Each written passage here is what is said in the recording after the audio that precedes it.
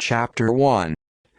On February 24, 1815, the watchtower at Marseille signaled the arrival of the three master pharaon, coming from Smyrna, Trieste and Naples. The quay was soon covered with the usual crowd of curious onlookers, for the arrival of a ship is always a great event in Marseille, especially when, like the pharaon, it has been built, rigged and laden in the city and belongs to a local shipowner. Meanwhile the vessel was approaching the harbor under topsails, jib and foresail, but so slowly and with such an air of melancholy that the onlookers, instinctively sensing misfortune, began to wonder what accident could have happened on board. However, the experienced seamen among them saw that if there had been an accident, it could not have happened to the ship herself, for she had every appearance of being under perfect control. Standing beside the pilot, who was preparing to steer the pharaon through the narrow entrance of the harbor, was a young man who, with vigilant eyes and rapid gestures, watched every movement of the ship and repeated each of the pilot's orders. The vague anxiety hovering over the crowd affected one man so much that he could not wait until the ship entered the harbor. He leaped into a small boat and ordered the boatman to row him out to meet the pharaon. When he saw this man coming toward him, the young sailor left his post beside the pilot and walked over to the side of the ship, holding his hat in his hand. He was a tall, slender young man, no more than 20 years old, with dark eyes and hair as black as ebony. His whole manner gave evidence of that calmness and resolution peculiar to those who have been accustomed to facing danger ever since their childhood. "Ah, it's you, Dantes!" cried the man in the boat. "What's happened? Why does everything look so gloomy on board?" "A great misfortune, Monsieur Morel," replied the young man. "We lost our brave Captain Leclerc off Civitavecchia." "What about the cargo?" asked the shipowner eagerly. "It arrived safely, Monsieur Morel, and I think you'll be satisfied on that score, but poor Captain Leclerc." "What happened to him?" asked the shipowner, visibly relieved. "He died of brain fever, in horrible agony. He's now at rest off the Isle of Trujillo, sewed up in his hammock with one cannonball at his head and another at his feet." The young man smiled sadly and added, "How ironic. He waged war against the English for 10 long years and then died in his bed like anyone else." "Well, we're all mortal," said the shipowner, "and the old must make way for the young, otherwise there would be no promotion." As they were passing the round tower, the young sailor called out, "Make ready to lower topsails, foresail and jib." The order was executed as smartly as on board a man of war. "Lower away and brail all." At this last order all the sails were lowered and the ship's speed became almost imperceptible. "And now, if you'd like to come aboard, Monsieur Morel," said Dantes, seeing the shipowner's impatience, "you can talk to your purser, Monsieur Danglars, who's just coming out of his cabin. He can give you all the information you want. As for myself, I must look after the anchoring and dress the ship in mourning." The shipowner did not wait to be invited twice. He grasped the line which Dantes threw to him and, with an agility that would have done credit to a sailor, climbed up the ladder attached to the ship's side. Dantes returned to his duties, while Danglars came out to meet Monsieur Morel. The purser was a man of 25 or 26 with a rather melancholy face, obsequious to his superiors and arrogant to his subordinates. He was as much disliked by the crew as Edmond Dantes was liked by them. "Well, Monsieur Morel," said Danglars, "I suppose you've heard about our misfortune." "Yes, I have. Poor Captain Leclerc. He was a brave and honorable man, and an excellent seaman, too, grown old between the sky and the water, as a man should be when he's entrusted with the interests of such an important firm as Morel and Son. But," said the shipowner, watching Dantes preparing to drop anchor, "it seems to me a man doesn't have to be old to do his work well, Danglars. Our friend Edmond there doesn't look as though he needs advice from anyone." "Yes," said Danglars, casting Dantes a glance full of hatred, "he's young and he has no doubts about anything, As soon as the captain was dead, he took command without consulting anyone, and he made us lose a day and a half at the Isle of Elba instead of coming straight back to Marseille. As for taking command, said the shipowner, it was his duty as first mate, but he was wrong to waste a day and a half at the Isle of Elba, unless the ship needed some sort of repairs. The ship was as sound as I am and as I hope you are, Monsieur Morel. Wasting that day and a half was nothing but a whim of his. He just wanted to go ashore for a while, that's all. Dantes, said Morel, turning toward the young man, come here, please. Excuse me, sir, I'll be with you in a moment, said Dantes. Then, turning to the crew, he called out, let go. The anchor dropped immediately and the chain rattled noisily. Dantes walked over to Morel. I wanted to ask you why you stopped at the Isle of Elba. It was to carry out an order from Captain Leclerc. As he was dying he gave me a package to deliver to Marshal Bertrand there. Did you see him, Edmund? Yes. Morel looked around and drew Dantes off to one side. How is the Emperor? He asked eagerly. He's well, as far as I could tell. He came into the Marshal's room while I was there. Did you talk to him? No, he talked to me, said Dantes, smiling. What did he say? He asked me about the ship, when it had left for Marseille, what route it had taken and what cargo it was carrying. I think that if the ship had been empty and I had been its owner, he would have tried to buy it from me, but I told him I was only the first mate and that it belonged to the firm of Morel and Son. I know that firm, he said. The Morels have been shipowners for generations and there was a Morel in my regiment when I was garrisoned at Valence. That's true, exclaimed Morel, delighted. It was Policar Morel, my uncle. He later became a captain. Then, giving Dantes a friendly tap on the shoulder, he said, you were quite right to follow Captain Leclerc's instructions and stop at the Isle of Elba, although you might get into trouble if it became known that you gave the Marshal a package and spoke to the Emperor. How could it get me into trouble? Asked Dantes. I don't even know what was in the package, and the Emperor only asked me the same questions he would have asked any other newcomer. But excuse me for a moment, sir. I see the Health and Customs officers coming on board. Danglars stepped up as the young man walked away. Well, he said, he seems to have given you some good reasons for his stopover. He gave me excellent reasons, Monsieur Danglars. That's good. It's always painful to see a friend fail to do his duty. Dantes did his duty well, replied the shipowner. It was Captain Leclerc who ordered the stopover. Speaking of Captain Leclerc, didn't Dantes give you a letter from him? No. Was there one? I thought Captain Leclerc gave him a letter along with the package. What package, Danglars? Why, the one Dantes delivered to the Isle of Elba. How do you know he delivered a package there? Danglars flushed. The captain's door was ajar when I was passing by, he said, and I saw him give Dantes a package and a letter. He didn't say anything to me about it, but if he has the letter I'm sure he'll give it to me. Danglars was silent for a moment, then he said, Monsieur Morel, please don't mention it to Dantes. I must have been mistaken. Just then Dantes returned and Danglars walked away. Well, Dantes, have you finished now? Yes, sir. Then will you come to dinner with us? Please excuse me, Monsieur Morel, but I think I owe my first visit to my father. Just the same, I'm grateful for the honor of your invitation. You're right, Dantes. You're a good son. But we'll be expecting you after you've visited your father. Excuse me again, Monsieur Morel, but after that first visit there's another one that's equally important to me. Oh, yes.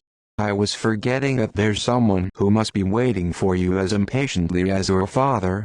The beautiful Mercedes. You're a lucky man, Edmund, and you have a very pretty mistress. She's not my mistress, sir, said the young sailor gravely. She's my fiancée. That's sometimes the same thing. said Morrel, laughing. "Not with us, sir," replied Dantes. "Well, I won't keep you any longer. You've taken care of my affairs so well that I want to give you as much time as possible to take care of your own. Do you have anything else to tell me?" "No. Didn't Captain Leclerc give you a letter for me before he died?" "He was unable to write, sir. But that reminds me that I must ask you for 2 weeks' leave. To get married, first of all, and then to go to Paris." "Very well, take as long as you like, Dantes. It will take at least 6 weeks to unload the cargo, and we won't be ready to put to sea again before another 3 months or so. But in 3 months you'll have to be here. The Pharaon," continued the shipowner, patting the young sailor on the shoulder, "can't leave without her captain." "Without her captain?" cried Dantes, his eyes flashing with joy. "Do you really intend to make me captain of the Pharaon? If I were alone, my dear Dantes, I'd shake your hand and say, 'It's done.' But I have a partner, and you know the Italian proverb, 'He who has a partner has a master.' The thing is at least half done, though, since you already have one vote out of 2. Leave it to me to get you the other one. I'll do my best." "Oh, Monsieur Morrel," cried Dantes, grasping the shipowner's hand with tears in his eyes, "I thank you in the name of my father and of Mercedes." "That's all right, Edmund. Go see your father, go see Mercedes, then come back to see me. Don't you want me to take you ashore?" "No, thanks. I'll stay on board and look over the accounts with Danglars." "Were you satisfied with him during the trip?" "That depends on how you mean the question, sir. If you're asking me if I was satisfied with him as a comrade, the answer is no. I think he's disliked me ever since the day we had a little quarrel and I was foolish enough to suggest that we stop for 10 minutes at the Isle of Monte Cristo to settle it, a suggestion which I was wrong to make and which he was right to refuse. But if you're speaking of him as a purser, I think there's nothing to be said against him and that you'll be quite satisfied with the way he's done his work. If you were captain of the Pharaon, would you be glad to keep him?" "Whether I'm captain or first mate, Monsieur Morrel," replied Dantes, "I'll always have great respect for those who have the confidence of my shipowners." Good, Dantes. I see you're a fine young man in every way. But don't let me hold you back any longer. I can see how anxious you are to leave. May I take your skiff?" "Certainly. Goodbye, Monsieur Morrel, and thank you from the bottom of my heart." The young sailor leaped into the skiff and sat down in the stern, giving orders to be rowed to the Cannebière. Smiling, the shipowner watched him until he saw him jump ashore, after which he was immediately swallowed up in the crowd. When he turned around, Morrel saw Danglars standing behind him, also following the young sailor's movements. But there was a great difference in the expression of the two men as they both watched Edmond Dantès. Chapter 2. Let us leave Danglars, possessed by the demon of hatred and trying to breathe some evil insinuation against his comrade into the shipowner's ear, and follow Dantes, who, after having walked the entire length of the Cannebière, turned into the Rue de Noailles, entered the small house on the left side of the Allées de Meilhan, ran up 4 flights of dark stairs and stopped before a half-open door which revealed the interior of a little room. It was the room in which his father lived. "Father! My dear father!" The old man uttered a cry and turned around, then fell into his son's arms, trembling and pale. "What's the matter, father?" exclaimed the young man anxiously. "Are you ill?" No, Edmund, my son, my child, no, but I wasn't expecting you, and the joy of suddenly seeing you like this. They say joy never harms anyone, so I came straight here as soon as I landed. I've come back safely and we're going to be happy together." "That's wonderful, my boy," said the old man. "But how are we going to be happy? Do you mean you're not going to leave me any more? Tell me about your good fortune." May God forgive me for rejoicing in a good fortune brought about by another man's death, but it's happened and I don't have the strength to regret it. Captain Leclerc is dead and it looks as though I'm going to take his place. Can you imagine that, father? A captain at the age of 20, with a salary of 100 louis, plus a share in the profits. Isn't that really more than a poor sailor like me could ever hope for? Yes, my son, you're very lucky. And with the first money I earn I want to buy you a little house, with a garden. What's the matter, father? You don't look well. It's nothing. It will pass, said the old man. But his strength failed and he fell backward. You need a glass of wine, said Edmund. That will make you feel better. Where do you keep your wine? I don't need any, said the old man, trying to hold back his son. Yes, you do, said Edmund. Just tell me where it is. He opened 2 or 3 cupboards. Don't bother looking. There's no more wine. No more wine, exclaimed Edmund, turning pale and looking alternately at his father's hollow cheeks and the empty cupboards. Have you been short of money, father? I don't need anything, now that you're here. But I gave you 200 francs when I left 3 months ago, stammered Edmund. Yes, that's true, Edmund, but you forgot a little debt you owed to our neighbor Caderousse. He reminded me of it and told me that if I didn't pay it for you he'd go to see Monsieur Morel about it. I was afraid that might do you harm, so I paid him. But I owed Caderousse 140 francs. Did you give it to him out of the 200 francs I left you? The old man nodded. And you lived for 3 months on 60 francs, exclaimed Edmund. May God forgive me. It doesn't matter, now that you're here. Yes, I'm here now, with a good future before me and a little money already. Here, father, take this and send for some things right away.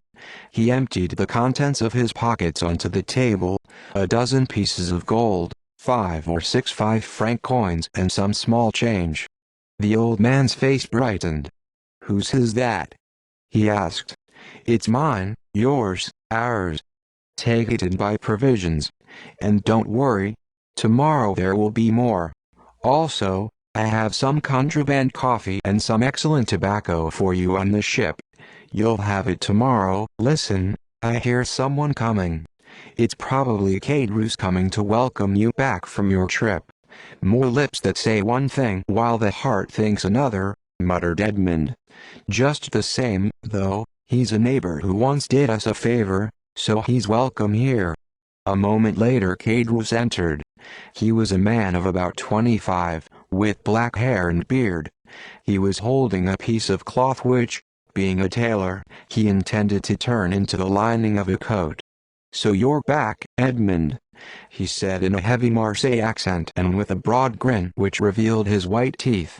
Yes, I'm back, and ready to be of service to you in any way I can, replied Edmund, scarcely concealing his coldness beneath these polite words. Thank you, but fortunately I don't need anything. In fact, other people sometimes need me. Edmund started. Oh, I'm not talking about you, continued Caderousse. I lent you some money and you paid it back, so now we're quits. We're never quits with those who have done us a favor, said Edmund. Even when we no longer owe them money, we still owe them gratitude. Why talk about that? What's past is past. Let's talk about your return, my boy. I ran across our friend Danglars down at the harbor and he told me about it. He also told me you have a high place in Monsieur Morel's favor now. But you shouldn't have refused his invitation to dinner. If a man wants to become a captain, it's always a good idea to flatter his shipowner a little. I hope to become a captain without that. So much the better. All your old friends will be glad to see you succeed, and I know someone else who won't be at all sorry to hear about it. Do you mean Mercedes? Asked the old man. Yes, father, said Edmund, and now that I've seen you, now that I know you're well and have everything you need, with your permission I'll go see Mercedes. He embraced his father, nodded to Cadrus and went out. Cadrus remained for a moment, then took his leave of Edmund's father, went downstairs and met Danglars, who was waiting for him. "Well," said Danglars, "did he talk to you about his hope of becoming captain?" "He talked as though it had already happened, and it's already made him arrogant. He offered his services to me as though he were a great man. Is he still in love with Mercedes?" "Head over heels. He's on his way to see her now, but unless I'm mistaken he's in for an unpleasant surprise." "What do you mean?" "I don't know much for sure, but I do know that every time Mercedes comes into town she's accompanied by a husky young Catalan with an ardent expression on his face." "You say Dantes is on his way to see her now?" asked Danglars.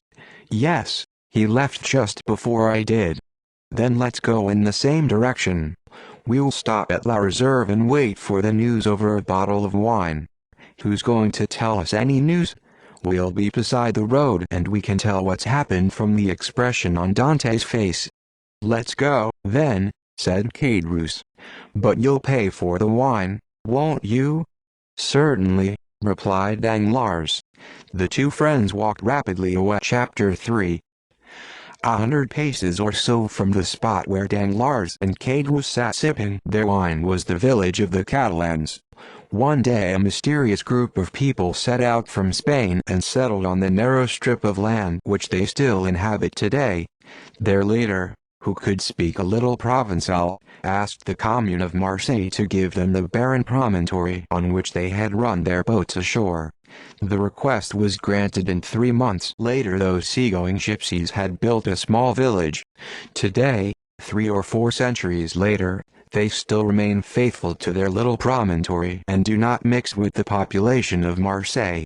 They marry only among themselves and preserve the customs and language of their original homeland.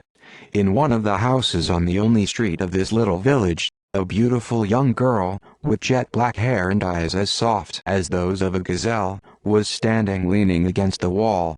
Before her sat a young man of about 20, tilting his chair nervously and looking at her with a mixture of uneasiness and anger. His eyes were questioning her, but her firm, steadfast gaze dominated him. "Listen, Mercedes," said the young man, "it's almost Easter again, a good time for a wedding. Give me an answer." "I've already answered you 100 times. Fernand, you must be your own enemy to keep on asking me. I've never encouraged your hopes. I've always said to you, I love you like a brother, but never ask anything more of me because my heart belongs to someone else.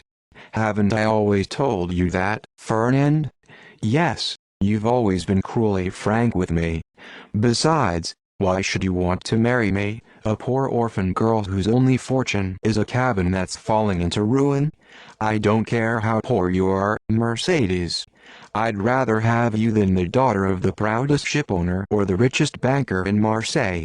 All a man needs is an honorable wife and a good housekeeper. Where could I find anyone better than you in both respects?" "Fernand," replied Mercedes, shaking her head, "a woman becomes a bad housekeeper and can't even guarantee to remain an honorable wife if she loves someone other than her husband. Be satisfied with my friendship.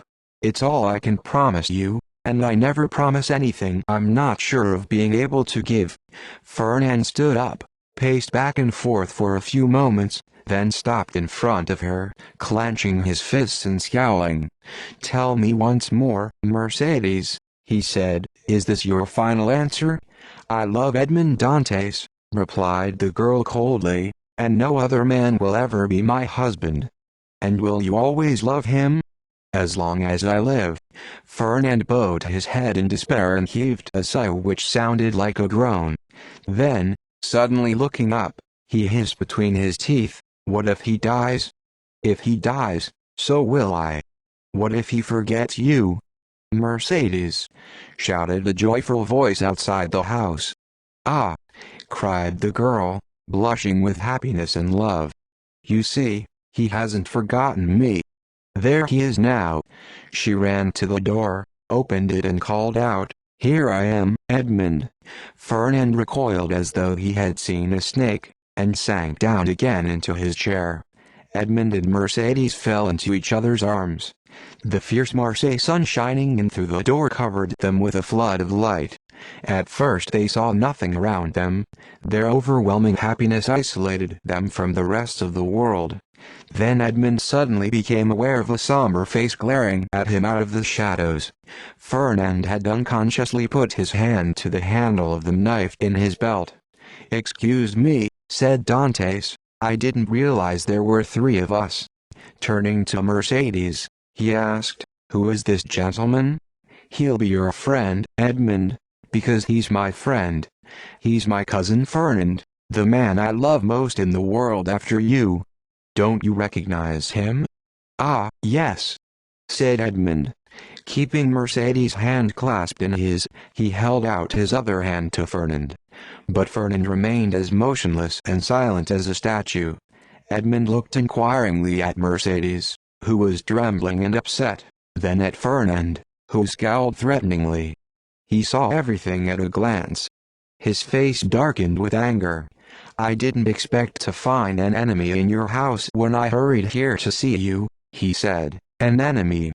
cried Mercedes, with an indignant look at her cousin. "You have no enemy here. Fernand is like a brother to me. He's going to shake hands with you in friendship." She looked imperiously at Fernand, who, as though hypnotized, slowly held out his hand to Edmund.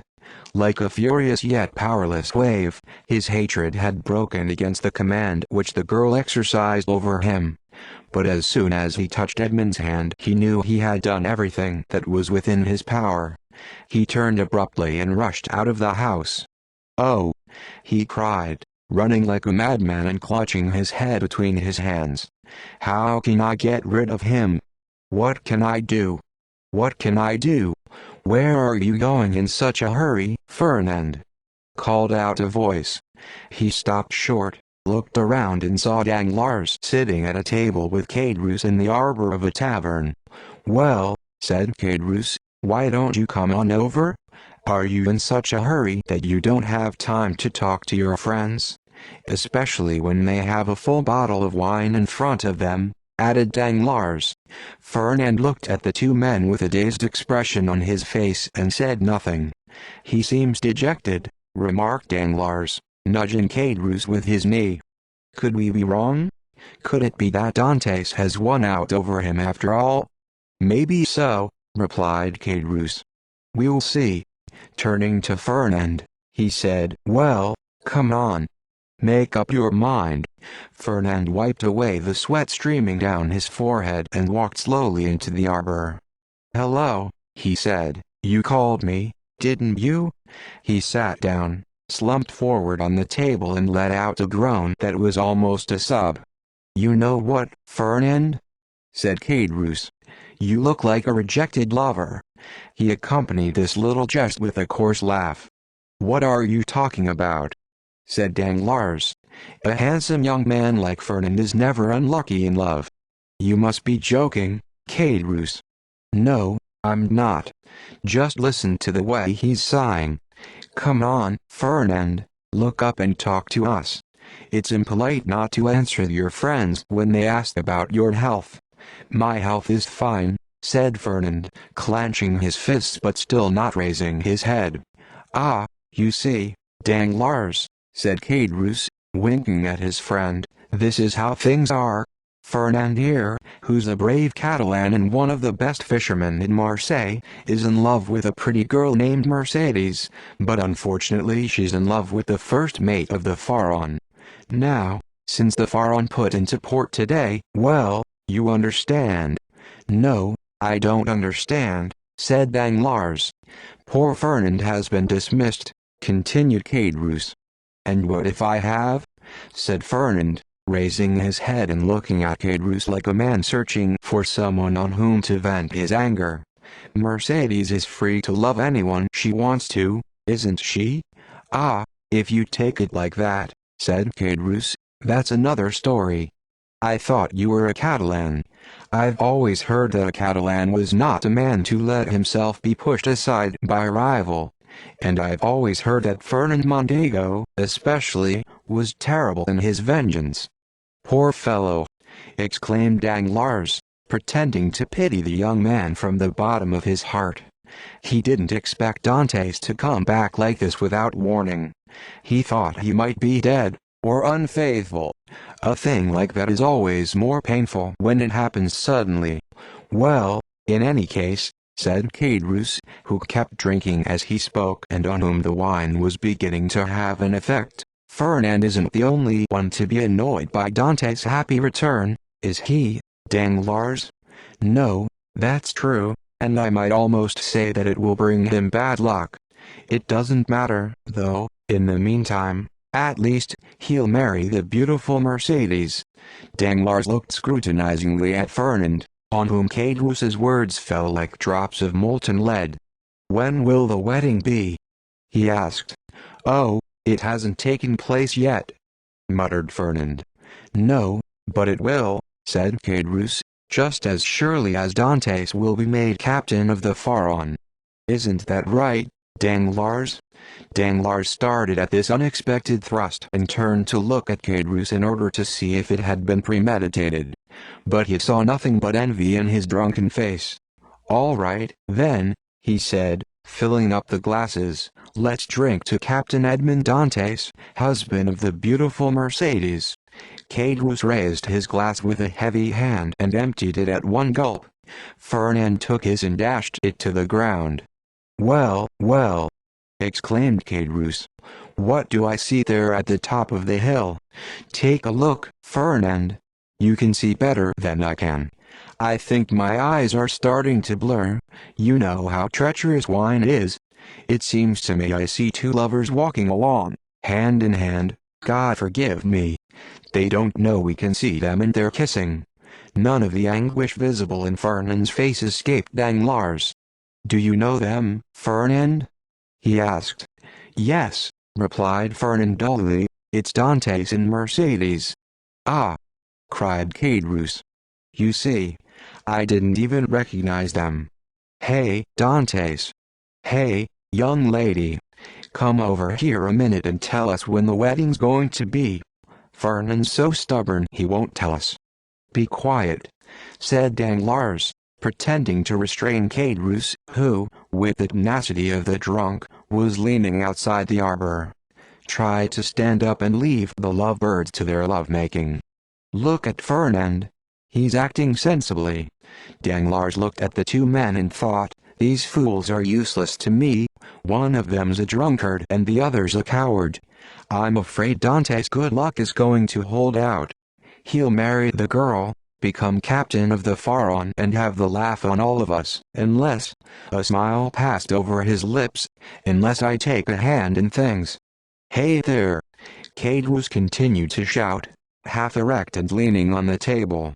"Edmond, don't you see your friends, or are you too proud to talk to them?" "Not at all, Caderousse," replied Dantes. "I'm not proud, but I'm happy, and I think happiness makes a man even blinder than pride." "That's a very good excuse," said Caderousse. "Hello there, Madame Dantes." "That's not my name yet," replied Mercedes gravely, "and they say it brings bad luck to call a girl by the name of her fiancé before she's married, so please call me Mercedes. I suppose the wedding will take place very soon, won't it, Monsieur Dantes?" said Danglars, bowing to the young couple. "As soon as possible, Monsieur Danglars. Today all the preliminaries will be arranged at my father's house, and tomorrow, or day after tomorrow at the latest, we will have the betrothal feast here at the tavern. All our friends will be there, which means you're invited, Monsieur Danglars, and you too, Caderousse." "And what about Fernand?" asked Caderousse with a dull laugh. "Is he invited too?" "My wife's friend is my friend," answered Dantes, "and we deeply regret it if he were absent from such an occasion." Fernand opened his mouth to reply, but his voice died in his throat and he was unable to utter a single word. "The preliminaries today and the betrothal feast tomorrow or the next day!" exclaimed Danglars. "You're certainly in a hurry, Captain. "Monsieur Danglars," said Dantes, smiling, "let me tell you the same thing Mercedes told Caderousse just now. Don't give me a title that doesn't belong to me yet. It might bring me bad luck." "Excuse me," replied Danglars, "I only meant to say that you seem to be in quite a hurry. Yet there's plenty of time. It will be a good 3 months before the Pharaon puts to sea again. A man is always in a hurry to be happy. But in this case it's not only because of selfishness. I must go to Paris." "Oh, really? Do you have business there?" "Not on my own account. Our poor Captain Leclerc asked me to do something for him there. As you can understand, it's a sacred duty. But don't worry, I'll come straight back." "Yes, I understand," said Danglars. Then he thought to himself, "He's probably going to Paris to deliver the letter the marshal gave him. By God! That letter gives me an idea, an excellent idea. Ah, Dantes, my friend, you're not yet entered in the Pharaon's log as number 1. Then, as Dantes began to walk away, he called out, "Bon voyage." "Thank you," replied Dantes, turning around and giving him a friendly nod. The two lovers went on their way, as blissful as two souls rising up to have chapter 4. The weather was splendid the next day. The sun rose clear and bright, tinging the foamy crests of the waves with reddish purple. Preparations for the betrothal feast had been made in a large room on the second floor of La Reserve, with whose arbor we are already acquainted.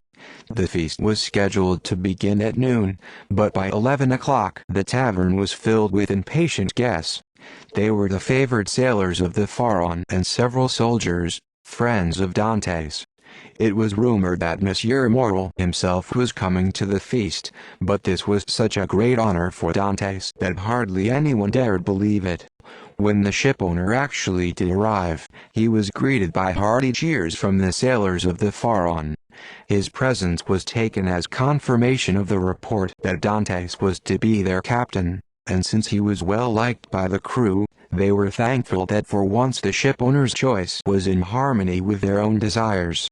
Danglars and Caderousse were sent out to notify Dantes of Monsieur Morel's arrival and to tell him to hurry, but they had taken scarcely 100 steps when they saw the small bridal party approaching. Edmond and Mercedes were accompanied by 4 bridesmaids and Edmond's father. Behind them walked Fernand, wearing an evil smile. But Edmond and Mercedes did not notice this. They were so happy that they saw nothing but themselves in the beautiful blue sky which seemed to be blessing them. As soon as they were within sight of La Reserve, Monsieur Morel went downstairs and came out to meet them, followed by the other guests. Then they all climbed back up the wooden staircase, which creaked for 5 minutes under their heavy footsteps. The hors d'oeuvres were served as soon as they sat down. "What a silent party!" exclaimed Edmond's father as he inhaled the fragrance of a glass of yellow wine which had just been placed before Mercedes. "It certainly doesn't sound as though there were 30 light-hearted people here." "Husbands aren't always light-hearted," remarked Caderousse. "The fact is," said Dantes, "that right now I'm too happy to be gay." "If that's what you mean, you're right. Joy sometimes has a strange effect. It can oppress us almost as much as sorrow." "You're not worried about anything, are you?" said Danglars. "It seems to me everything's going perfectly for you." "That's exactly what worries me," replied Dantes. "I don't think man was meant to attain happiness so easily.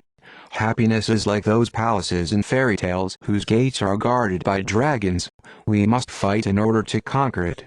I don't know what I've done to deserve the good fortune of being Mercedes' husband." "Husband!" exclaimed Caderousse, laughing. "Not yet, Captain.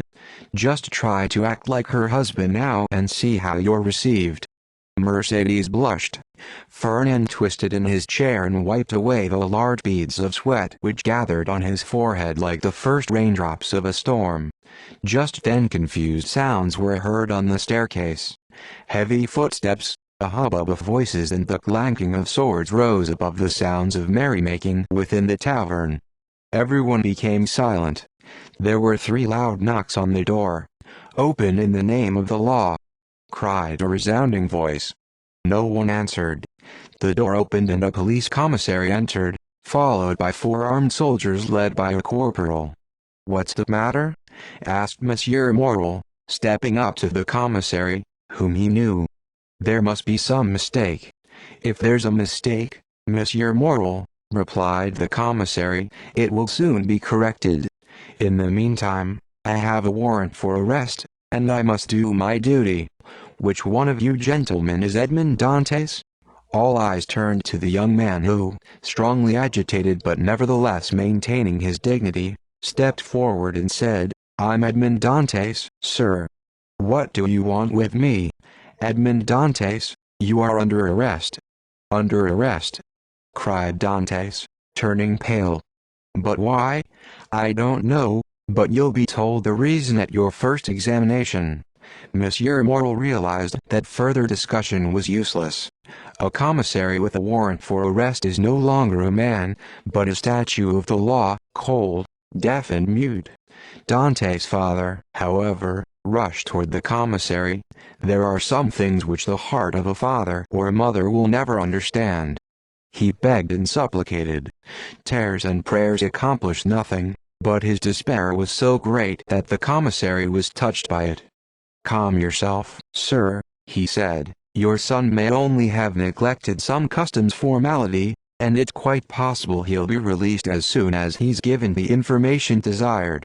Meanwhile Dantes had shaken hands with his friends and told them, "Don't worry, the mistake will soon be cleared up, probably even before I reach the prison."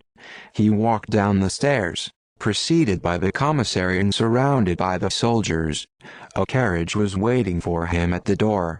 He climbed into it. The commissary and 2 soldiers climbed in after him. The door closed and the carriage set out for Marseille. Chapter 5. In one of the houses of aristocratic architecture on the Rue du Grand Cours, another betrothal feast was being celebrated on the same day and at the same hour. But, instead of humble workers, sailors and soldiers, the guests of this feast were members of the highest stratum of Marseille society.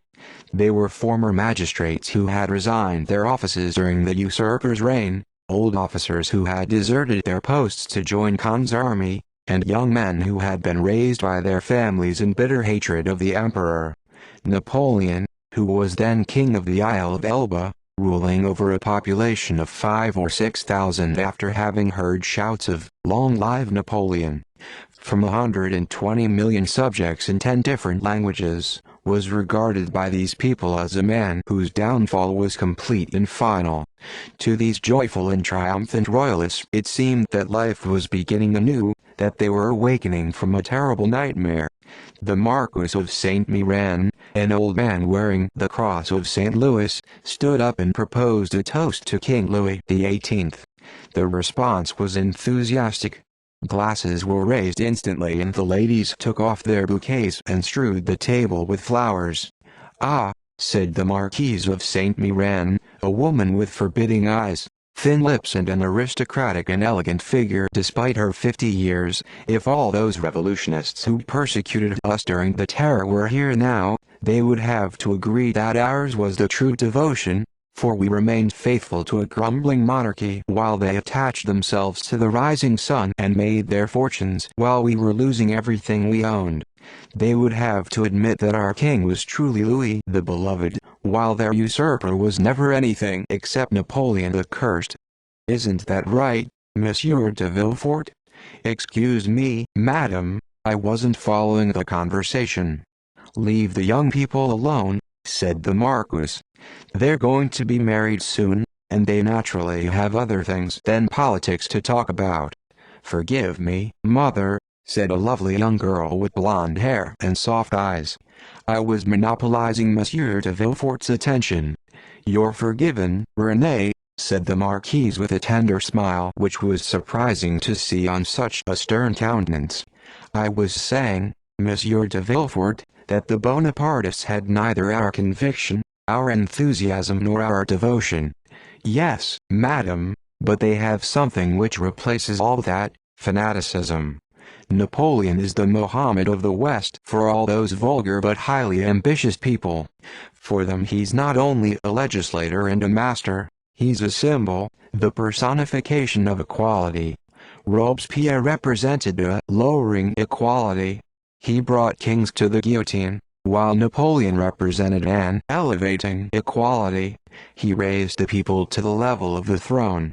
I suppose you know, Monsieur de Villefort, said the Marquise, that what you're saying has a strong odor of revolution about it. But I forgive you. One can't expect the son of a Girondin to be entirely free from a spice of the old leaven. Villefort flushed crimson. It's true that my father was a Girondin, madame, he said, but I've separated myself not only from his opinions but even from his name. My father was, and perhaps still is, a Bonapartist and his name is Noirtier. I am a royalist and my name is Villefort.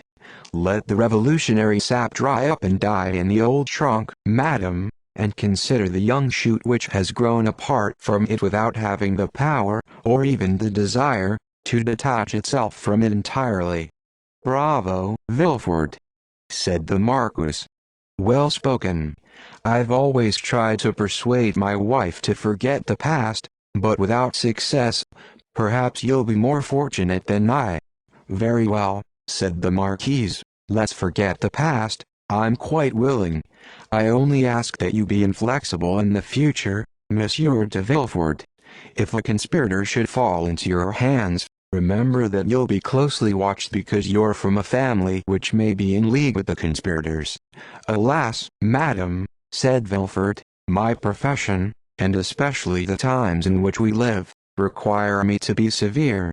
I've already had several political accusations to deal with and they've given me an opportunity to prove my severity. And unfortunately we haven't yet finished with these matters. Really? Asked the Marquise. I'm afraid not. Napoleon is on the Isle of Elba, almost within sight of our shores. His presence there keeps the hopes of his partisans alive. Yes, said the Marquise, but either the king rules or he does not. If he rules, his government must be strong and its officials inflexible. It's the only way to prevent evil. Unfortunately, madame, said Villefort, smiling, a deputy public prosecutor always arrives after the evil has been done. Then it's up to you to repair it. Allow me to say once again, madame, that we don't repair evil, we only avenge it. Just then a servant entered and whispered something into Villefort's ear. He excused himself, left the table and returned a few moments later. My time is never my own, he said to his fiancée. They've come to disturb me even here with you, at my own betrothal feast. What's the matter? Asked the girl anxiously. I've just been told about a very serious matter. It seems a small Bonapartist plot has been discovered. Really? Exclaimed the Marquise. Here's the letter of denunciation. He read aloud. The public prosecutor is hereby informed, by a friend of the throne and of religion, that Edmond Dantes, first mate of the ship Pharaon, which arrived this morning from Smyrna, after having stopped at Naples and the Isle of Elba, has been entrusted by Marat with a letter to the usurper, and by the usurper with a letter to the Bonapartist party of Paris. Confirmation of his crime can be obtained by arresting him, for the letter will be found either on his person, in his father's house, or in his cabin on board the Pharaon. But, said René, that letter is anonymous, and it's addressed to the public prosecutor, not to you. Yes, but the public prosecutor is absent. His secretary was instructed to open all his correspondence. He opened this one, sent for me and, being unable to find me, gave orders to have the man arrested. Where is he now? Asked René. At my house. Then go, my boy, said the Marquis. Don't neglect your duty in order to stay with us. Go where the service of the king calls you. Villefort had scarcely left the room when he abandoned his joyous expression and took on the grave air of a man called upon to decide on the life or death of his fellow man. Actually, however, aside from the thought of his father's political opinions, which might prove disastrous for his future if he did not separate himself completely from them. Gerard de Villefort was at that moment as happy as it is given to a man to be. Although only 27 years old, he was already rich and held a high position in the Magi's Tracy. He was about to marry a pretty girl whom he loved, not passionately, but reasonably, as befits a deputy public prosecutor. And in addition to her beauty, which was remarkable, Mademoiselle de Saint Méran belonged to a family which stood in high favor at court. Furthermore, she had a dowry of 150,000 francs and could expect to inherit another 500,000 someday. The combination of all these things composed for Villefort a happiness which was nothing short of dazzling. He found a police commissary waiting for him at the door. The sight of this man immediately brought him down to earth again. Putting on an even more serious expression, he said to him, "I've read the letter. You did well to arrest that man. Now give me all the information you have about him and the conspiracy." "We don't know anything about the conspiracy yet, sir.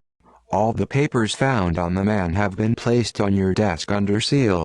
As you read in the letter, the prisoner's name is Edmond Dantes and he's first mate of the Three Master Pharaon, which trades in cotton with Alexandria and Smyrna and belongs to the firm of Morel and Son." Just then Villefort was approached by a man who seemed to have been waiting for him to pass. It was Monsieur Morel. "Monsieur de Villefort," he called out, "I'm glad I was able to find you. A fantastic, ridiculous mistake has been made. The first mate of my ship, Edmond Dantes, has been arrested." "I know that, sir," replied Villefort. "I'm on my way to question him." "Oh," cried Morel, carried away by his friendship for the young man, "you don't know him. He's the gentlest, most trustworthy man in the world." Villefort, as we have seen, belonged to the aristocratic segment of the city and Morel to the plebeian. The first was a zealous royalist, while the second was suspected of having hidden Bonapartist leanings. Villefort looked disdainfully at Morel and replied coldly, "You may be sure, sir, that you have not appealed to me in vain if the accused is innocent. But we live in a difficult time, sir, and if he is guilty I shall be forced to do my duty." Having arrived before his house as he spoke these words, he entered majestically, after having taken his leave of the shipowner with icy politeness. The antechamber was full of soldiers and policemen guarding the prisoner. Villefort cast a swift glance at Dantes, took the bundle of papers which a policeman handed him and walked out of the room. His first impression of Dantes was good, but he had often heard it said as a profound political maxim that we must distrust our first impulses, and he applied the maxim to his impressions as well as his impulses. He therefore stifled his kindly feelings, assumed the expression he reserved for grave occasions and sat down at his desk with a menacing frown. Dantes entered a moment later. He was still pale, but calm and smiling. He greeted his judge with easy politeness and looked around for a seat. "What is your name and occupation?" asked Villefort, fingering the notes the policeman had given him when he entered. "My name is Edmond Dantes, and I'm first mate of the ship Pharaon, which belongs to Morel and Son." "How old are you?" 19. "What were you doing when you were arrested?" "I was attending my own betrothal feast," replied Dantes, his voice trembling slightly. "I'm about to marry a woman with whom I have been in love for 3 years." Villefort started in spite of himself. The coincidence shook his usual impassivity and struck a chord of sympathy in the depths of his soul. He, too, was about to be married, and he had now been called upon to destroy the joy of a man who, like himself, was on the point of attaining his supreme happiness. The philosophical comparison will make a good impression in Monsieur de Saint Méran's salon, he thought, and he proceeded to compose in advance the little speech he would make. This done, he turned his attention back to Dantes and asked, "Have you ever served under the usurper?" "I was about to be drafted into the navy when he fell from power." "I've been told that you have radical political opinions," said Vilfort, who had been told nothing of the sort, but who had no qualms about posing the question in the form of an accusation. My political opinions, sir? I'm almost ashamed to say so, but I've never had anything that might be called an opinion. I'm only 19, as I've already told you, and I know very little. I wasn't destined to play any important role in life. Anything I am and anything I may be in the future, if I receive the position I hope for, I owe to Monsieur Morel. All my opinions are limited to these feelings. I love my father, I respect Monsieur Morel, and I adore Mercedes. That's all the information I can give you, sir. As you can see, it's not very interesting. Villefort watched Dantes closely. The young man was so candid and open, so full of affection for his fellow man, including even his stern judge, that it seemed to Villefort that each word he spoke was a proof of his innocence. "Do you have any enemies?" asked Villefort. "Enemies? No, I'm not important enough to have made any. As for my character, I may be a little too quick-tempered, but I've always tried to control myself with my subordinates. I have 12 sailors under my orders. Question them, sir, and they'll all tell you they love and respect me. If you've made no enemies, you may at least have aroused some jealousy. After all, you're about to become a captain at the age of 19 and you're about to marry a beautiful woman who loves you, which is a rare stroke of good luck on this earth. Either of these two things may have made certain people envious of you. Yes, you may be right. I'm sure you know human nature better than I do. But if these envious people are among my friends, I'd rather not know who they are, because then I'd be forced to hate them. You're wrong to think that way. We must always try to see things around us as clearly as possible.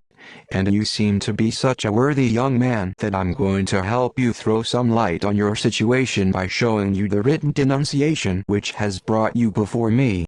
Here it is. Do you recognize the handwriting? Dantes read the letter. A dark cloud passed over his face and he said, "No, sir, I don't recognize this handwriting. It's disguised, but it's quite plain. I'm lucky," he added, giving Villefort a look of gratitude, "to be dealing with a man like you, because this is the work of a real enemy." The way the young man's eyes flashed as he spoke these words revealed to Villefort all the violent energy that was hidden under the gentleness which had impressed him so deeply at first. "Now," said Villefort, "answer me frankly, not as a prisoner before a judge, but as a man in a false position speaking to another man who has his interest at heart. What truth is there in this anonymous accusation?" He dropped the letter on his desk with an expression of disgust. "I'll tell you the whole truth, sir, and I swear to it on my honor as a sailor, by my love for Mercedes, and by my father's life. After we left Naples, Captain Leclerc fell ill with brain fever. Feeling that he was about to die, he called me to him and said, 'My dear Dantes, swear to me on your honor that you will do what I'm about to ask you. It's a matter of great importance.' 'I swear it, Captain,' I said. 'After my death,' he said, "you'll take command of the ship, since you're first mate. Head for the Isle of Elba, go ashore at Portoferraio, ask for the marshal and give him this letter. You may be given another letter or entrusted with a mission. That mission was to have been for me, but you'll carry it out in my place and all the honor will be yours.' 'I'll do it, Captain,' I said, 'but it may not be as easy to see the marshal as you think.' 'Here's a ring which will remove all obstacles,' he said, and he gave me a ring. 2 hours later he became delirious. The next day he was dead. Then what did you do? What anyone else would have done in my place, sir. The request of a dying man is always sacred, but for a sailor the request of a superior officer is an order which must be carried out. I arrived at the Isle of Elba the next day and went ashore alone. As I had predicted, I had some difficulty in seeing the marshal at first, but I sent him the ring and all doors were open to me. The marshal gave me a letter addressed to Paris and asked me to deliver it in person. I promised him I would do so, for it was in accordance with the last wishes of my captain. I landed at Marseille, quickly took care of all the formalities on board, then went to see my fiancée, whom I found more beautiful and loving than ever. Finally, sir, I was attending my own betrothal feast. I was going to be married the same day and I intended to leave for Paris tomorrow, when I was arrested on the basis of this denunciation which you now seem to despise as much as I do. You seem to be telling the truth, said Villefort. If you're guilty, it's only through imprudence, and even your imprudence is justified by your captain's orders. Give me the letter you received on the Isle of Elba, give me your word of honor to appear whenever you may be summoned, and go back to your friends. Do you mean I'm free, sir? Cried Dantès, overcome with joy. Yes, but first give me the letter. You must have it already, sir. They took it along with my other papers. Just a moment, said Villefort to Dantès, who was taking his gloves and hat. To whom is the letter addressed? To Monsieur Noirtier, Rue Coquerin, in Paris. A thunderbolt could not have struck Villefort more suddenly or unexpectedly. He sank back into his chair, from which he had risen to pick up the bundle of papers that had been taken from Dantès, drew out the fateful letter and glanced at it with indescribable terror. Monsieur Noirtier, 13 Rue Coquerin, he murmured, turning still paler. Yes, sir, replied Dantès, surprised. Do you know him? No, said Villefort emphatically. A loyal servant of the king does not know conspirators. Is the letter about a conspiracy? Asked Dantès, who, after believing himself to be free, now began to be more alarmed than at first. In any case, sir, as I've already told you, I know nothing about the contents of the letter. Yes, murmured Villefort, but you know the name of the man to whom it's addressed. I had to know that in order to deliver it, sir. Have you shown this to anyone else? Asked Villefort, reading the letter. To no one, sir. I swear it. No one else knows that you were to deliver a letter from the Isle of Elba to Monsieur Noirtier? No one except the man who gave it to me, sir. This is too much. Too much, muttered Villefort as he read the letter. His tightly compressed lips, his trembling hands and his flashing eyes awakened painful apprehensions in Dantès. If he knows what's in this letter, thought Villefort, and if he ever learns that Noirtier is Villefort's father, I'm ruined, ruined forever. He made a violent effort to control himself, then said to Dantès, as calmly as possible, I see now that there are very serious charges against you. I no longer have the power, as I thought at first, to set you free immediately. You know how I've tried to help you, but I must continue to hold you prisoner for a while, as short a time as possible. The main evidence against you is this letter, and, as you see, he stepped over to the fireplace, threw the letter into the flames and stood watching it until it had been reduced to ashes. As you see, he continued, I've destroyed it. Oh, cried Dantès, you're more than just, sir. Your kindness itself. I think you now realize that you can have confidence in me, so listen to my advice. I'll keep you here until tonight. Someone else may come to question you. If so, tell him about everything you've told me except the letter. Not one word about that. I promise, sir, said Dantès. If anyone asks you about it, deny it. Deny it firmly and you'll be saved. I'll deny it, sir, don't worry. Good, said Villefort. He pulled a bell cord and a moment later the police commissary entered. Follow this gentleman, said Villefort to Dantès. The latter bowed, gave him one last look of gratitude and went out. As soon as the door had closed behind him, Villefort's strength failed him and he sank into his chair, half fainting. Oh, my God, he murmured.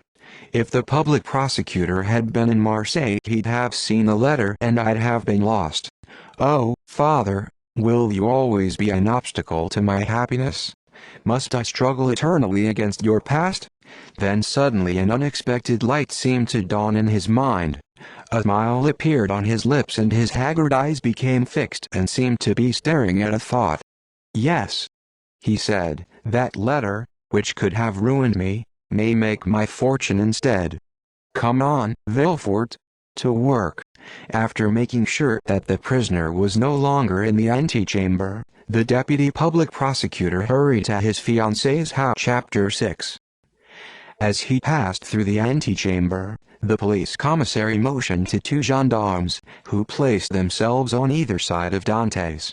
A door leading to the Palace of Justice was opened and they passed through one of those long dark corridors which bring an involuntary shudder to all those who enter them. Just as Villefort's apartment communicated with the Palace of Justice, so the Palace of Justice communicated with the prison. After turning down a number of different corridors, Dantes and his escort came to an iron door. It opened and clanged shut behind him. He now breathed a different air, foul and heavy. He was in prison. He was led to a rather clean cell whose appearance aroused no fear in him. Besides, Villefort's reassuring words still echoed in his ear. Night soon fell and the cell was plunged in darkness. With the loss of his sight, his hearing became more acute. At the slightest sound he would stand up and walk to the door of his cell, convinced that he was about to be set free, but soon the sound would die away in another direction and he would sink back onto his stool. Finally, toward 10 o'clock, just as he was beginning to lose hope, he heard footsteps outside in the corridor. They stopped before his cell, a key turned in the lock and the massive door opened, revealing the dazzling light of two torches. Dante saw four gendarmes. "Have you come for me?" he asked. "Yes. Were you sent by the deputy public prosecutor?" Of course. The knowledge that they had been sent by Villefort relieved the unfortunate young man of all anxiety. He placed himself calmly in the middle of his escort. A police van was waiting for him in the street. The door was opened and he felt himself being pushed inside before he had time to say anything, although he had no intention of resisting. A moment later he was sitting between two gendarmes, with the other two seated opposite him. The heavy van set out for its unknown destination.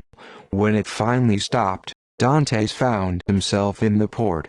Two of the gendarmes got out first, then Dantes was followed by the other two. The four of them led him to a boat which a customs officer was holding alongside the quay by a chain. He was soon seated in the stern of the boat, still surrounded by the four gendarmes, while a police officer placed himself in the bow. The boat was shoved off. Four oarsmen began to row vigorously and before long Dantes found himself outside the harbor. "Where are you taking me?" he asked one of the gendarmes. "You'll know soon enough.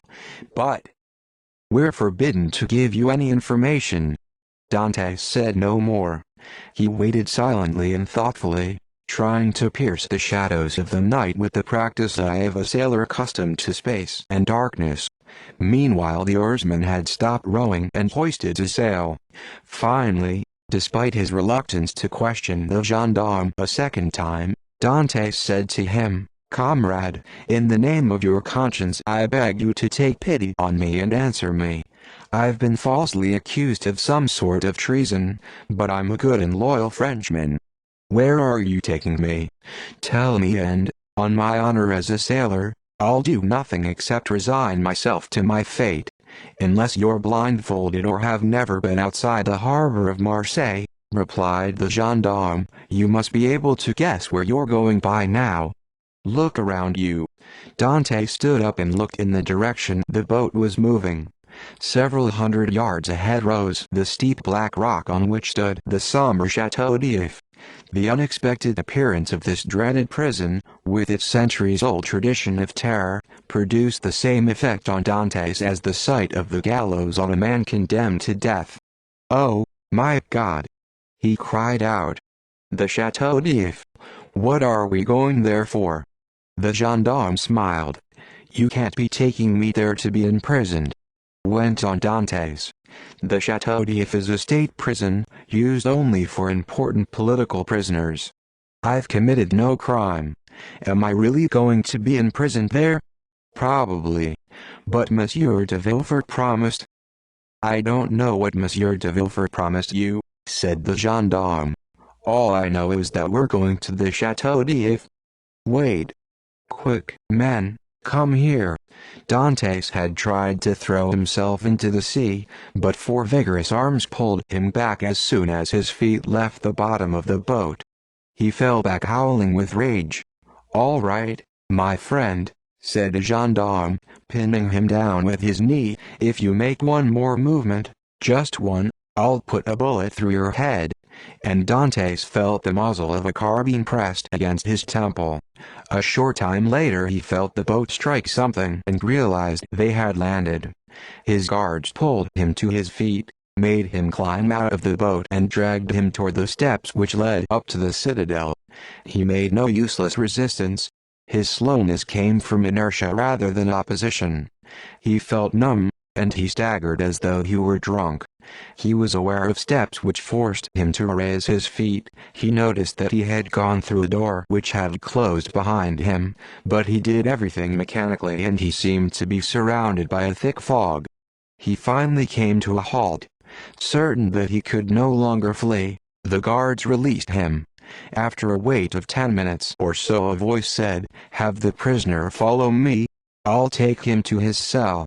"Go on," said one of the gendarmes, pushing him. Dantes followed his guide into a room which was almost entirely underground, whose bare, oozing walls seemed to be impregnated with tears.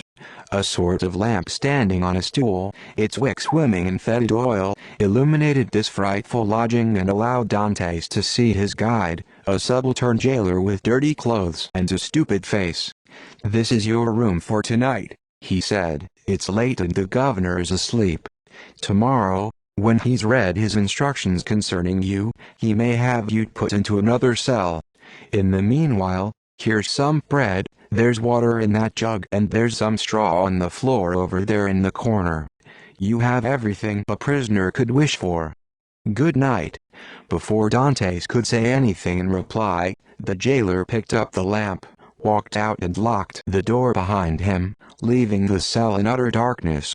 When the first rays of dawn were beginning to bring back a little light to the cell, the jailer reappeared, having received orders to leave the prisoner where he was.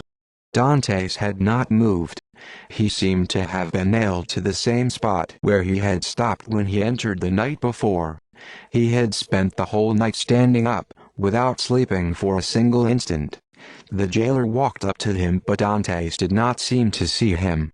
He tapped him on the shoulder. Dantes started and shook his head. "Haven't you slept?" asked the jailer. "I don't know." "Aren't you hungry?" "I don't know." "Do you want anything?" "I want to see the governor." "That's impossible." "Why?" "Because the regulations of the prison don't allow prisoners to request it." "What is allowed here?" "Better food, if you pay for it, walks outside, and sometimes books." "I don't need books. I don't feel like taking a walk and the food is good enough for me. I want only one thing.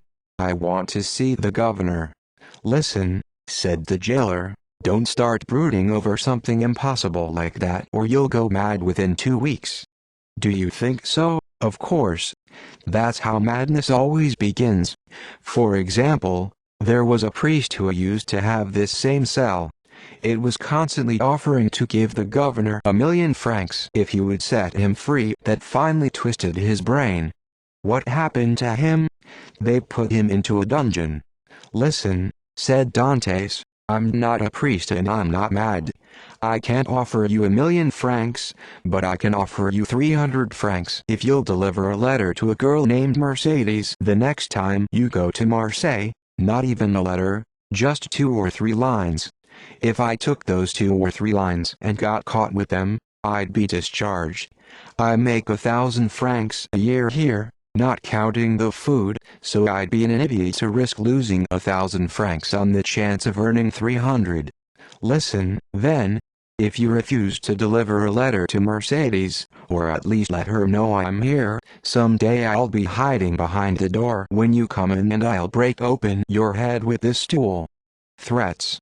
cried the jailer, stepping back and putting himself on the defensive. The priest began like that. "Within 3 days you'll be raving mad, just as he is. It's a good thing there are dungeons in the Chateau d'If." Dantes picked up the stool. All right, said the jailer. "Since you're so set on it, I'll go tell the governor." "Good," said Dantes. He set the stool on the floor and sat down on it with bowed head and haggard eyes, as though he actually were mad. The jailer went out and returned an instant later with 4 soldiers and a corporal. "By order of the governor," he said, "take the prisoner to the floor below this one." "To the dungeon?" asked the corporal. "That's right. We have to put madmen with madmen." The 4 soldiers took hold of Dantes, who fell into a kind of apathy and followed them without resistance. He descended 15 steps, the door of a cell was opened and he entered, mumbling to himself, "He's right, they have to put madmen with madmen." Chapter 7. In his small study at the Tuileries in Paris, seated at a walnut table which he had brought back from his exile in Hardwell and to which he was greatly attached, King Louis XVIII listened rather absent-mindedly to a gray-haired, aristocratic-looking gentleman of about 50. His Majesty continued to make notes in the margin of his edition of Horace as this gentleman spoke to him. "What were you saying?" said the king. "That I'm extremely worried, sire. I have good reason to believe that a storm is brewing in the south." "I'm afraid you've been misinformed, Duke. I know for certain that the weather is fine down there." Intelligent as he was, Louis XVIII was given to facile jesting. "Your Majesty may be quite right in counting on the good sense of the French people, but I don't think I'm entirely wrong in fearing the possibility of some desperate attempt." "By whom?" "By Bonaparte, or at least by his partisans." "My dear Blocas," said the king, "your alarm is keeping me from working. And your feeling of security keeps me from sleeping, sire. My alarm doesn't come from vague, unfounded rumors, but from an intelligent, trustworthy man who has just arrived from Marseille to tell me, a great danger threatens the king. I therefore came to you immediately, sire. I think it extremely important that you see Monsieur de Villefort." "Monsieur de Villefort?" exclaimed the king. "Is he the man who just arrived from Marseille? Why didn't you tell me his name immediately? I thought the name was unknown to your Majesty." "Not at all. He's a serious-minded young man, honorable, intelligent and, above all, ambitious. Furthermore, you know his father by name." "His father?" "Yes. His name is Noirtier." "Noirtier the Girondin?" "Precisely. And your Majesty has employed the son of such a man? Blacas, my friend, you don't understand these things. I told you Villefort was ambitious. He would sacrifice anything to his ambition, even his own father. Shall I bring him to you, sire?" "Yes, immediately." The Duke hurried out of the room with the alacrity of a young man and returned a short time later with Villefort. As the door opened, the latter found himself face to face with the king. He stopped short. "Come in, Monsieur de Villefort, come in," said the king. Villefort bowed and took a few steps forward, waiting for the king to question him. "Monsieur de Villefort," said Louis XVIII, "the Duke here informs me you have something important to tell us." "The Duke is right, sire. I have come to Paris as rapidly as possible to inform your Majesty that, in the exercise of my duties, I have discovered a conspiracy of dire importance, a veritable tempest which directly threatens your Majesty's throne. Sire, the usurper has manned 3 vessels and has by now almost certainly left the Isle of Elba. His destination is unknown, but he will surely attempt a landing either at Naples, or on the Tuscany coast, or in France itself. Your Majesty is no doubt aware that the usurper has maintained partisans in both Italy and France. Yes, I know that, said the king, strongly agitated. But please continue. How did you learn these facts? I learned them in Marseille from a man whom I had been watching for a long time and whom I had arrested the day I left for Paris. This man, a turbulent sailor whom I had previously suspected of Bonapartism, had made his secret trip to the Isle of Elba. The marshal there entrusted him with a verbal message for a certain Bonapartist in Paris, whose name I was unable to make him tell me. But I did learn that he was to instruct this Bonapartist in Paris to prepare his adherents for a return of the usurper within a short time. And where is this man now? Asked the king. In prison, sire. Ah, here's Monsieur Dander, cried the duke. The minister of police had just appeared on the threshold. He was pale, trembling and almost wild-eyed with terror. The king violently pushed back the table at which he was sitting and cried out, "What's the matter, Baron? You look panic-stricken. Does your alarm have anything to do with what Monsieur de Villefort was just telling me?" "Sire, sire," stammered the Baron. "Speak." The minister of police threw himself at the king's feet in despair and cried out, "A terrible disaster, sire. The usurper left the Isle of Elba on the 28th of February and on the 1st of March he landed in France, at a little port near Antibes. The usurper landed in France near Antibes, only 250 leagues from Paris, on the 1st of March, and you learned of it only today, the 3rd of March? Impossible. Either you've been misinformed or you're mad." "Alas, sire, it's only too true." Louis XVIII made a gesture of unspeakable anger and alarm and leaped to his feet. "In France!" he cried. "The usurper is in France. Wasn't he being watched? But who knows? Perhaps certain persons were in league with him." "Oh, sire!" exclaimed the duke. "A man like Monsieur Dander cannot be accused of treason. We were all blind. He merely shared the common blindness." "But," began Villefort. Then, stopping short, he said, "Forgive me, sire, forgive me. I was carried away by my zeal." "Go on, speak boldly," said the king. "You are the only one to warn us of the disaster. Help us now to remedy it." "Sire," said Villefort, "the usurper is detested in the south. It will not be difficult to make Provence and Languedoc rise up against him." "No doubt," said the minister, "but he's advancing by way of Gap and Sisteron." "He's advancing!" exclaimed the king. "Do you mean he's marching on Paris?" The minister of police kept a silence which was equivalent to the most complete avowal. "In that case," said the king, "I have no further need of you and you may withdraw. What remains to be done now concerns the Minister of War. Monsieur de Villefort, you are no doubt quite tired from your long journey. Go get some rest. You'll stay at your father's house, won't you?" Villefort felt as though he were about to faint. "No, sire," he said, "I'll stay at the Hotel de Madrid, in the Rue de Tournon." "Oh, yes," said the king, smiling, "I was forgetting that you're not on good terms with Monsieur Noirtier, which is another sacrifice to the royal cause for which I must reward you." "Sire, the kindness you have already shown me is a reward which so far surpasses all my ambitions that I have nothing more to ask. Be that as it may, we shall not forget you. In the meantime, take this." The king took off the cross of the Legion of Honor, which he customarily wore next to the cross of St. Louis, and handed it to Villefort. Villefort's eyes filled with tears of pride and joy. He took the cross and kissed it. "Go now," said the king, "and if I should happen to forget you, a king's memory is short, don't be afraid to bring yourself to my attention." As Villefort was leaving the Tuileries with the minister of police, the latter said to him, "You've made a magnificent beginning, Monsieur de Villefort. Your fortune is assured now. I wonder how long it will take," thought Villefort. Chapter 8. Events followed one another swiftly. The story of Napoleon's strange, miraculous return from Elba is well known. Unexampled in the past, It will probably remain unimitated in the future. Louis XVIII made only feeble efforts to parry the blow.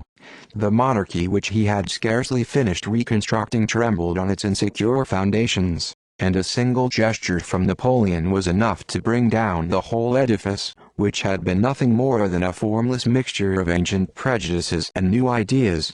Villefort therefore gained nothing from the king except a gratitude which was not only useless but even dangerous.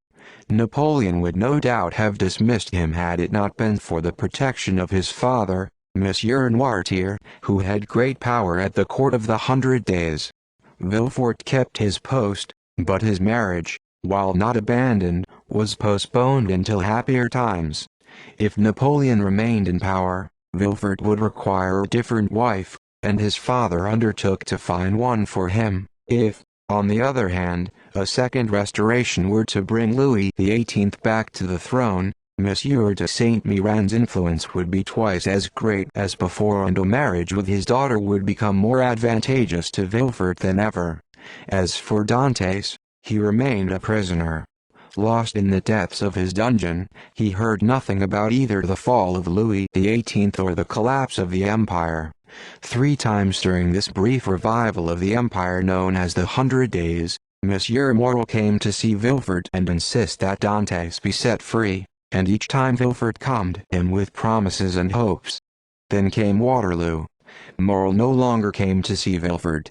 He had done everything he could for his young friend.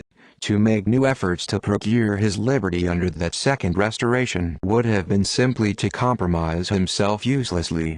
When Louis XVIII returned to the throne, Villefort asked for and obtained the post of public prosecutor which was vacant at Toulouse. 2 weeks later he married Mademoiselle de Saint-Méran, whose father stood in higher favor at the court than ever. During Napoleon's short return to power, Danglars was afraid. He expected to see Dantes reappear at any moment, threatening, strong, and eager for vengeance. He therefore handed Monsieur Morel his resignation and entered the service of a Spanish merchant. He left for Madrid and nothing more was heard of him. Fernand showed less concern. Dantes was absent. That was all he needed to know, and he did not seek to learn what had become of him. Meanwhile the empire made one last appeal to its soldiers, and every man capable of bearing arms rushed to obey the voice of the emperor. Fernand left along with the others, leaving Mercedes behind and tormented by the dark, terrible thought that his rival might return during his absence and marry the woman he loved. His devotion to Mercedes, the compassion he seemed to have for her sorrow, the zeal with which he anticipated her slightest desire, all these things produced the effect which signs of devotion always produce in a noble heart. Mercedes had always been fond of Fernand as a friend. Her affection was now deepened by a new feeling, gratitude. He went off to the army with the hope that, if Dantes did not return, Mercedes might someday belong to him. Mercedes was left alone. Bathed in tears, she was seen ceaselessly wandering around the little village of the Catalans, sometimes standing motionless in the blazing heat of the southern sun, sometimes sitting on the beach, listening to the eternal moaning of the sea and asking herself whether it would not be better to let herself sink into the depths rather than undergo the cruel suffering of a weight without hope. She did not lack the courage to do the deed. It was her religion which came to her aid and saved her from suicide. Dante's father lost all hope when the empire fell. 5 months after he had been separated from his son, he breathed his last in Mercedes' arms. Monsieur Morel paid for his funeral and discharged the small debts which the old man had incurred during his illness. It took more than benevolence to do this. It took courage. The South was aflame, and to help the father of a Bonapartist as dangerous as Dantes, even on his deathbed, was a crime. Chapter 9. Dantes passed through all the stages of misery endured by prisoners forgotten in a dungeon. He began with pride, which is the result of hope and a consciousness of innocence. Then he began to doubt even his innocence. Finally his pride collapsed and he began to pray, not yet to God, but to men.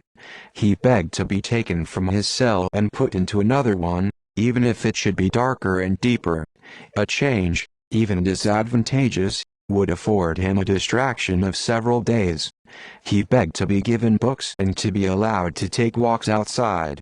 None of these things was granted to him, but he continued to ask for them.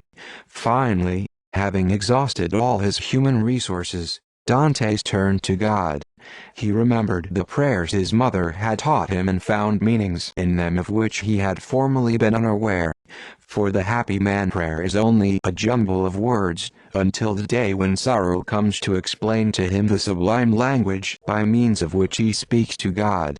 Despite his fervent prayers, however, he remained a prisoner. His soul became dark and a cloud seemed to pass before his eyes. His mind was filled with a single thought, that of his happiness destroyed for no apparent reason. Then his despondency gave way to wrath.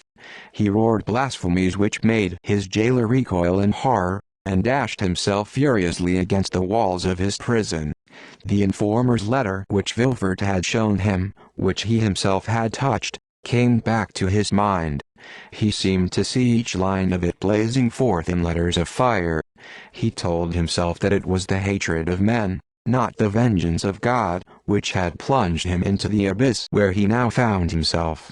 He doomed these unknown men to all the tortures his fiery imagination could contrive, but even the cruelest ones seemed too mild and too short for them, for after the torment would come death, which would bring them, if not rest, at least the insensibility which resembles it.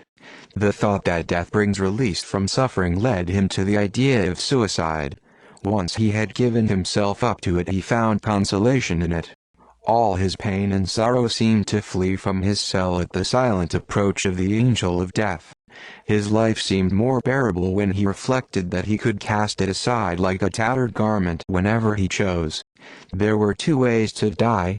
The first was to tie his handkerchief to a bar of the window and hang himself. The second was to starve himself. The first was repugnant to him. He had been raised to have a horror of pirates, men who were hanged from the yardarms of ships. Hanging was therefore something dishonorable which he could not bring himself to undergo. He chose the second alternative and swore to carry it through.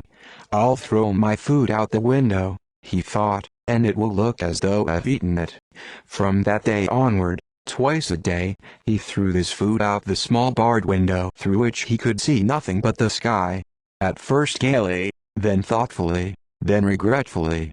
He had formerly found his food repulsive, but now hunger made it appear appetizing to the eye and exquisite to the smell. Sometimes he would stand for over an hour staring at a piece of rotten meat or a crust of black, moldy bread. But then he would remember the oath he had sworn to himself, and the fear of despising himself kept him from violating it. Finally the day came when he no longer had the strength to stand up in order to throw away his supper. The next day he could no longer see and could scarcely hear. The jailer believed him to be seriously ill. Dantes expected death within a short time. A numbness, which was not without a certain feeling of well-being, took possession of him. The pangs in his stomach ceased. When he closed his eyes, he saw bright flashes of light. Suddenly, toward 9 o'clock at night, he heard a faint noise coming from the wall next to which he was lying. So many loathsome animals had made their noises in his cell that he had gradually become accustomed to them and did not let his sleep be disturbed by them. But this time, whether because his senses had been intensified by abstinence, because the noise was actually louder than usual, or because at that supreme moment everything took on greater importance, Dantes raised his head to listen. He heard a regular scratching sound which might be coming from either a large claw, a powerful tooth or some sort of instrument. The sound continued for about 3 hours, then he heard what seemed to be something crumbling and there was silence. The next morning it began again, so distinctly that he could hear it without effort. "There's no doubt now," he said to himself. "Since the sound goes on even in the daytime, it must be some prisoner working to escape. Oh, if I were only with him, how I'd help him." Then a dark cloud suddenly passed over the hope that had dawned in his mind. What if the sound were caused only by workmen repairing some nearby cell? It would be easy to find out by asking the jailer, but such a question might be dangerous. Unfortunately, Dantes was so weak and giddy that he was unable to think consecutively. He could think of only one way to restore his lucidity.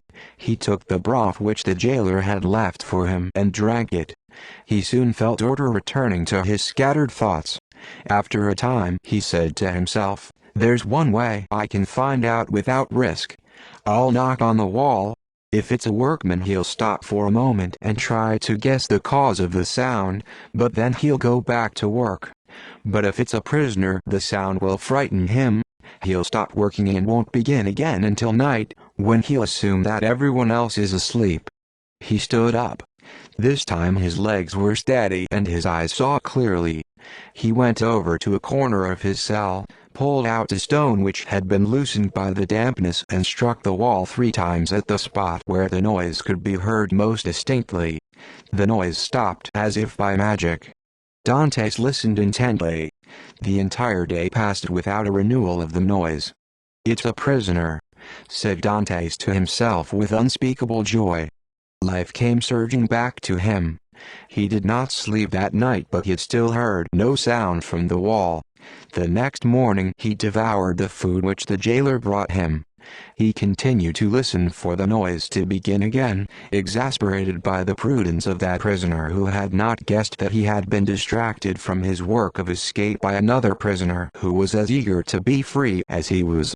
3 days went by, 72 hours counted minute by minute. Then one evening, after the jailer had made his last visit, Dantes pressed his ear to the wall for the 100th time and seemed to feel an almost imperceptible vibration. He walked around his cell several times to calm himself, then returned to the same spot and put his ear to the wall again. He was no longer in doubt. Something was taking place on the other side of the wall. The prisoner had recognized the danger of his first maneuver and had adopted another. In order to continue his work in greater safety, he had probably substituted the crowbar for the chisel. Encouraged by this discovery, Dantes resolved to come to the aid of the tireless worker. He pushed back his bed, behind which the work seemed to be going on, and looked around for an object which he could use as a tool. He saw nothing. He had no knife or any other sort of metal instrument. He had so often assured himself that the iron bars in the windows were solidly attached that he knew it was useless to try them again. He had only one resource: to break his earthenware pitcher and use one of the jagged fragments. He picked it up and dropped it to the floor. It flew into pieces. He chose 2 or 3 sharp fragments, hid them under his mattress and left the others scattered on the floor.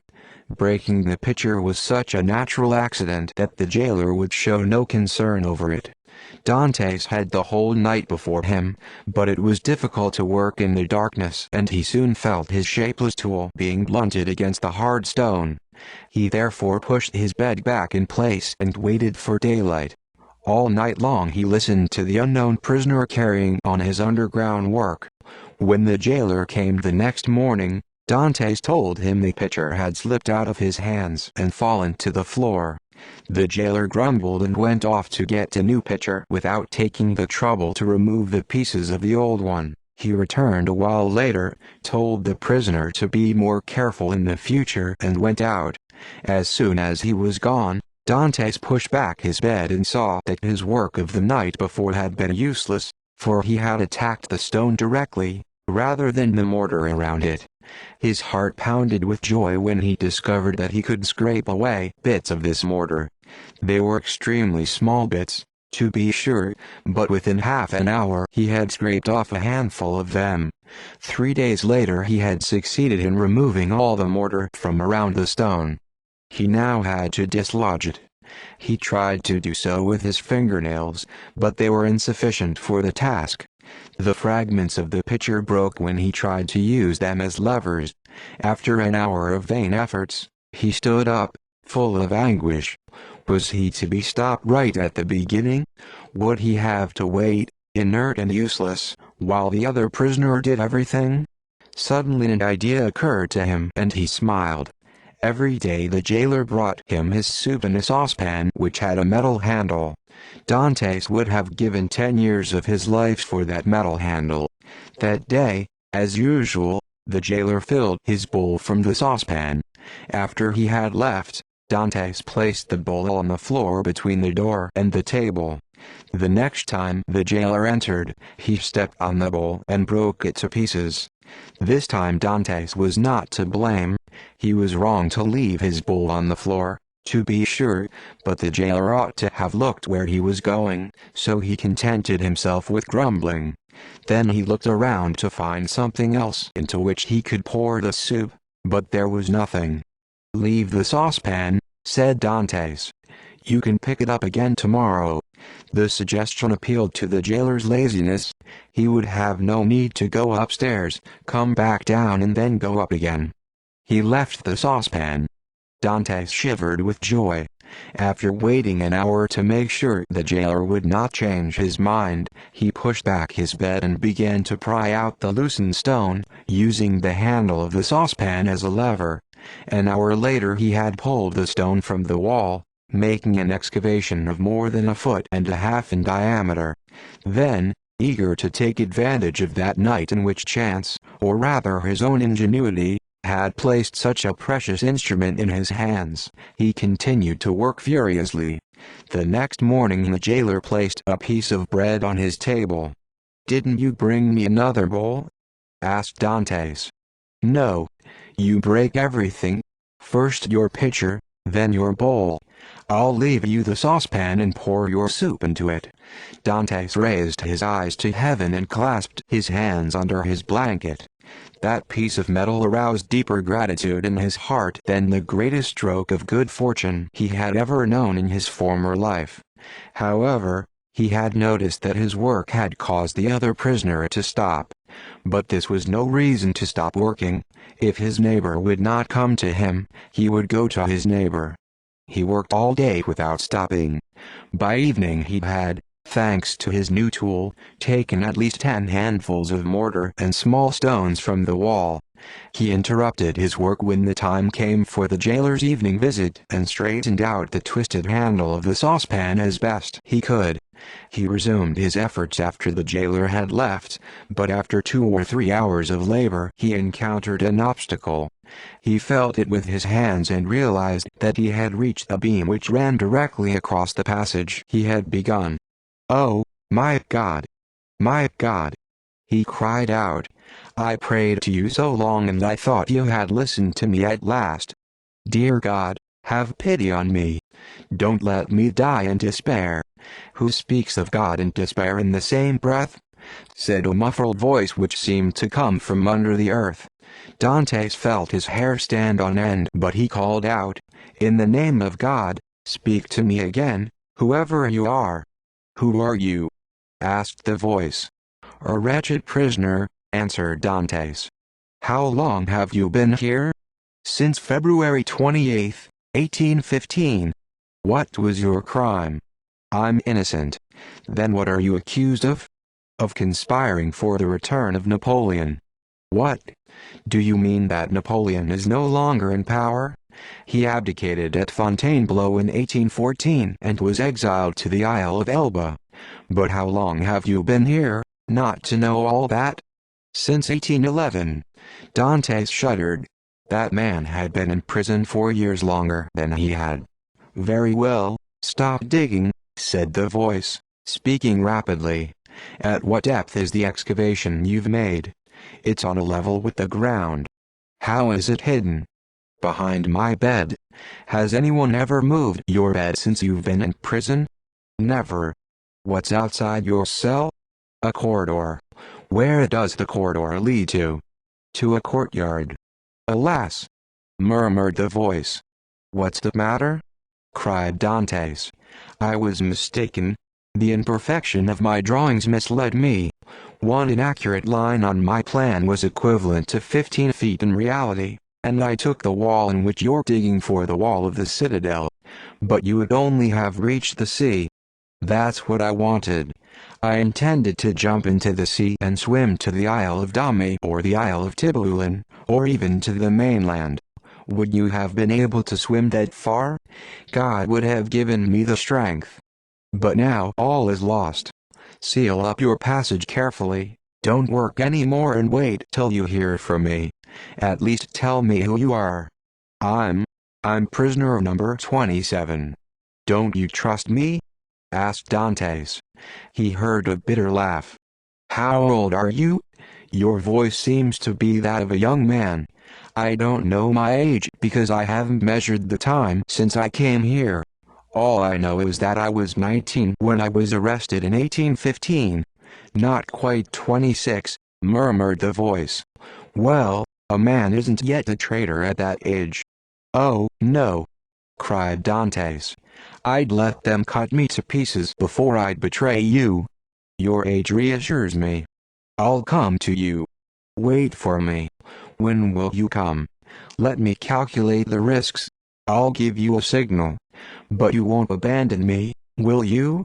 We'll escape together. Or if we can't escape, we'll talk together. If you're young, I'll be your comrade. If you're old, I'll be your son. Very well, said the voice. Until tomorrow, then. Dante stood up, placed the stone back in the wall and pushed his bed in front of it. From that moment on he gave himself up completely to his new happiness. He was no longer going to be alone, and he might even be free. That night he thought the other prisoner would take advantage of the silence and the darkness to renew his conversation with him, but he was mistaken. He heard nothing all night long. The next morning, however, after the jailer's visit, he heard 3 knocks on the wall. Is it you? He asked. Here I am. Has your jailer gone? Asked the voice. Yes. He won't come back until this evening. We have 12 hours of freedom. A moment later Dantes heard the sound of a mass of stones and earth falling, and a hole appeared in the bottom of the passage he had begun to dig. Then he saw a head emerge through this hole, and soon a man had climbed up out of it and into his cell. Chapter 10. Dantes threw his arms around his new friend, for whom he had waited so long and impatiently, and drew him over to the window, so that he could see him as clearly as possible in the dim light which entered the cell. He was a rather short man whose hair had turned white, more from suffering than from age. His piercing eyes were almost hidden under thick gray eyebrows. His beard, which was still black, hung down to his chest. His thin face, furrowed with deep lines, was that of a man more accustomed to exercising his mental faculties than his physical strength. As for his clothes, it was impossible to distinguish their original form, for they were in tatters. He appeared to be at least 65 years old, but a certain vigor in his movements suggested that part of his apparent age might be due to his long captivity. He received Dante's exuberant outbursts with pleasure. For a moment his icy soul seemed to melt in the presence of this ardent young man. He responded to him with a certain warmth, despite his bitter disappointment at finding himself in another cell when he had expected to find freedom instead. First of all, he said, let's see if it's possible to conceal the opening from your jailer. He pushed the stone back into its hole. The stone was removed quite carelessly. He remarked, Didn't you have any tools? Do you? Asked Dantes in amazement. I made some for myself. Except for a file, I have everything I need. A chisel, pincers and a crowbar. And he showed him a strong sharp blade with a wooden handle. How did you make that? From one of the clamps of my bed. It was with this tool that I dug the whole passage from my cell to yours, a distance of about 50 feet. 50 feet, cried Dantes with a sort of terror. Yes, but all my work was in vain. The corridor in front of your cell leads to a courtyard full of guards. From here there is no way to escape. But God's will be done. The old man's face took on an expression of profound resignation.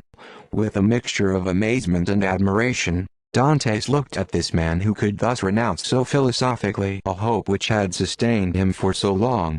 Now will you tell me who you are? Asked Dantes. Yes, if that still interests you now that I'm unable to be of any use to you. I'm the Abbé Faria.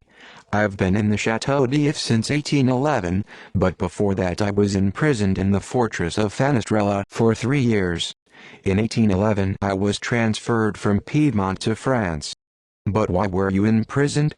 Because in 1807 I dreamed of the project which Napoleon tried to carry out in 1811, because, like Machiavelli, instead of all the principalities which made Italy a nest of weak, tyrannical little kingdoms, I wanted to see a single great empire, because I thought I had found my Caesar Borgia in a crowned fool who pretended to understand my views in order to betray me. Dantes did not understand how a man could risk his life for such things. Aren't you, he asked, beginning to share his jailer's opinion, the priest that everyone believes to be ill? You mean mad, don't you? I didn't dare to say it, said Dantes, smiling. Yes, yes, said Faria with a bitter laugh. I'm the one they think is mad. Dantes stood silent for a moment, then said, have you given up the idea of escape? I now see that escape is impossible. It would be rebelling against God to attempt something which is against his wishes. Why lose hope? Wouldn't it be asking too much of Providence to expect to succeed the first time? Why not dig another passage in another direction? Another passage. Do you know what I've already done? Do you know that it took me 4 years to make my tools? Do you know that for 2 years I scratched and scraped earth as hard as granite? Do you know that I had to dislodge stones which I would never have thought myself capable of even moving? Do you know that in order to find a place to deposit all those stones and all that earth I had to pierce the wall of a staircase, and that staircase is now so full that I have no place to put even a handful of dust? Finally, do you know that I thought myself to be almost at the end of my labor and felt that I had just enough strength left to finish it when I suddenly learned that it had all been in vain? Oh, no, I'll do nothing more to reconquer my freedom, since it's God's will that it be lost forever. Dantes bowed his head in order not to let the priest see that his joy at having found a companion prevented him from sympathizing fully with his sorrow. In my 12 years in prison, continued Faria, I've carefully thought over all the famous escapes in history. Successful escapes are extremely rare and most of them have been thought out in great detail and patiently prepared. Still, some of them have been due to chance, and those are the best. From now on we'll wait for an opportunity and, if it comes, we'll take advantage of it. You were able to wait, said Dantes, sighing. Your long labor gave you a constant occupation, and when you didn't have your work to distract you, you had your hopes to console you. That hasn't been my only occupation, said the priest. What else do you do? I write and study. Do they give you paper, pens and ink? No, but I make my own. You make your own paper, pens and ink? Cried Dantes. Yes. Dantes looked at him in admiration, but it was difficult to believe what he said. Faria sensed his doubt and said, when you come to my cell I'll show you an entire book, the result of all the thoughts, research and study of my whole life. It's a treatise on the possibility of a general monarchy in Italy. And you wrote it here? Yes, on 2 shirts. I've invented a preparation which makes cloth as smooth and solid as parchment. And I make excellent pens from the cartilage of the heads of those enormous heg they sometimes serve us. What about ink? Asked Dantes. How do you make that? There was once a fireplace in my cell, said Faria. It was closed up some time before I arrived, but it was apparently used for many years, because the inside of it is covered with a thick layer of soot. I dissolve some of that soot in some of the wine they give me every Sunday and it makes good ink. When I wish to call especial attention to a certain passage, I prick one of my fingers and write with my own blood. And when can I see all that? Asked Dantes. Whenever you like, replied Faria. Oh, right away. Follow me, then, said the priest. He turned and disappeared into the underground passage. Dantes followed him. After passing through the underground corridor, bending down but without difficulty, Dantes arrived at the opposite end, which opened into the priest's cell. The floor of the cell was paved. It was by lifting one of the flagstones in the darkest corner of it that the priest had begun the laborious undertaking of which Dantes had seen the end. As soon as he entered the cell, the young man examined it carefully, but at first sight its appearance presented nothing extraordinary. "I'm very anxious to see your treasures," he said to the priest. Faria went over to the fireplace and removed the stone which had formerly been the hearthstone, revealing a rather deep cavity. Here were hidden the objects of which he had spoken to Dantes. "What would you like to see first?" he asked. "Show me your work on the monarchy in Italy." Faria pulled out 3 or 4 rolls of cloth composed of strips about 4 inches wide and 18 inches long, all numbered and covered with writing. The writing was in Italian, which Dantes, being a Provençal, understood perfectly. "It's all here," said Faria. "It was only a week ago that I wrote finis at the bottom of the 78th strip. 2 of my shirts and all my handkerchiefs went into it. If I ever regain my freedom and if there's a publisher in Italy with the courage to print it, my reputation is made." He showed Dantes the pens he had made. The young man looked around for the instrument with which he had been able to cut them so precisely. "You're wondering where the knife is, aren't you?" said Faria. "Here it is. It's my masterpiece, made from an old iron candlestick. It was as sharp as a razor. And I've made myself a lamp so that I can carry on my work at night," continued Faria. "How did you make it?" "I separate the fat from the meat they bring me, I melt it and it gives me a sort of thick oil." He showed Dantes his lamp. "But what do you do for matches?" asked Dantes. "I pretended to have a skin disease. I asked for some sulfur and they gave it to me." Dante set the objects down on the table and bowed his head, overwhelmed by the power and perseverance of the priest's mind. "That's not all," said Faria. "It wouldn't be wise to keep all my treasures in one hiding place. Let's close this one." They put the stone back in place. The priest sprinkled dust over it and smoothed it out with his foot, then went over to his bed and pulled it back. Behind it, covered by a perfectly fitting stone, was a hole in which there was a rope ladder 25 to 30 feet long. Dantes examined it and found it to be amazingly strong. "How did you get the rope for this wonderful piece of work?" he asked. "First from several shirts that I had, then from unraveling my sheets during the 3 years I was imprisoned in Fenestrella. I managed to take the thread with me when I was transferred to the Chateau d'If and I continued working on the ladder here." "But didn't your jailers notice that your sheets had no hems?" "I sewed them up again with this needle." He showed Dantes a fishbone, long, sharp and still threaded. "At first I thought of removing the bars and escaping through the window," he went on. "As you can see, this window is a little wider than the one in your cell, and I would have widened it a little more when I was ready to escape. But this window opens onto an inside courtyard, so I finally abandoned the plan as too risky. But I've kept the rope ladder in case some unexpected opportunity should present itself."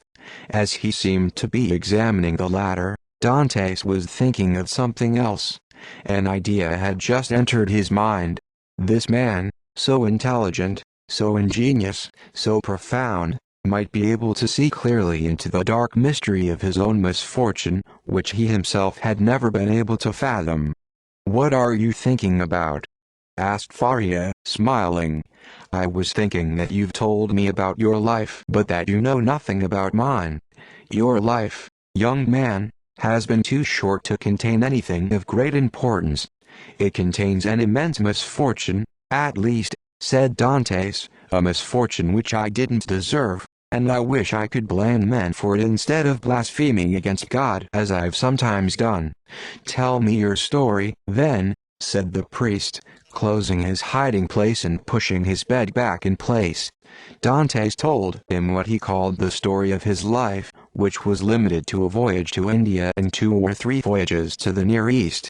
Finally he came to his last voyage and told of the death of Captain Leclerc, the package the latter gave him to deliver to the Isle of Elba, the letter which the Marshal there gave him to deliver to Monsieur Noirtier in Paris, then his arrival in Marseille, his visit to his father, his love for Mercedes, the betrothal feast, his arrest, his questioning, his temporary imprisonment in the Palace of Justice, and finally his transfer to the Château d'If.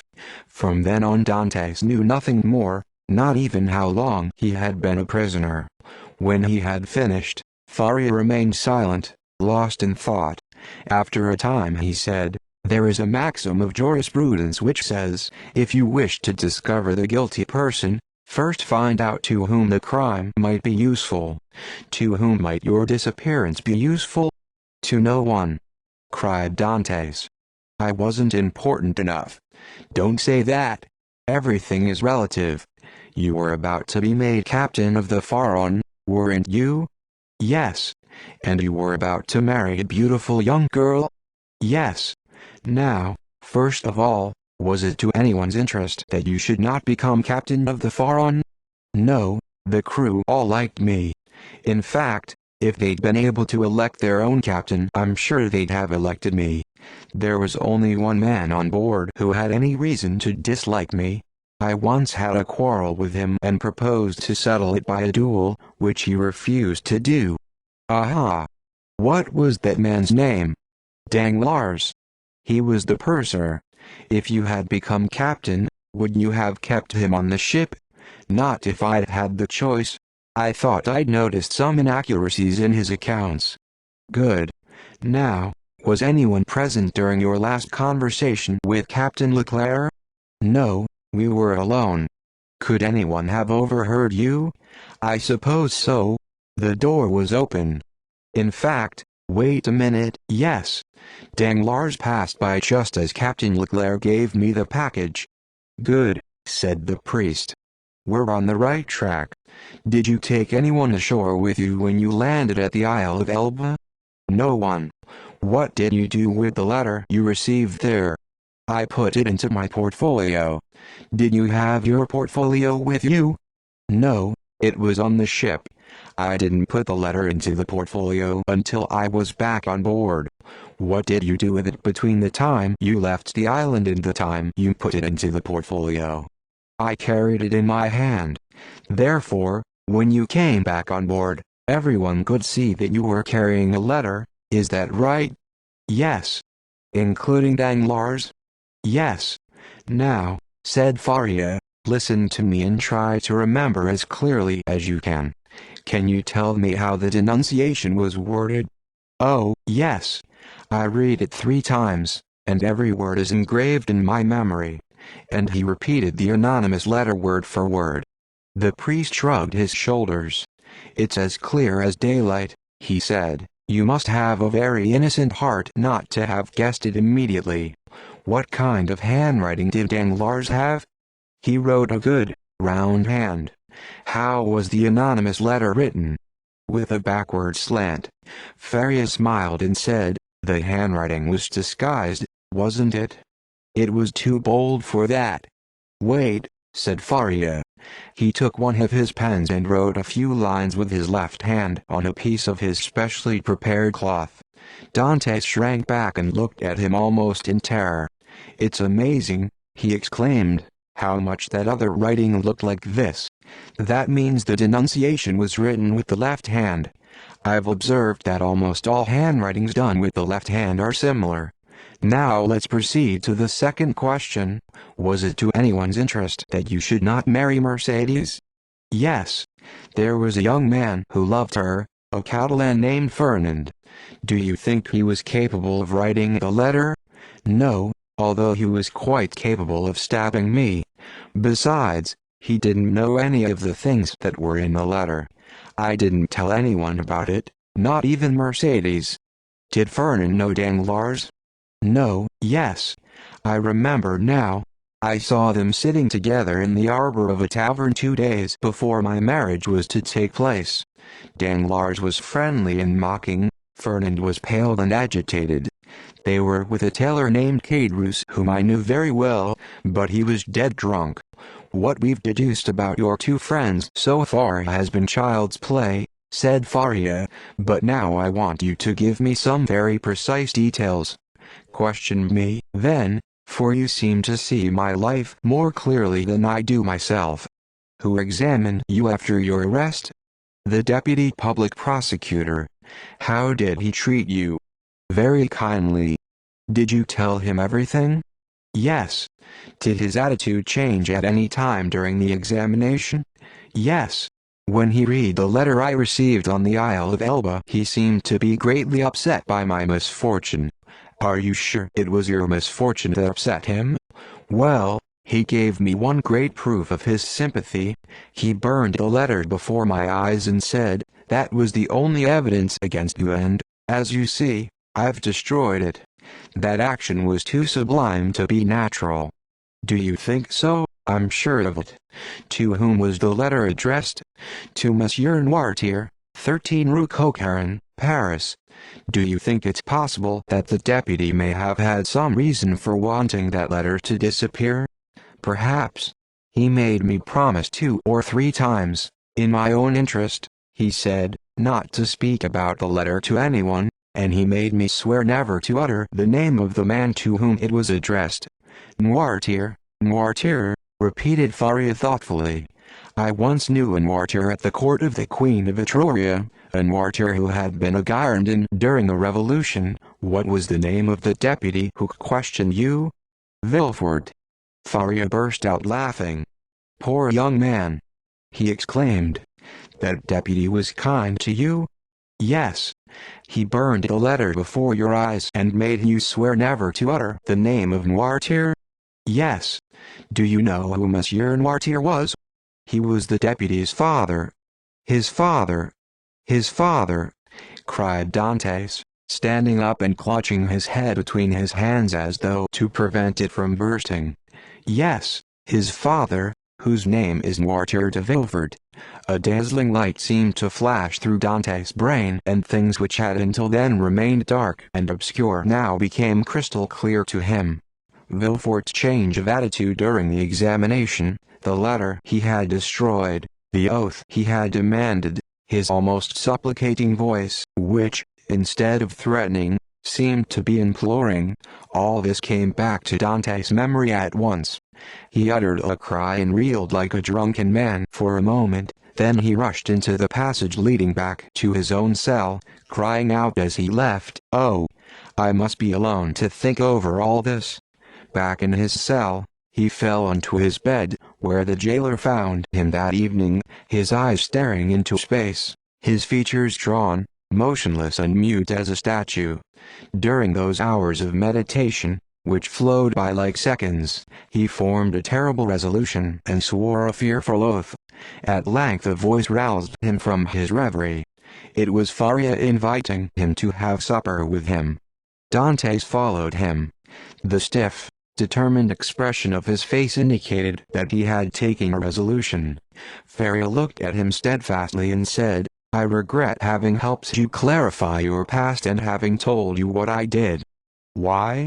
Because I've instilled in your heart a feeling that wasn't there before, vengeance." Dantes smiled. "Let's talk about something else," he said. The priest looked at him for a moment longer and shook his head sadly. Then, as Dantes had requested, he began to talk about something else. The old prisoner was one of those men whose conversation contains a vast amount of information and continuously holds the listener's interest, but it was not at all self-centered. The unfortunate man never spoke of his own misfortune. Dantes listened to each word with admiration. "You must teach me a little of what you know," he said after a time, "even if only in order not to be bored with me. It seems to me now that you must prefer solitude to the company of a man as uneducated and limited as I am." "Alas, my boy," said Faria, smiling, "human knowledge is quite limited. When you've learned mathematics, physics, history and the 3 or 4 living languages I speak, you'll know everything I do. It won't take more than 2 years to teach you all that." 2 years! Exclaimed Dantes. "Do you think I can learn all those things in 2 years? You won't learn to use all of them in that time, but you will learn their principles." That same evening the two prisoners drew up a plan for Dante's education and began to carry it out the next day. Dantes had a prodigious memory and a quick, keen intelligence. His mathematical turn of mind gave him a facility for all kinds of calculation, while the poetic strain which is in every sailor breathed life into demonstrations reduced to numbers and lines. He already knew Italian and a little modern Greek, which he had picked up on his voyages to the East. With the aid of these 2 languages, he soon understood the structure of all the others. Within 6 months he was beginning to speak Spanish, English and German. The days passed swiftly, but each one was so instructive that at the end of a year he was a different man. As for Faria, Dantes noticed that, despite the distraction which his presence afforded him, he grew gloomier day by day. His mind seemed to be occupied with a single, constant thought. He would fall into a deep reverie, sigh involuntarily, stand up suddenly and begin pacing up and down his cell. One day he stopped short in the midst of his pacing and cried out, "Oh, if only there were no sentry!" "Have you found a way to escape?" asked Dantes eagerly. "Yes, if the sentry were blind and deaf." "He'll be blind and deaf," said the young man in a tone of resolution which frightened the priest. "No!"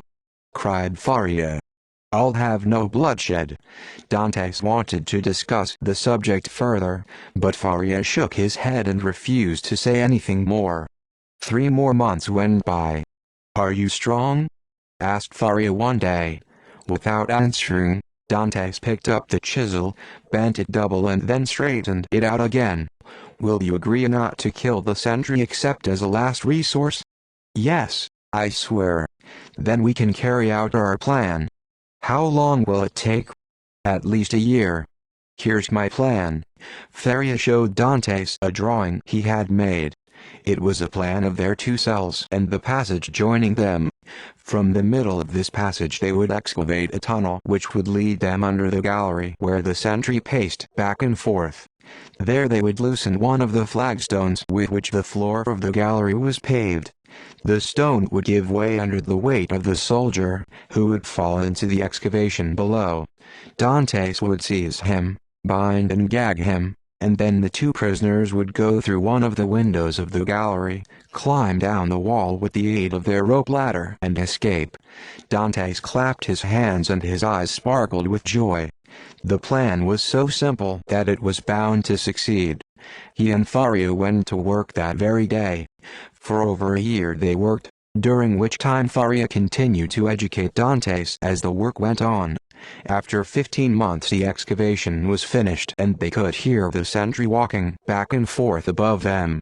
Now all they had to do was to wait for a dark, moonless night. They prevented the flagstone from giving way prematurely by propping it up with a small wooden beam which they had found in the foundations. Dantes had just finished putting it in place when he suddenly heard Faria, who had remained behind in Dantes' cell, cry out in pain. He hurried back and found the priest in the middle of the floor. He was pale, his fists were clenched and his forehead was streaming with perspiration. "Oh, my God!" cried Dantes. "What's the matter?" "I'm lost," said Faria. "Listen to me. A terrible illness, perhaps fatal, is about to seize me. I can feel it coming on. I had an attack of it the year before I was imprisoned.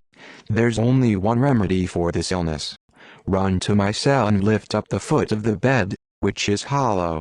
Inside it you'll find a small bottle half full of a red liquid. Bring it to me." "No, no, the jailer might see me here. Help me get back to my cell while I still have the strength." Without losing his head, Dantes carefully led Faria through the underground passage and, when they had reached Faria's cell, laid him down on his bed. "Thank you," said the priest, shivering in every limb as though he had just come out of ice-cold water. The attack is coming. I'm going to have a cataleptic fit.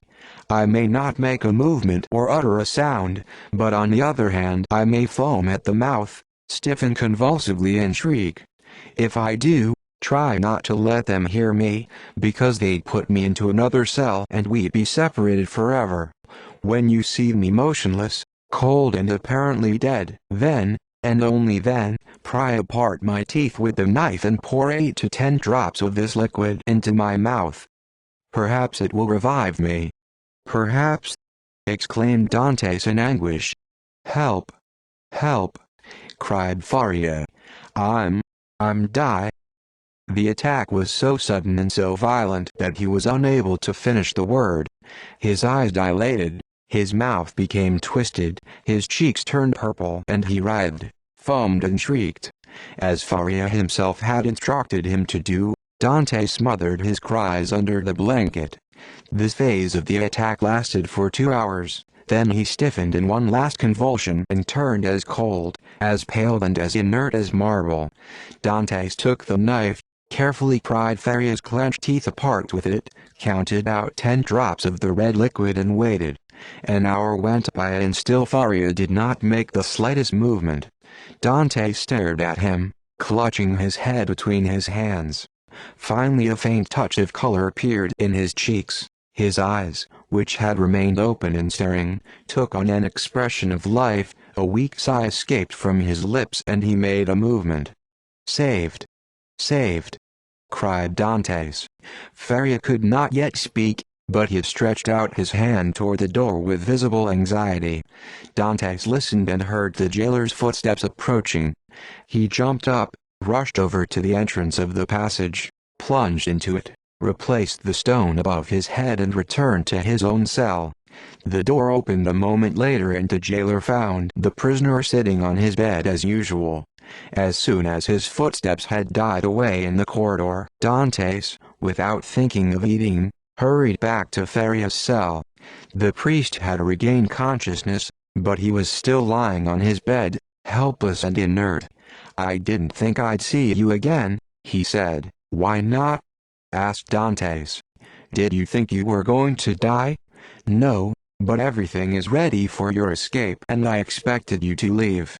Dantes flushed with indignation. "Without you?" he cried. "Did you think I was capable of that? I see now that I was mistaken. Oh, I'm so weak, so helpless." "Your strength will come back," said Dantes, sitting down on the bed beside Faria and taking his hands. Faria shook his head. "The last time," he said, "the attack lasted for half an hour, after which I was hungry and got up unaided. This time, I'm unable to move either my right leg or right arm. The third attack will either kill me or leave me completely paralyzed." "No, don't worry, you won't die. If you have a third attack, you'll be free by then, and we'll save you the same way we saved you this time, better than this time, in fact, because you'll have the best medical care obtainable." "My friend," said the old man, "don't deceive yourself. The attack I've just undergone has condemned me to lifetime imprisonment. I'll never be able to swim again. This arm is paralyzed, not just for the moment, but forever. Believe me, I've been reflecting on this illness ever since I had my first attack of it. I was expecting it, for it runs in my family. My father died from the third attack of it, and so did my grandfather. The physician who gave me this medicine, and he was none other than the famous Cabanis, predicted the same fate for me." "He was mistaken," cried Dantes. "And as for your paralysis, that doesn't bother me at all. I'll swim with you on my shoulders." "My boy," said Faria, "you're a sailor and a good swimmer, so I'm sure you know that a man weighted down with such a burden would be unable to swim more than 50 strokes. No, I'll stay here until the hour of my deliverance, which can now be nothing except the hour of my death. As for you, leave, escape. You're young, lithe and strong. Don't worry about me." "Very well, then," said Dantes, "I'll stay too." He stood up, solemnly stretched out his hand over the old man and said, "I swear by the blood of Christ that I will never leave you while you are still alive." Faria looked at the noble-hearted, straightforward young man and read the sincerity of his oath in his face, which was animated by an expression of the purest devotion. "So be it," said the old man. "I accept." "Thank you." Then, taking his hand, he said, "Perhaps you'll be rewarded someday for your disinterested devotion. But now, since I cannot and you will not leave, we must fill in the tunnel under the gallery. The sentry may notice a hollow sound when he walks over it, which would lead to our discovery and separation. Go do it now. Take all night if necessary, and don't come back here until tomorrow morning, after the jailer's visit. I'll have something important to tell you then." Dantes took Faria's hand, then left his friend with obedience and respect. Chapter 11. When Dantes entered Faria's cell the next morning, he found him sitting calmly with a piece of paper in his left hand, the only hand which he could now use. He showed Dantes the paper without a word. "What's that?" "Look at it closely," said the priest, smiling. "I'm looking at it as closely as I can, and I see nothing except a half-burned piece of paper with Gothic letters written on it in some sort of strange ink. This piece of paper, my friend," said Faria, "is my treasure, half of which belongs to you from this day on." Dantes broke into a cold sweat. In all the time he had known Faria, he had avoided speaking of the famous treasure which caused him to be considered mad by everyone else in the prison. Faria smiled and said, "I know what you're thinking from the way you shudder. But don't worry, I'm not mad. This treasure really exists, and if fate allows me to possess it, you will possess it too. No one has ever been willing to listen to me because they all thought I was mad. But you know I'm not, so listen to me and then decide whether or not to believe me." "My friend," said Dantes, "your attack has tired you. Wouldn't you like to rest a little now? I'll listen to your story tomorrow, but today all I want to do is take care of you. Besides," he added, smiling, "a treasure isn't a very pressing matter for us right now, is it?" "Very pressing," exclaimed the old man. "How do we know I won't be seized with a third attack tomorrow?" "I see you don't believe me. Since you need proof, read this paper, which I've never shown to anyone else." "Tomorrow, my friend," said Dantes, reluctant to encourage the old man's madness. "We'll wait till tomorrow to talk about it, but read this paper now." "Quiet!" exclaimed Dantes. "Footsteps. Someone's coming. I must leave. Goodbye." Then, happy to escape listening to a story which would only have convinced him more firmly of his friend's derangement, he slipped into the underground passage with the speed and agility of a serpent. He remained in his own cell the rest of the day, trying in this way to postpone the terrible moment when he would be forced to admit to himself that Faria was mad. But after the jailer's visit, Faria, seeing that Dantes had still not returned, tried to come to him instead. Dantes shuddered as he heard the old man painfully dragging himself through the passage with his paralyzed arm and leg. He had to help him, for he would never have been able to crawl up through the narrow opening alone. "Here I am, obstinately and mercilessly pursuing you," said Faria with a benevolent smile. "You thought you could escape from my generosity, but you can't. Listen to me." Dantes realized that he had no choice. He invited Faria to sit down on his bed, then placed himself before him on the stool. "As you know," began Faria, "I was once the secretary and close friend of Cardinal Spada, the last prince of that name. It is to that worthy lord that I owe all the happiness I have known in this world. He was not rich, although the wealth of his family was proverbial. I have often heard the expression, 'rich as a Spada.' His palace was my paradise.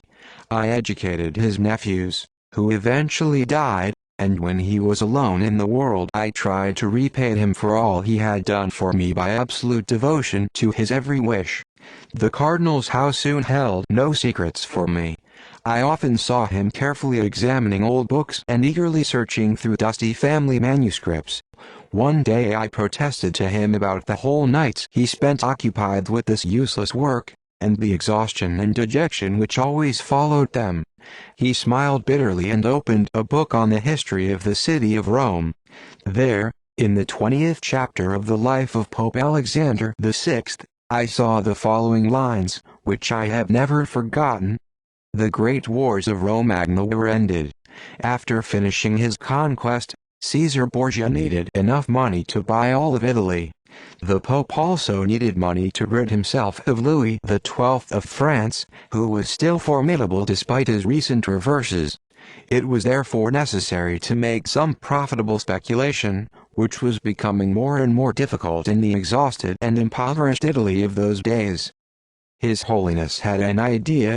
He decided to create 2 new cardinals. By choosing 2 of the greatest and richest men in Rome, he could make the undertaking extremely profitable. First, he could sell the positions and titles which these 2 cardinals already held. Second, he could count on the 2 new cardinals to pay him a high price for the honor he would bestow on them. There was a third part to the speculation which will appear later.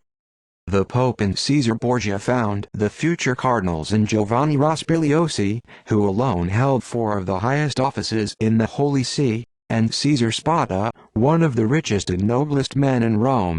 Caesar Borgia soon found purchasers for the offices they were about to leave vacant.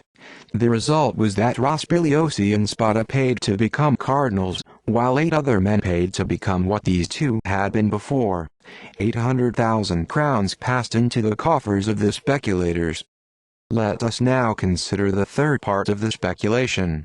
When the Pope had made Rospigliosi and Spada into cardinals and was sure that they had gathered their fortunes together in order to pay their very real debt of gratitude and establish themselves in Rome, he and Caesar Borgia invited them to dinner. This gave rise to a dispute between the Holy Father and his son. Caesar was of the opinion that they ought to use one of the devices which were always at the disposal of his intimate friends. First, there was the famous key with which certain persons were asked to open a certain cupboard. This key had a small iron point, due to the negligence of its maker. The lock of the cupboard was difficult to open, and when the person put pressure on the key, he would prick himself with the point and die the next day. Then there was the ring with the lion's head, which Caesar put on his finger when he shook hands with certain persons. The lion bit into the skin of the chosen hand, and the bite was fatal within 24 hours. Caesar therefore proposed to his father either that he send the 2 cardinals to open the cupboard or that he give them each a cordial handshake, but Alexander VI replied, "Let's not begrudge these worthy cardinals the cost of a dinner. Something tells me we will get our money back. Besides, you're forgetting that indigestion makes itself felt immediately, while the results of a prick or a bite don't occur until a day or 2 later." Caesar gave in to this reasoning and the 2 cardinals were invited to dinner. The table was prepared in a vineyard which the Pope owned near San Pietro in Vincoli, a charming residence of which the cardinals had often heard. Rospigliosi, still overwhelmed by his new office, prepared his stomach and his most pleasing smile. Spada, a prudent man who loved no one but his nephew, a young captain with a promising career, took pen and paper and made out his will. Next he sent word to his nephew to wait for him near the vineyard, but his messenger was unable to find the young man. Spada was acquainted with these papal invitations. Since Christianity had brought its civilizing influence to Rome, it was no longer a centurion sent by some tyrant to tell you, "Caesar wishes you to die." Rather, it was a legate with a smile on his lips, sent by the Pope to tell you, "His Holiness wishes you to dine with him." The Pope was waiting for Spada when he arrived at the vineyard. The first face which struck his eyes was that of his nephew, who was the object of much friendly attention from Caesar Borgia. Spada turned pale. Caesar shot him a glance full of irony, indicating that he had foreseen everything, that the trap had been well prepared. The dinner began. Spada was able only to ask his nephew, "Did you receive my message?" The nephew answered that he had not and understood the meaning of the question perfectly, but it was too late, for he had just drunk a glass of excellent wine which the Pope's butler had set aside for him. Spada was liberally supplied from another bottle. An hour later, a physician declared them both dead from eating poisoned mushrooms. Spada died on the threshold of the vineyard. His nephew expired before his own door while making a sign which his wife did not understand. Caesar and the Pope hastened to seize Spada's will on the pretext of searching through his papers. But the will consisted only of a piece of paper on which Spada had written these words: "To my beloved nephew I bequeath my coffers and my books, including my gold-cornered breviary, desiring that he keep this in memory of his affectionate uncle." The heirs searched everywhere, admired the breviary, carried off the furniture and were amazed that a man as rich as Spada should turn out to be such a worthless uncle. There was no treasure anywhere. Caesar and his father searched, rummaged and investigated, but they found nothing. Spada had left only 2 palaces and a vineyard, which remained in the family, being unworthy of the rapacity of the Pope and his son. The months and the years went by. After the death of the Pope and his son, the Spada family was generally expected to resume the princely mode of life they had enjoyed before, but this was not the case. They continued to live in doubtful comfort and the whole somber affair remained shrouded in mystery. The public rumor was that Caesar, shrewder than his father, had taken both fortunes away from the Pope. I say both because Cardinal Rospigliosi, having taken no precautions, was completely despoiled. "So far," said Faria, smiling, "the story doesn't seem too senseless, does it?" "Not at all," said Dantes. "In fact, I find it full of interest. Please go on." I continue. The Spada family gradually accustomed themselves to this obscurity. Some of the descendants were soldiers, others were diplomats, churchmen or bankers. Some grew rich, others lost what little fortune remained to them. "Now," said Faria, "I come to the last of the family, the Count Spada, whose secretary I was. The famous breviary had remained in the family and it was Count Spada who possessed it. It had been handed down from father to son, for the strange clause in the only will that was ever found had made it a veritable relic, which the family kept with almost superstitious veneration. I was almost sure that the treasure had profited neither the Borgias nor the Spadas, that it still remained without an owner, like those treasures in Arabian tales which sleep in the bowels of the earth guarded by some genie. I searched everywhere, and countless times I added up the income and the expenditures of the family for the past 300 years, but all in vain. I remained ignorant and Count Spada remained poor. When my patron died, he bequeathed me his library of 5,000 volumes, including the famous breviary, and 1,000 crowns, on condition that I have annual masses said for him and write a history of his family, which I did.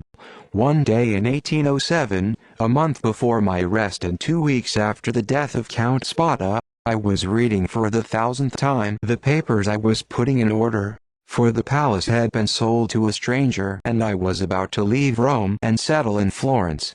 Tired by my assiduous study and made drowsy by a rather heavy lunch, I let my head drop between my hands and went to sleep. It was 3 o'clock in the afternoon. I awoke as the clock was striking 6. I raised my head and found myself in darkness. I rang for someone to bring me a light, but no one came. I took a candle and began to search for a piece of paper, which I intended to light from the embers that were still flickering in the fireplace. I hesitated, however, fearing that in the darkness I might mistake some valuable document for a worthless piece of paper. Then I remembered that in the famous breviary, which was lying on the table beside me, I had seen an old piece of paper, yellowed with age, which had apparently been put there as a bookmark and which had come down through the centuries, maintained in its place by the family's veneration. I groped for it in the darkness, found it, twisted it and lit one end of it. But as the flames rose I saw yellow letters appear on the paper, as if by magic. I was seized with a sort of terror. I crumpled the paper in my hand, smothered the flames. Then I lit the candle directly from the embers and, with indescribable emotion, smoothed out the crumpled paper. I soon realized that the letters had been written in invisible ink which became apparent only when placed in contact with heat. A little more than a third of the paper had been consumed by the flames. It was the same paper I showed you this morning. Read it now. When you've finished, I'll supply the missing words for you. Faria handed the paper to Dantes, who, this time, eagerly read the following words. This 25th day of April, 1498, to dinner by His Holiness Alexander. Not content with having made me pay hat, he may wish to have mine He therefore reserves for me the in Bentivoglio, who were poisoned, I de Guido Spada, my sole heir, that I have but which he has visited with me, na little island of Monte Cristo, of ingots, gold, money and existence of this treasure, and lifting the 20th rock in a Saint Small Creek to the east. To ope these caves. The treasure is in the second one. I bequeath this ente as my sole heir. April 25, 1948 CA. Now, said Faria, read this. He handed Dantes a second sheet of paper on which more fragments of lines were written. Dantes took it and read, Ving ben invited vi, and fearing that, or my cardinal's tens as well and fate of cardinals crap are Claire to my nephew, read in a place Melai, in the caves of the everything I possess in jewels, that I alone know of the deed that he will find it by rate line from the nings have been made in this corner of the treasure to my nephew. ESAR, dagger, spada. Now put the two fragments together and judge for yourself, said Faria when Dantes had finished reading. Dantes obeyed. The two joined fragments produced the following. This 25th day of April, 1498, having been invited to dinner by His Holiness Alexander VI, and fearing that, not content with having made me pay for my cardinal's hat, he may wish to have my inheritance as well and therefore reserves for me the fate of Cardinals Crapara and Bentivoglio, who were poisoned, I declare to my nephew, Guido Spada, my sole heir, that I have buried in a place which he has visited with me, namely, in the caves of the little island of Monte Cristo, everything I possess in ingots, gold, money and jewels, that I alone know of the existence of this treasure, and that he will find it by lifting the 20th rock in a straight line from the small creek to the east. Two openings have been made in these caves. The treasure is in the furthest corner of the second one. I bequeath this entire treasure to my nephew, as my sole heir. April 25, 1498 Caesar, dagger, spada. Well, now do you understand? Asked Faria. This is the cardinal's declaration, and his real will? Said Dantes, still incredulous. Yes. Yes. Who reconstructed it this way? I did. With the aid of the unburned half, I worked out the rest by measuring the length of the lines by that of the paper, then fathoming the meaning of the missing words by the meaning of those I had before my eyes. And what did you do when you had solved the mystery? I left Rome immediately, taking with me the beginning of my great work on the unity of the Kingdom of Italy. But the imperial police, which, in those days, was strongly opposed to the unification of Italy, had been watching me for a long time. My sudden departure aroused their suspicion and I was arrested just as I was about to embark at Piombino.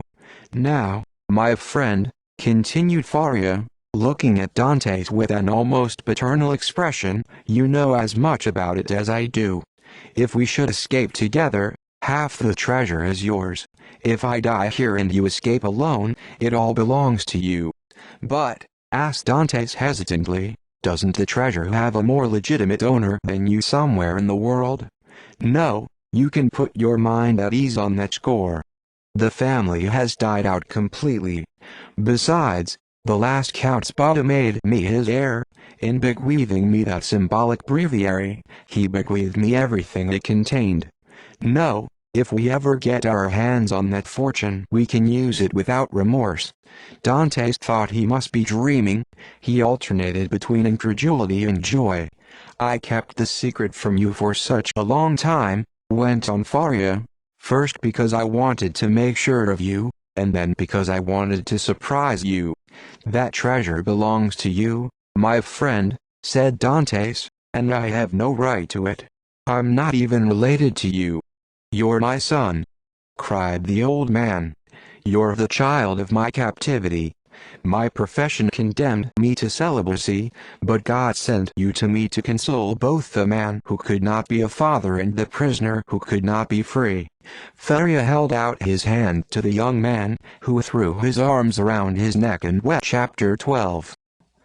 Now that the treasure, which had for so long been the object of Faria's meditations, could assure the future happiness of the young man he truly loved as a son, its value had doubled in his eyes. Every day he spoke of the immensity of the treasure, explaining to Dantes all the good a man could do for his friends in our modern times with such a fortune. At those moments Dante's face would darken, for he remembered the oath of vengeance he had sworn, and he thought of how much harm a man could do to his enemies in our modern times with such a fortune. Faria did not know the Isle of Monte Cristo, but Dantes did. He had often passed by that small island, located 25 miles from Pianosa, between Corsica and the Isle of Elba, and once he had landed there. It was, and still is, completely deserted. It is a rock of almost conical form which seems to have been thrust up from the bottom of the sea by some volcanic cataclysm. As Faria had predicted, his arm and leg remained paralyzed and he lost almost all hope of ever reaching the treasure himself, but he continued to dream of an escape for his young companion. For fear the letter might be lost, he made Dantes learn it by heart, word for word. Then one night Dantes awoke suddenly with the impression that someone had called him. He opened his eyes and tried to penetrate the darkness.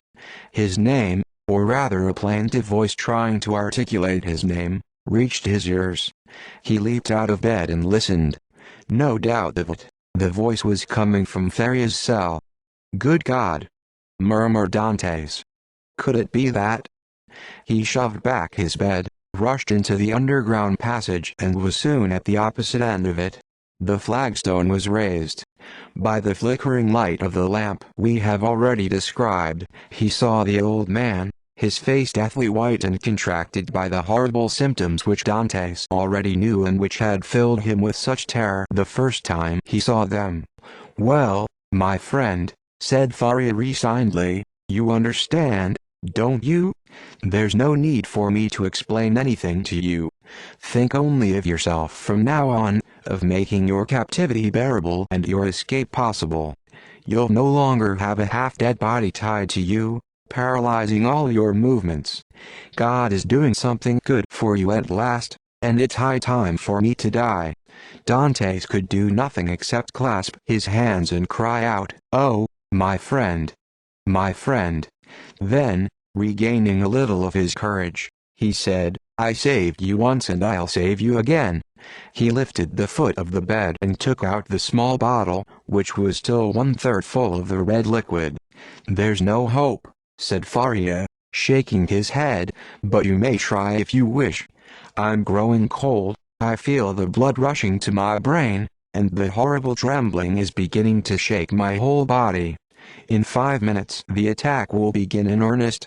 In a quarter of an hour there will be nothing left of me but a corpse." "Oh!"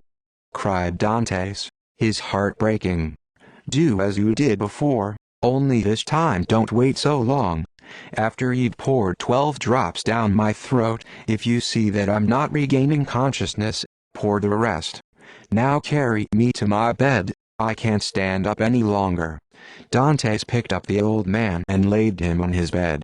"And now, my friend," said Faria, "sole consolation of my wretched life, you whom heaven gave me a little late, but gave me nonetheless, at this moment when I am about to be separated from you forever, I wish you all the happiness and all the prosperity that you deserve. My son, I bless you. Dantes dropped to his knees, leaning his head against the bed. A violent shock interrupted the old man. "Farewell. Farewell," he murmured, pressing Dante's hand convulsively. The attack was terrible. Twisted limbs, swollen eyelids, bloody foam, a motionless body. This was all that remained of the intelligent being who had been there only a moment before. When he believed it to be the right time, Dantes pried Faria's teeth apart with the knife and poured 12 drops of the liquid into his mouth. He waited for 10 minutes, a quarter of an hour, half an hour. There was no sign of a movement. Trembling, his forehead streaming with cold sweat, he decided the time had come to try his last resource. He poured the rest of the liquid into Faria's mouth. The medicine produced a galvanic effect. The old man shook violently in every limb, his eyes opened, frightening to behold, and he heaved a sigh which sounded like a shriek. Then his trembling body gradually became rigid again. Finally the last murmur of his heart ceased, his face grew livid and the light faded entirely from his eyes, which remained open. It was 6 o'clock in the morning. The first feeble rays of dawn invaded the cell, casting weird reflections over the face of the corpse and giving it an appearance of life from time to time. As long as the struggle between day and night lasted, Dantes was still able to doubt, but as soon as day won out he realized fully that he was alone with a corpse. An overwhelming terror seized him. He no longer dared press that hand hanging over the edge of the bed, nor look at those vacant, staring eyes which he had vainly tried several times to close, but which had always opened again. He blew out the lamp, hid it carefully and fled from the cell, replacing the stone behind him as well as he could. He left none too soon, for the jailer was coming. This time he began his visit with Dante's cell. Nothing indicated that he was aware of what had happened. He went out, burning with impatience to know what would happen in the cell of his unfortunate friend. Dantes crawled back into the underground passage in time to hear the jailer calling for aid. Other jailers soon arrived, then came the heavy, measured footsteps of soldiers. Behind them came the governor. Dantes heard the bed creaking as they tried to rouse the dead man. The governor ordered them to throw water in his face. Then, seeing that this had no effect, he sent for the doctor. The governor left the cell and several words of compassion, mingled with crude jokes and laughter, reached Dante's ears.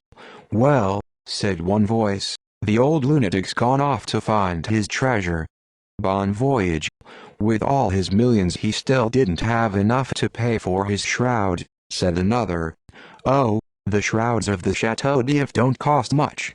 Since he's a priest, maybe they'll go to a little extra expense for him." "That's right.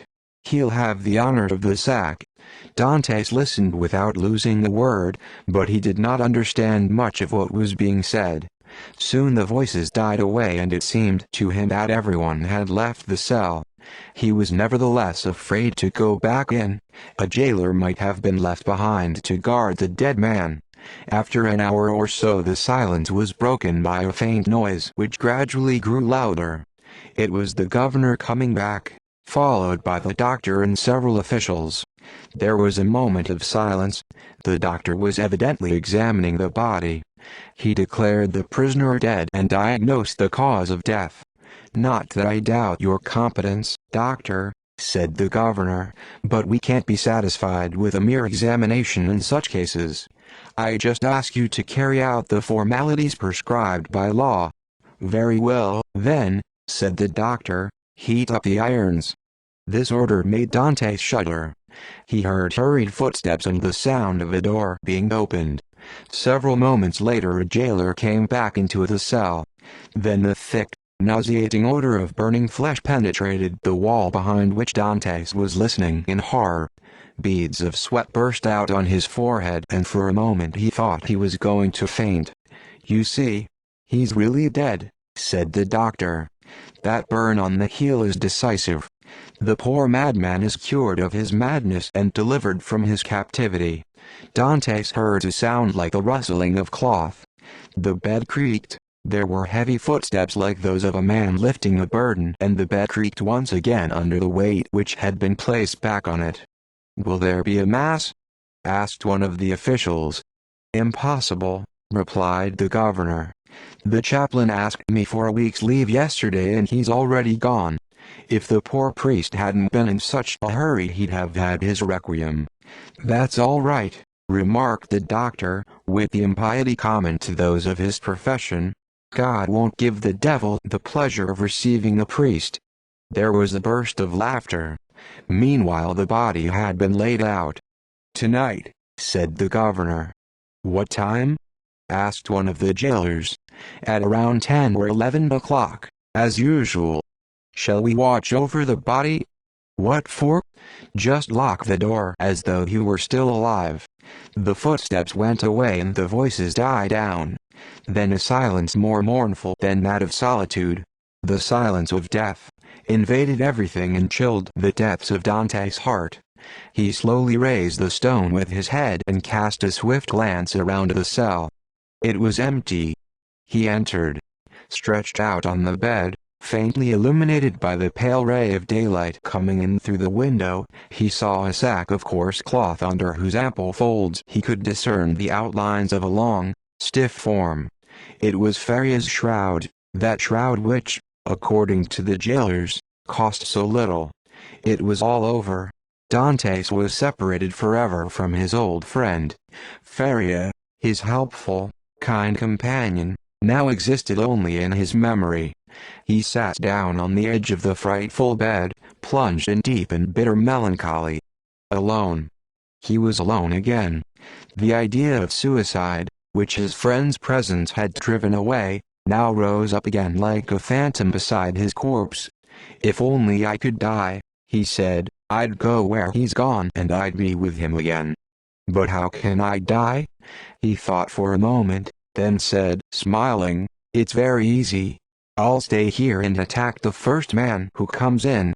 I'll strangle him and they'll guillotine me."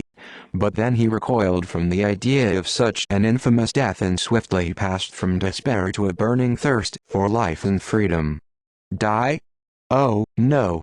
he cried out. "What would be the point of having lived and suffered so much if I were going to die now? No, I want to live, to fight on to the end. I want to win back the happiness that was taken away from me. I must punish my enemies before I die, and I may also have some friends to reward. But they'll forget me here, and the only way I'll ever leave this dungeon is like Faria." As he spoke these words he sat stock still, staring into space like a man suddenly struck by a terrifying idea. Then he stood up, put his hand to his forehead as though he were dizzy and murmured, "Who sent me this thought? Was it you, oh God? Since only the dead leave here, I'll take the place of a corpse."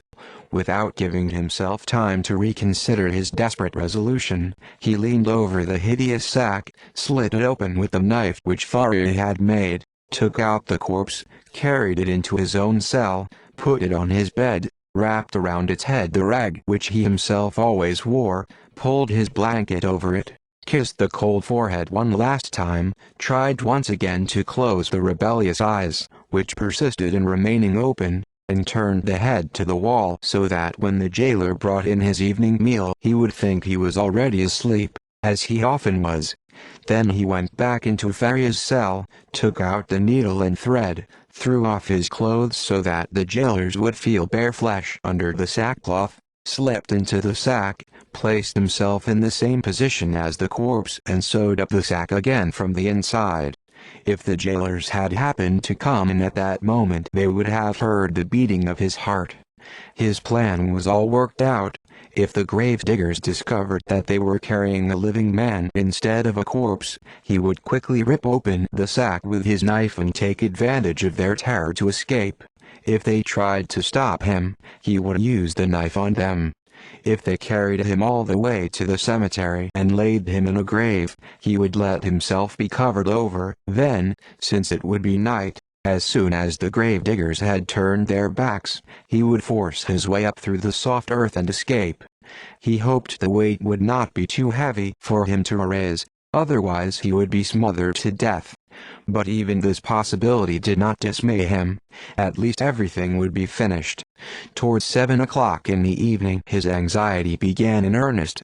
He trembled in every limb and his heart felt as though it were being gripped in an icy vice. The hours passed without bringing the slightest movement in the prison.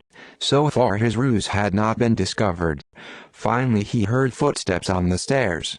The time had come.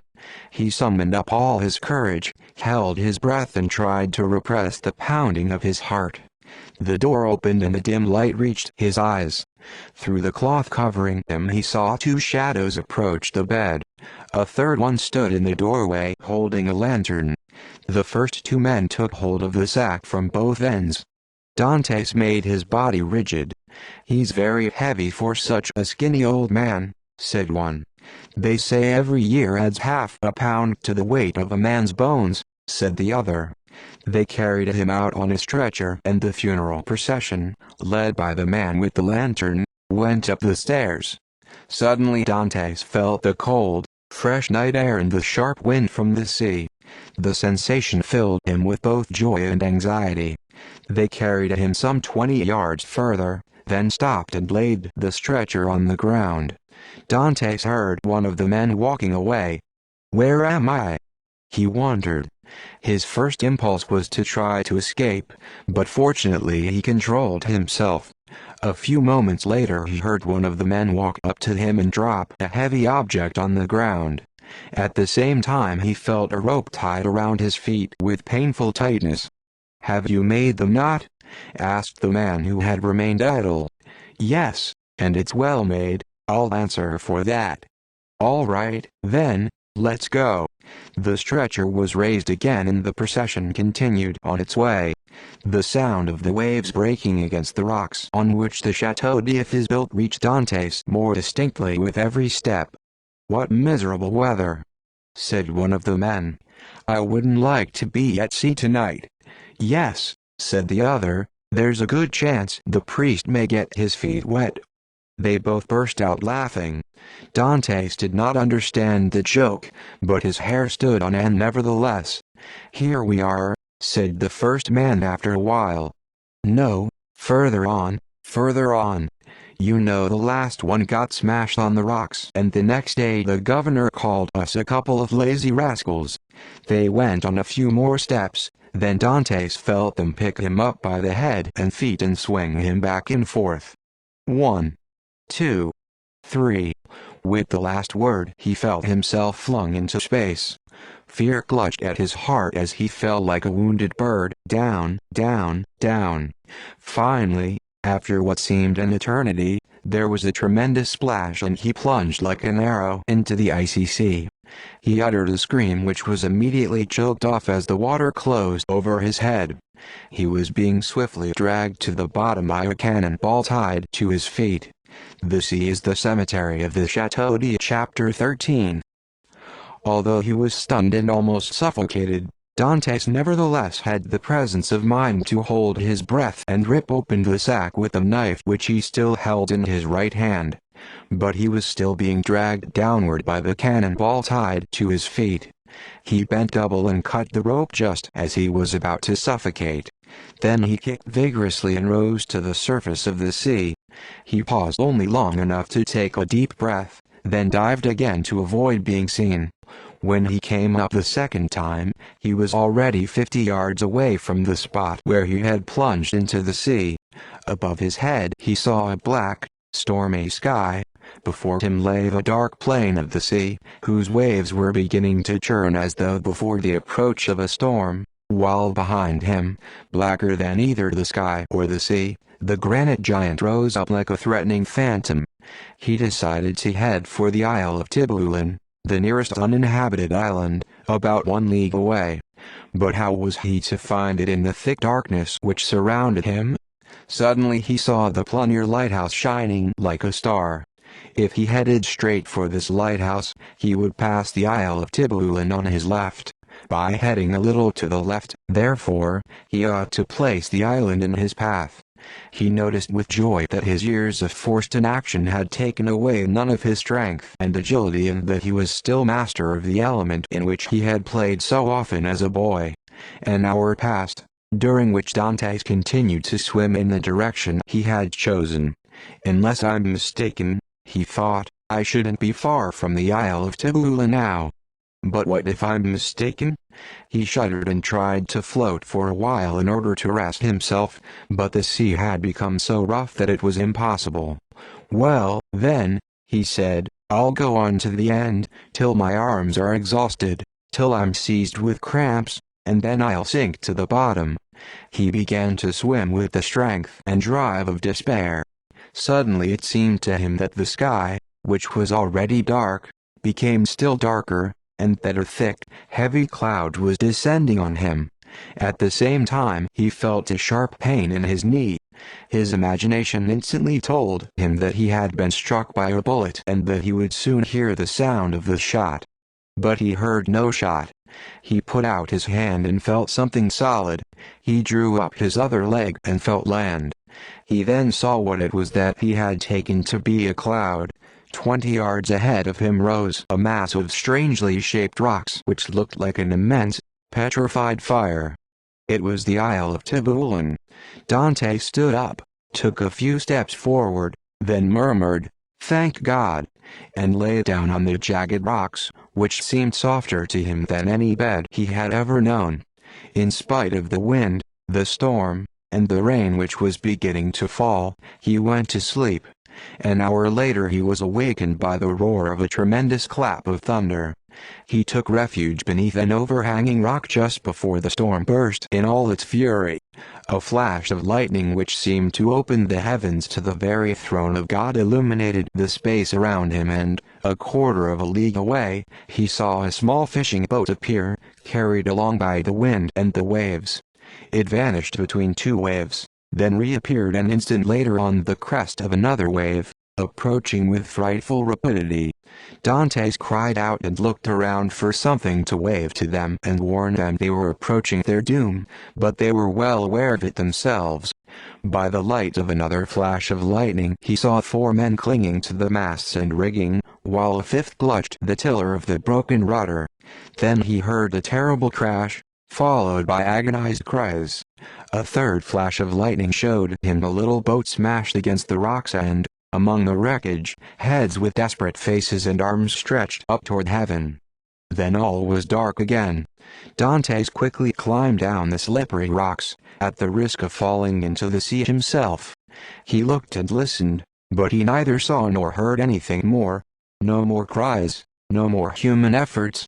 There was nothing left except the storm with its roaring winds and foaming waves. Little by little, the wind died down. The big gray clouds rolled off westward, and soon a long reddish streak appeared on the eastern horizon. Light suddenly touched the waves and turned their foamy crests into golden plumes. Daylight had come.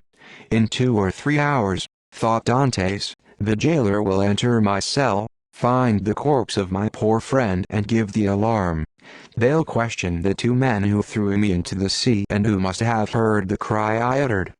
Boats filled with armed soldiers will begin searching the sea for me, and the cannon will alert the coast not to give shelter to a naked, hungry fugitive. I'll be at the mercy of the first peasant who wants to earn 20 francs by turning me in. Oh, my God! My God! You know how much I've suffered. Help me now that I can no longer help myself." Just as he finished this fervent prayer, he saw on the horizon the lateen sail of a ship which his experienced eye recognized as a Genoese tartan coming from Marseille. "Oh," he cried, "to think that I could swim out to that ship in half an hour if I weren't afraid of being recognized as a fugitive and taken back to Marseille. Those men are all smugglers and semi-pirates. They'd rather sell me than perform an unprofitable good deed. What story could I invent to deceive them? I have it. I'll say I'm one of the sailors from the boat that was smashed on the rocks last night. There won't be anyone to contradict me, because the crew all drowned." So saying, he looked toward the spot where the little vessel had perished. A few planks were still floating there, and he saw with a start that the cap of one of the sailors had come to rest on the point of a rock. Dantes dived into the sea, swam over to the cap, put it on his head, took hold of one of the planks and began kicking toward the spot where he estimated that the ship would pass. When he was close enough, he made a supreme effort, lunged almost entirely out of the sea, waved his cap and uttered a loud cry. The ship turned toward him and he saw the crew make ready to lower a boat. Thinking he no longer needed the plank, he let go of it and began to swim vigorously toward the boat. But he was counting on a strength which he no longer had. His legs and arms began to stiffen, his movements became heavy and irregular, and his chest began to heave. The two rowers in the boat redoubled their efforts, and one of them called out to him in Italian, "Courage!" Dantes thrashed desperately for a while, then sank below the surface. He felt himself being pulled up by the hair, then he fainted. When he opened his eyes again, he found himself lying on the deck of the tartan. One sailor was rubbing his limbs with a woolen blanket, another, the one who had called out "Courage!" to him, was holding a gourd to his mouth, while a third, the captain of the ship, was looking at him with that selfish pity which most men feel in the presence of a misfortune which they have escaped yesterday and which may strike them tomorrow. "Who are you?" asked the captain in bad French. "I'm a Maltese sailor," replied Dantes in equally bad Italian. "We were coming from Syracuse. A storm caught us off Cape Morgiou last night and smashed our ship against those rocks over there. I'm the only one who survived. When I saw you coming, I held on to a piece of the wreckage and swam out to meet you, but I'd have drowned if one of your sailors hadn't grabbed me by the hair." "That was me," said a sailor with a frank, open face. "It was time, too, because you were sinking." "Yes, I was," said Dantes, holding out his hand to him. "Thank you, my friend. I almost hesitated to pull you out, though," said the sailor. "With your 6-inch beard and your hair a foot long, you looked more like a bandit than an honest man." Dantes abruptly recalled that he had cut neither his hair nor his beard the whole time he had been in prison. "Once when I was in danger," he said, "I made a vow to Our Lady of Pietragrata not to cut my hair or my beard for 10 years. The 10 years are up today, and I almost celebrated it by drowning. Now, what are we going to do with you?" asked the captain. "Whatever you like. I'm a good sailor, so you can leave me at the first port you touch, and I'm sure to find work on some merchant ship. Do you know the Mediterranean? I've been sailing on it since I was a child. There are few harbors, even the most difficult, that I couldn't take a ship into and out of with my eyes closed." "Well, then, Captain," said Jacopo, the sailor who had saved Dante's life, "why can't he stay with us?" "Very well," said the captain to Dantes, "I'll take you on if you're not too unreasonable. Just pay me what you pay the others." "All right," said the captain. "Now, Jacopo, do you have any extra clothes you can lend this man? I have a pair of trousers and a shirt." "That's all I need," said Dantes. Jacopo slid down the hatchway and came up an instant later with the 2 garments. "Do you need anything else?" asked the captain. "I'd like a piece of bread and another drink of that fine rum I tasted just now." Jacopo handed him the gourd and another sailor brought him a piece of bread. Dantes asked if he could take over the helm. The helmsman, delighted to be relieved of his duties, looked at the captain, who motioned him to give up his place to his new shipmate. Dantes took over, keeping his eyes fixed on the coast of Marseille. "What day of the month is it?" he asked Jacopo, who had sat down beside him. "The 28th of February." "What year?" "What do you mean? Don't you know what year it is?" "I was so frightened last night," replied Dantes, laughing, "that I almost lost my mind, and my memory is still confused, so I'll ask you again, what year is it?" "It's 1829, said Jacopo. It had been 14 years, to the day since Dantes had been arrested. He was 19 when he entered the Chateau d'If. He was now 33. A sad smile passed over his lips as he wondered what had become of Mercedes during all that time when she must have believed him to be dead. Then his eyes flashed with hatred as he thought of the three men to whom he owed his long and cruel captivity, and he renewed the oath of vengeance against Danglars, Fernand and Villefort which he had already sworn in prison. And this oath was no longer a vain threat, for at that moment the fastest ship in the Mediterranean could not have overtaken the little tartan as she scudded along under full sail toward Leghorn. Dantes had been on the Jeune Amélie, the Genoese tartan, for less than a day when he realized that he was dealing with smugglers. He therefore had the advantage of knowing what the captain was without the captain's knowing what he was. He adhered rigidly to his original story, filling it out with all sorts of accurate details about Naples and Malta, which he knew as well as he did Marseille, and even the shrewd Genoese captain accepted his story completely. When they reached Leghorn, Dantes was eager to see whether he would recognize himself, for he had not seen his own face for 14 years. As soon as they landed, he went to a barber to have his hair and beard cut. When the barber had finished, Dantes asked for a mirror and looked at himself. He was now 33 years old, as we have said, and his 14 years of prison had greatly altered his face. He had entered the Chateau d'If with the round, smiling face of a happy young man who has made a good beginning in life and who counts on the future to unfold itself as a natural deduction from the past. All that was now changed. His oval face had lengthened. His smiling lips had taken on the firm lines of resolution. His eyebrows had become arched beneath a single thoughtful wrinkle. His eyes wore a look of deep sadness, with occasional flashes of dark hatred. His skin, which had been away from the sunlight for so long, had grown pale. The deep learning he had acquired was reflected in his face by an expression of intelligent self-confidence. Furthermore, although he was naturally rather tall, he had acquired that stocky vigor of a body which constantly concentrates its strength within itself. Furthermore, his eyes, which had been so long in darkness and semi-darkness, had developed the faculty of distinguishing objects in the dark, like those of the hyena and the wolf. Dante smiled as he looked at himself. It was impossible that his best friend, if he still had any friends, would recognize him. He did not even recognize himself. When he returned to the Jeune Amélie, the captain renewed his offer to take him on as permanent member of the crew, but Dantes, who had other plans, would agree only to an engagement of 3 months.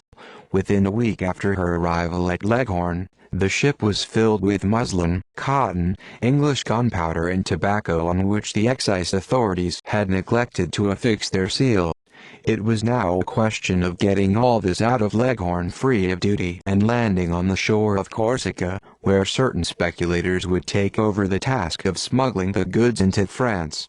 They set sail, and Dantes once again found himself moving across that blue sea which he had seen so often in his dreams during his imprisonment. When the captain came up on deck the next morning, he found Dantes leaning over the bulwarks and gazing, with a strange expression on his face, at a pile of granite rocks which shone pink in the rising sun. It was the Isle of Monte Cristo. The Jeune Amélie passed it about 3/4 of a league to starboard. Fortunately, Dantes had learned to wait. He had waited 14 years for his freedom. He could certainly wait 6 months or a year for his wealth. He repeated the cardinal's letter word for word in his mind. 2.5 months went by, during which Dantes became as skillful a smuggler as he was a sailor. He had become acquainted with all the smugglers along the coast and learned all the Masonic signs by which these semi-pirates recognized one another. He had passed his Isle of Monte Cristo at least 20 times, but without a single opportunity to land there. He therefore decided that as soon as his engagement with the captain of the Jeune Amélie was ended he would rent a small bark and go to the Isle of Monte Cristo on some pretext or other. He would be able to search for his treasure at leisure, but he would no doubt be spied upon by the men who took him there. This was simply a risk he would have to take. Try as he might, he could think of no way to get to the island without being taken there by someone else. He was still grappling with this problem when one evening the captain, who had great confidence in him and was anxious to keep him in his service, took him to a tavern in the Via del Olio, which was a favored meeting place for the smugglers of Leghorn. On this particular evening an undertaking of great importance was being discussed. It concerned a ship laden with Turkish carpets, cashmere and cloth from the Levant. It was necessary to find some neutral ground where the exchange could be made, and then attempt to land the goods on the coast of France. The profit would be enormous if the undertaking succeeded, 50 to 60 piastres per man. The captain of the Jeune Amélie suggested that the Isle of Monte Cristo, being completely deserted and free of soldiers and customs agents, would be a good place to unload the cargo. When he heard the name of Monte Cristo, Dantes trembled with joy. He stood up to hide his emotion and walked around the smoky tavern. When he returned it had been decided that they would land on Monte Cristo and that they would leave the following night. Chapter 14. At 7 o'clock the next evening everything was ready. They rounded the lighthouse at 10 minutes past 7, just as the beacon was being lit. The sea was calm and there was a fresh wind blowing from the southeast. By 5 o'clock the next evening the Isle of Monte Cristo was clearly visible. They landed at 10 o'clock. The Jeune Amélie was the first to arrive at the rendezvous. Despite his usual self-control, Dantes could not restrain himself. He rushed ashore before any of the others and would have kissed the earth if he had dared. But it would have been useless to begin his search at night, so he regretfully put it off until the next day. Besides, a signal from half a league out to sea, which the Jeune Amélie answered by a similar signal, had just indicated that it was time to go to work. The latecomer, reassured by the signal, soon appeared, white and silent as a ghost, and dropped anchor a short distance offshore. Then the work of unloading the cargo began. As he worked, Dantes thought of the shouts of joy he would draw from all those men if he were to tell them of the thought with which his mind was constantly filled. No one suspected anything, however, and when he took a gun the next morning and announced his intention of going off to shoot one of the wild goats which could be seen leaping from rock to rock, his excursion was attributed only to either a love of hunting or a desire for solitude. Jacopo was the only one who insisted on going with him, and Dantes was afraid to oppose him, lest he rouse some suspicion. But he managed to kill a goat before they had gone a quarter of a league and sent Jacopo to carry it back to his companions, inviting them to cook it and signal him when it was done by firing a shot into the air. Dantes continued on his way, looking back from time to time, until he finally reached the spot where he supposed the caves to be. Examining everything with meticulous attention, he noticed that on several rocks there were notches which had apparently been made by the hand of man. They seemed to have been cut with a certain regularity, probably to indicate a trail. These signs gave Dantes hope. Why could they not have been carved by the cardinal in order to guide his nephew? He followed them until they stopped, but they had taken him to no cave. A large round rock perched on a solid base seemed to be the only goal to which they led. It occurred to him that, instead of being at the end of the trail, he was at the beginning. He turned and retraced his steps. Meanwhile his companions had finished cooking the goat. Just as they were taking it off the improvised spit they saw Dantes leaping from rock to rock. They fired a shot to signal to him. He changed direction and came running toward them. But as they were all watching him, his foot slipped and they saw him stagger on the edge of a rock and disappear. They all rushed forward at once, for they all loved Dantes despite his superiority. They found him bleeding and almost unconscious. He had apparently fallen from a height of 12 to 15 feet. They poured some rum down his throat and he soon opened his eyes, complaining of a sharp pain in his knee, a feeling of heaviness in his head and unbearable twinges of pain in his back. They tried to carry him to the shore, but as soon as they touched him he groaned and said he did not feel strong enough to continue. The captain, who was obliged to leave that same morning, insisted that they try to get him on board the ship, but Dante declared that he would rather die where he was than suffer the atrocious pain which so much movement would inflict on him. "Just leave me a supply of biscuits, a gun to hunt with and a pickaxe to build some sort of shelter with in case you should be delayed in coming back for me," he said. "But you'll starve," said the captain. "We'll be gone at least a week." "Listen, Captain," said Jacopo, "here's the answer to the problem. I'll stay here with him and take care of him." "Do you mean you'd give up your share of the profit in order to stay with me?" asked Dantes. "Yes," replied Jacopo, "and without regret." "You're a good friend, Jacopo," said Dantes, "and God will reward you for your goodwill, but I don't need anyone. A day or two of rest will put me back on my feet." He shook Jacopo's hand affectionately, but his resolution to stay, and stay alone, remained unshakable. The smugglers finally gave him the things he had requested and left him.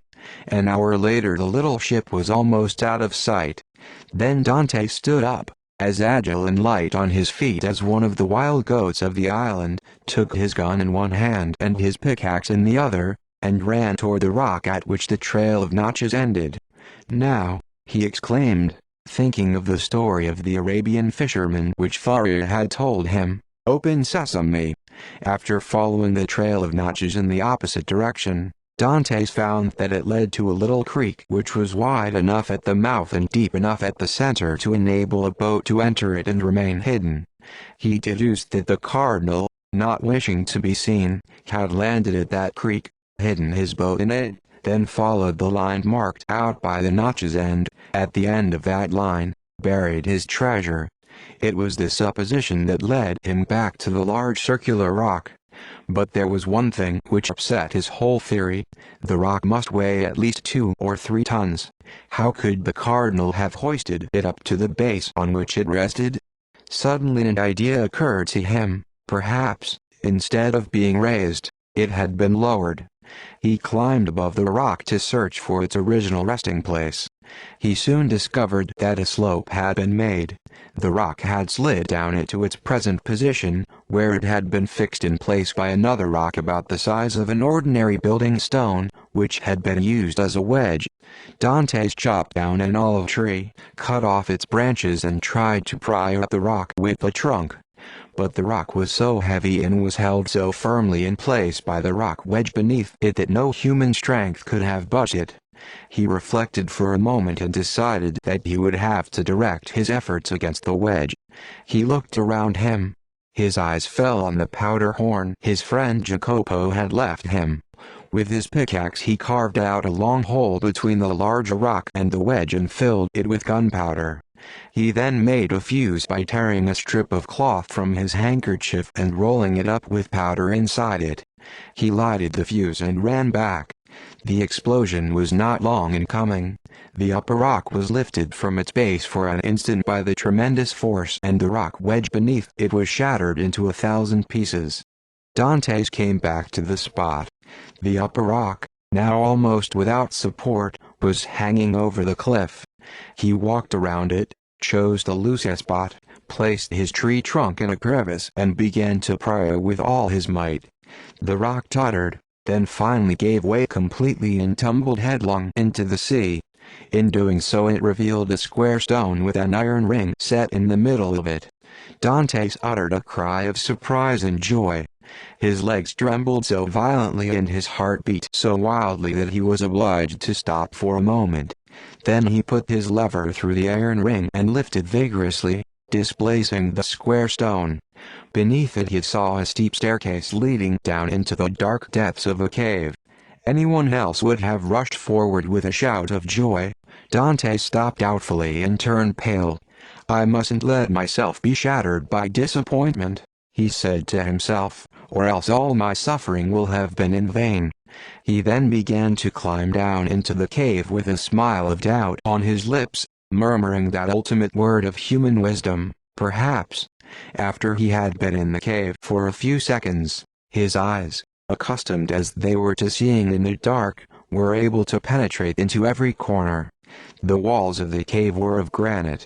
He recalled the words of the cardinal's letter, in the furthest corner of the second opening. He had found only the first cave. Now he must search for the second one. He sounded the wall with his pickaxe. At length he found a spot where the granite gave forth a hollower and deeper sound. He struck it again, more vigorously. This time he noticed something strange. His blow had chipped a sort of plaster off the wall, revealing a softer, grayish stone beneath it. The opening in the granite wall had been sealed up with another kind of stone and then covered over with this plaster, on the surface of which the appearance of granite had been imitated. He struck the stone with the sharp end of his pickaxe. It penetrated to a depth of about 1 inch. Dantes went to work. After some time he noticed that the stones had not been cemented together, but simply piled on top of one another and covered with a layer of plaster. He shoved the point of his pickaxe into one of the interstices, pushed down on the handle and, to his great joy, one of the stones fell at his feet.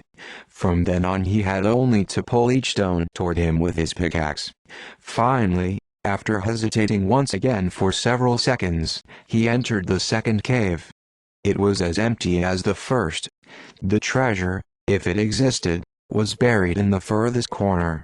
The hour of anguish had arrived. 2 feet of earth was all that lay between Dantes and supreme joy or supreme despair. He walked over to the corner and, as though seized by a sudden resolution, energetically attacked the ground. At the 5th or 6th blow his pickaxe struck metal. He struck a little to one side of the spot. He still encountered resistance, but not the same sound.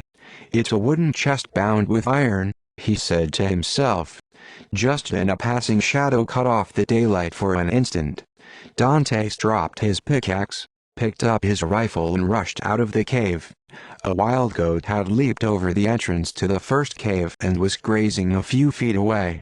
Dantes thought for a moment, cut down a small pine tree, lit it from the remaining flames of the fire over which the smugglers had cooked their goat and came back to the cave with this torch. He did not want to lose a single detail of what he was going to see. He held his torch up to the small excavation he had made and saw that he was not mistaken. His blows had struck wood and metal. He planted the torch in the ground and went on with his work.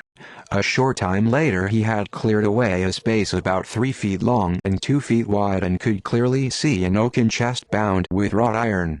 In the middle of the lid on a silver plaque were the arms of the Spada family, which Dantes easily recognized, for Faria had drawn them for him countless times. It was impossible to doubt it now. The treasure was there. No one would have taken such precautions in order to put an empty chest back in place. Dantes rapidly cleared away the earth around the chest. Soon the center lock appeared, then the handles at each end, all delicately wrought in the manner of that period when art made precious even the basest of metals. He took the chest by the 2 handles and tried to lift it, but it was impossible. He tried to open it. It was locked. He inserted the sharp end of his pickaxe between the chest and the lid and pushed down on the handle. The lid creaked, then flew open. Dantes was seized with a sort of giddy fever. He cocked his gun and placed it beside him. Then he closed his eyes like a child, opened them and stood dumbfounded. The chest was divided into 3 compartments. In the first were shining gold coins. In the second, unpolished gold ingots packed in orderly stacks. From the third compartment, which was half full, Dantes picked up handfuls of diamonds, pearls and rubies. As they fell through his fingers in a glittering cascade, they gave forth the sound of hail beating against the window panes. After he had touched them, fingered them, and buried his trembling hands in the gold and precious stones, Dantes ran out of the cave with the wild exultation of a man who has come to the brink of madness. He climbed up on a rock from which he could see the surrounding sea. He was alone, all alone with those incalculable, unheard of, fabulous riches which belonged to him. But was he dreaming or waking? He needed to see his gold again, yet he felt that, for the moment, he did not have the strength to look at it. He pressed his head between his hands for an instant, as though to prevent his reason from escaping. Then he began to run frenziedly around the island, frightening the wild goats and seagulls with his shouts and gesticulations. Then he returned, still doubting his senses, rushed into the cave and found himself once again in the presence of his mine of gold and jewels. This time he fell to his knees, convulsively pressed his hands over his pounding heart and uttered a prayer that was intelligible to God alone. Chapter 15. The next day, Dantes filled his pockets with precious stones, carefully buried the chest again and disguised the entrance to the cave until no trace of it was visible. Then he began to wait impatiently for his companions to return. He had no desire to stay on the island looking at his gold and diamonds, like a dragon guarding a useless treasure. It was time for him to go back among men and take up the rank, influence and power which great wealth gives in this world. The smugglers returned on the sixth day. Dantes recognized the jeune Emily from a distance and dragged himself down to the shore. When his companions landed, he told them that, although he was still in pain, he was considerably better. Then he listened to the account of their adventures. Their trip had been successful and all of them, especially Jacopo, regretted that Dantes had been unable to take part in it in order to have his share of the profits, which would have been 50 piastres. Dantes managed not to smile at this. Since the jeune Emily had come to Monte Cristo only for him, he boarded her that evening and went on to Leghorn. In Leghorn he sold 4 of his smallest diamonds for 5,000 francs each. The next day he bought a small ship for Jacopo, adding 100 piastres to the gift to enable him to hire a crew, on condition that Jacopo go to Marseille and ask for news of an old man named Louis Dantes and a young woman called Mercedes. Jacopo thought he must be dreaming. Dantes told him that he had become a sailor only on a youthful impulse and that upon arriving in Leghorn he had received an inheritance from his uncle. Dantes' superior education made the story plausible and Jacopo did not doubt its truth for an instant. The next day Jacopo set sail for Marseille. He was to meet Dantes later at Monte Cristo. That same day, Dantes took leave of the crew of the jeune Emily, giving each of them a handsome present and promising to let the captain hear from him. Dantes went to Genoa. The day of his arrival, he bought a small yacht which had been ordered by an Englishman who had heard that the Genoese were the best shipbuilders of the Mediterranean. The Englishman had agreed to a price of 40,000 francs. Dantes offered 60,000 on condition that the yacht be turned over to him immediately. The shipbuilder offered to help Dantes engage a crew, but Dantes replied that he was in the habit of sailing alone and that the only thing he desired was that a secret compartment be built in the cabin. The compartment was finished the next day, and 2 hours later Dantes sailed out of the harbor of Genoa, headed for the Isle of Monte Cristo. He arrived toward the end of the second day. His yacht was an excellent sailor and had covered the distance in 35 hours. The island was deserted. He went to his treasure and found it exactly as he had left it. By the next day his immense fortune had been transferred to his yacht and locked up in the secret compartment. Dantes waited for 8 days, during which he maneuvered his yacht around the island, studying it as a horseman studies his mount. By the end of that time he had recognized all its good qualities and all its defects. He promised himself to augment the former and remedy the latter. Jacopo arrived on the 8th day and tied up his small ship alongside Dantes' yacht. He had to sad answer to each of the 2 questions Dantes had asked. Old Louis Dantes was dead and Mercedes had disappeared. Dantes' expression remained calm when he heard this news, but he immediately went ashore and refused to have anyone go with him. He returned 2 hours later. 2 sailors from Jacopo's crew came on board his yacht to help him sail it. He gave orders to head for Marseille. The news of his father's death was not unexpected, but what had become of Mercedes? There were also other things he wanted to know which he could trust no one else to find out for him. In Leghorn his mirror had shown him that he ran no risk of being recognized. Furthermore, he had every means of disguise at his disposal.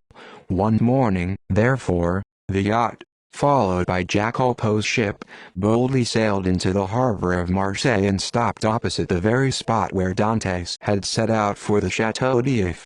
It was not without a certain anxiety that Dantes saw a gendarme coming out to meet him in the quarantine boat, but, with the perfect self-assurance which he had acquired, he presented an English passport he had bought in Leghorn and went ashore without difficulty. Chapter 16.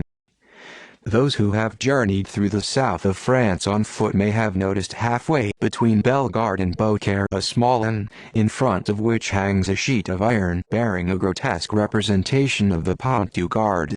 For the past 7 or 8 years this inn had been kept by a man and his wife whose only servants were a chambermaid and a stable boy, a staff which was more than sufficient now that the canal between Beaucaire and Aigues-Mortes had taken almost all the traffic off the road on which the inn was situated. The unfortunate innkeeper was none other than Dante's old friend Gaspard Caderousse. His pale, thin, sickly wife was almost constantly in the grip of a fever which kept her in her bedroom on the second floor while her husband went about his daily tasks. To her never-ending complaints against their fate, he usually answered only, "Be quiet. It's God's will." One morning as Caderousse was standing in the doorway of the inn, looking up and down the deserted road with a melancholy air, a horseman appeared in the distance, coming from the direction of Bellegarde. The rider was a priest, dressed in black and wearing a three-cornered hat despite the fierce heat of the sun. He dismounted before the inn, wiping the perspiration from his forehead with a red cotton handkerchief. Caderousse eagerly came out to meet him. The priest stared at him with peculiar attention for 2 or 3 seconds, then said, in a pronounced Italian accent, "You're Monsieur Caderousse, aren't you?" "Yes, sir," said the innkeeper, surprised. "I'm Gaspard Caderousse, at your service." "Weren't you once a tailor?" "Yes, but that turned out badly. The weather is so hot in Marseille that I wouldn't be surprised if people finally stopped wearing any clothes at all. Speaking of heat, wouldn't you like something to drink?" "Yes, bring me a bottle of your best wine and we'll go on with our conversation." When Caderousse returned a few minutes later he found the priest sitting on a stool with his elbows on the table. "Are you alone?" asked the priest as his host set a glass and a bottle of wine in front of him. "Practically alone. My poor wife is always sick, so she can't be of much help to me." "Oh, you're married?" said the priest with a certain interest. He cast around him a glance which seemed to estimate the true value of the dilapidated furnishings of the inn. "You can see I'm not rich," said Caderousse, sighing. "But what can you expect? Being an honest man isn't enough to bring prosperity in this world." The priest looked at him piercingly. "Yes, an honest man," repeated Caderousse, returning the priest's steadfast gaze. "That's one thing I can boast of, and not everyone nowadays can say the same thing." "You're fortunate if your boast is true," said the priest, "because I am firmly convinced that, sooner or later, the good are rewarded and the wicked are punished." "Your profession requires you to say that," said Caderousse bitterly, "but everyone is free not to believe what you say." "You're wrong to speak that way," said the priest, "for I myself may soon give you proof of what I say." "What do you mean?" asked Caderousse with surprise. "First of all I must make sure you're really the man I'm looking for. In 1814 or 1815 did you know a sailor named Dantes?" "Dantes? Yes, I knew him, poor Edmund. In fact, he was one of my best friends." "Do you know him? Is he still alive? Is he free? Is he happy?" "He died in prison, wretched and hopeless." Caderousse turned pale. He turned away and the priest saw him wipe a tear from his eye with a corner of the red handkerchief which he wore around his head. "Poor boy," he murmured. "There's another proof of what I was telling you, that God is good only to the wicked. Ah, the world is going from bad to worse." "You seem to have been quite fond of him," said the priest. Yes, I was very fond of him, said Caderousse, although I must admit I envied his happiness for a short while. But since then I can assure you I've felt great pity for his misfortune. There was a silence during which the priest searchingly scrutinized the innkeeper's face. Did you know him? Went on Caderousse. I was called to his deathbed to give him a last consolation of religion. And there, on his deathbed, he swore to me by Jesus Christ that he did not know the cause of his imprisonment. That's true, he couldn't know it, said Caderousse. No, he wasn't lying, poor boy. He therefore begged me to bring to light the cause of the misfortune which he himself never understood, continued the priest, and to clear away the stain from his memory. A rich Englishman who was in prison with him, but who was released at the Second Restoration, owned a diamond of great value. When he left prison, he gave it to Dantes, who had once taken care of him like a brother during a long illness he had suffered. Instead of using it to bribe his jailers, who might well have taken it and then betrayed him, Dantes always kept the diamond in case he should get out of prison, for it would have assured his fortune. It must have been a diamond of great value, as you say, said Caderousse, his eyes shining. Everything is relative, said the priest. It was of great value for Dantes. It has been appraised at 50,000 francs. 50,000 francs! Exclaimed Caderousse. I have it in my possession now. Dantes made me the executor of his will. I had 3 good friends and a fiancée, he told me, and I'm sure all 4 of them still miss me. One of my good friends was named Caderousse. Caderousse shuddered. Another was named Danglars, continued the priest without appearing to notice Caderousse's emotion. And the third was my rival, but he also loved me. His name was Fernand. As for my fiancée, her name is Mercedes. Go to Marseille, sell this diamond, divide the money into 5 parts and give it to the only people on earth who love me. Why did he say 5 parts? Asked Caderousse. You've mentioned only 4 persons. The 5th one is dead. He was Dante's father. I was told about it in Marseille, went on the priest, making an effort to appear indifferent, but he died so long ago that I was unable to learn any of the details. Would you happen to know anything about it? No one knows better than I do, replied Caderousse. I lived next door to him. Oh, yes, he died less than a year after his son disappeared, poor old man. How did he die? I think the doctors called his illness gastric enteritis. Those who knew him said he died of sorrow. But I almost saw him die, and I say he died of... Caderousse stopped short.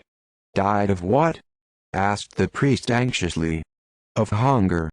Of hunger, cried the priest, leaping from his stool. Why, even the lowest animals don't die of hunger. A dog wandering through the streets will always find someone to throw him a crust of bread. And you tell me a man died of hunger in the midst of other men who call themselves Christians? Impossible. Oh, it's impossible. I've told you the truth, said Caderousse. And you're wrong to tell it, said a voice from the staircase. The 2 men turned around and saw the sickly face of Caderousse's wife, who had dragged herself to the head of the stairs to listen to their conversation. She was sitting on the top step with her head on her knees. It's no business of yours, said Caderousse. This gentleman asked me for some information. It wouldn't be polite to refuse. No, but it's not prudent to tell him, either. How do you know why he wants to make you talk, idiot? Your husband has nothing to fear, madam, said the priest, as long as he speaks frankly. I can assure you that no harm will come to you because of me. Caderousse's wife mumbled a few unintelligible words, let her head drop back to her knees and continued to tremble with fever, leaving her husband free to resume his conversation, but placed in such a way that not a word of it would escape her. But the poor old man must have been forsaken by everyone if he died such a death, said the priest. No, Mercedes and Monsieur Morel didn't forsake him. said Cadrus, but the old man took a profound dislike for Fernand, the same Fernand, added Cadrus with an ironic smile, that Dantes named as one of his friends. Wasn't he really his friend? Asked the priest. Gaspard, said the voice from the top of the stairs. Be careful of what you say. Cadrus's only reply to the interruption was a gesture of impatience. Is it possible to be the friend of a man whose wife you covet? He said. Dantes had a heart of gold. He called all those people his friends. Poor Edmund. I suppose it's better he never found out. It would have been too hard for him to forgive them as he was dying. And no matter what they say, I'm more afraid of the curse of a dead man than the hatred of a living one. Do you know how Fernand wronged Dantes? I certainly do. Then tell me about it. Gaspard, you can do as you like, said Madame Cadrus, but if you listen to me you won't say anything. This time I think you're right, said Cadrus. You don't want to tell me anything about it? Asked the priest. What good would it do? If Edmund were alive and came to me to find out once and for all which people were his real friends and which were his enemies, I'd tell him.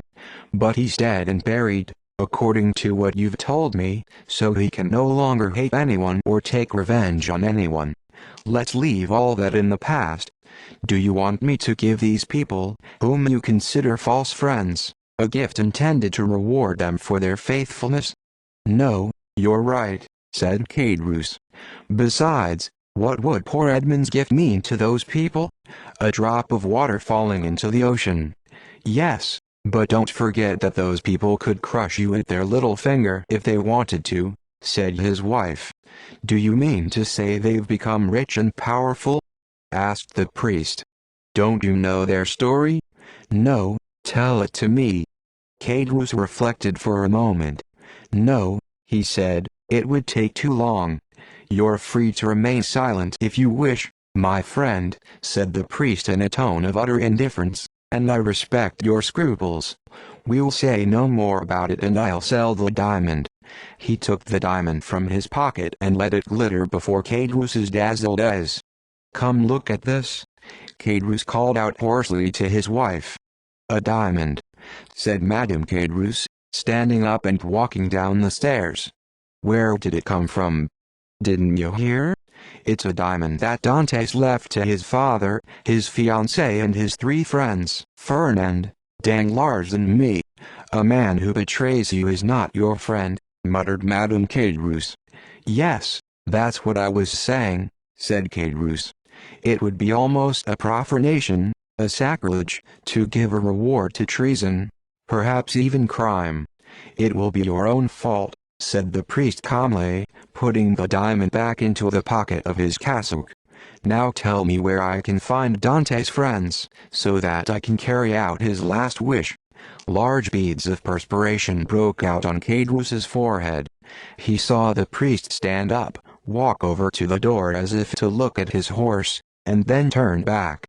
Cadrus and his wife looked at each other with an indescribable expression. The whole diamond would be for us, said Cadrus. Do you really think so? A priest wouldn't lie to us. Do whatever you think best, said his wife. I leave it to you. She climbed slowly up the stairs. At the last step she turned around for a moment and said, Think it over carefully, Gaspard. I've already made up my mind, said Cadrus. What have you decided? Asked the priest. To tell you everything. I think that's the best thing to do. Not that I'm anxious to hear about things you'd prefer not to tell me, but it will be better if I can distribute Dante's legacy according to his true wishes. I hope so, said Cadrus, his cheeks flushed with hope and cupidity. I'm listening. First of all, began Cadrus, I must ask you to promise me something. What? I want you to promise me that if you make use of the information I'm about to give you, you will never tell anyone you heard it from me, because the people I'm going to talk about are rich and powerful, and they could destroy me as easily as breaking a glass. Don't worry, my friend. I'm a priest and I never reveal confessions made to me.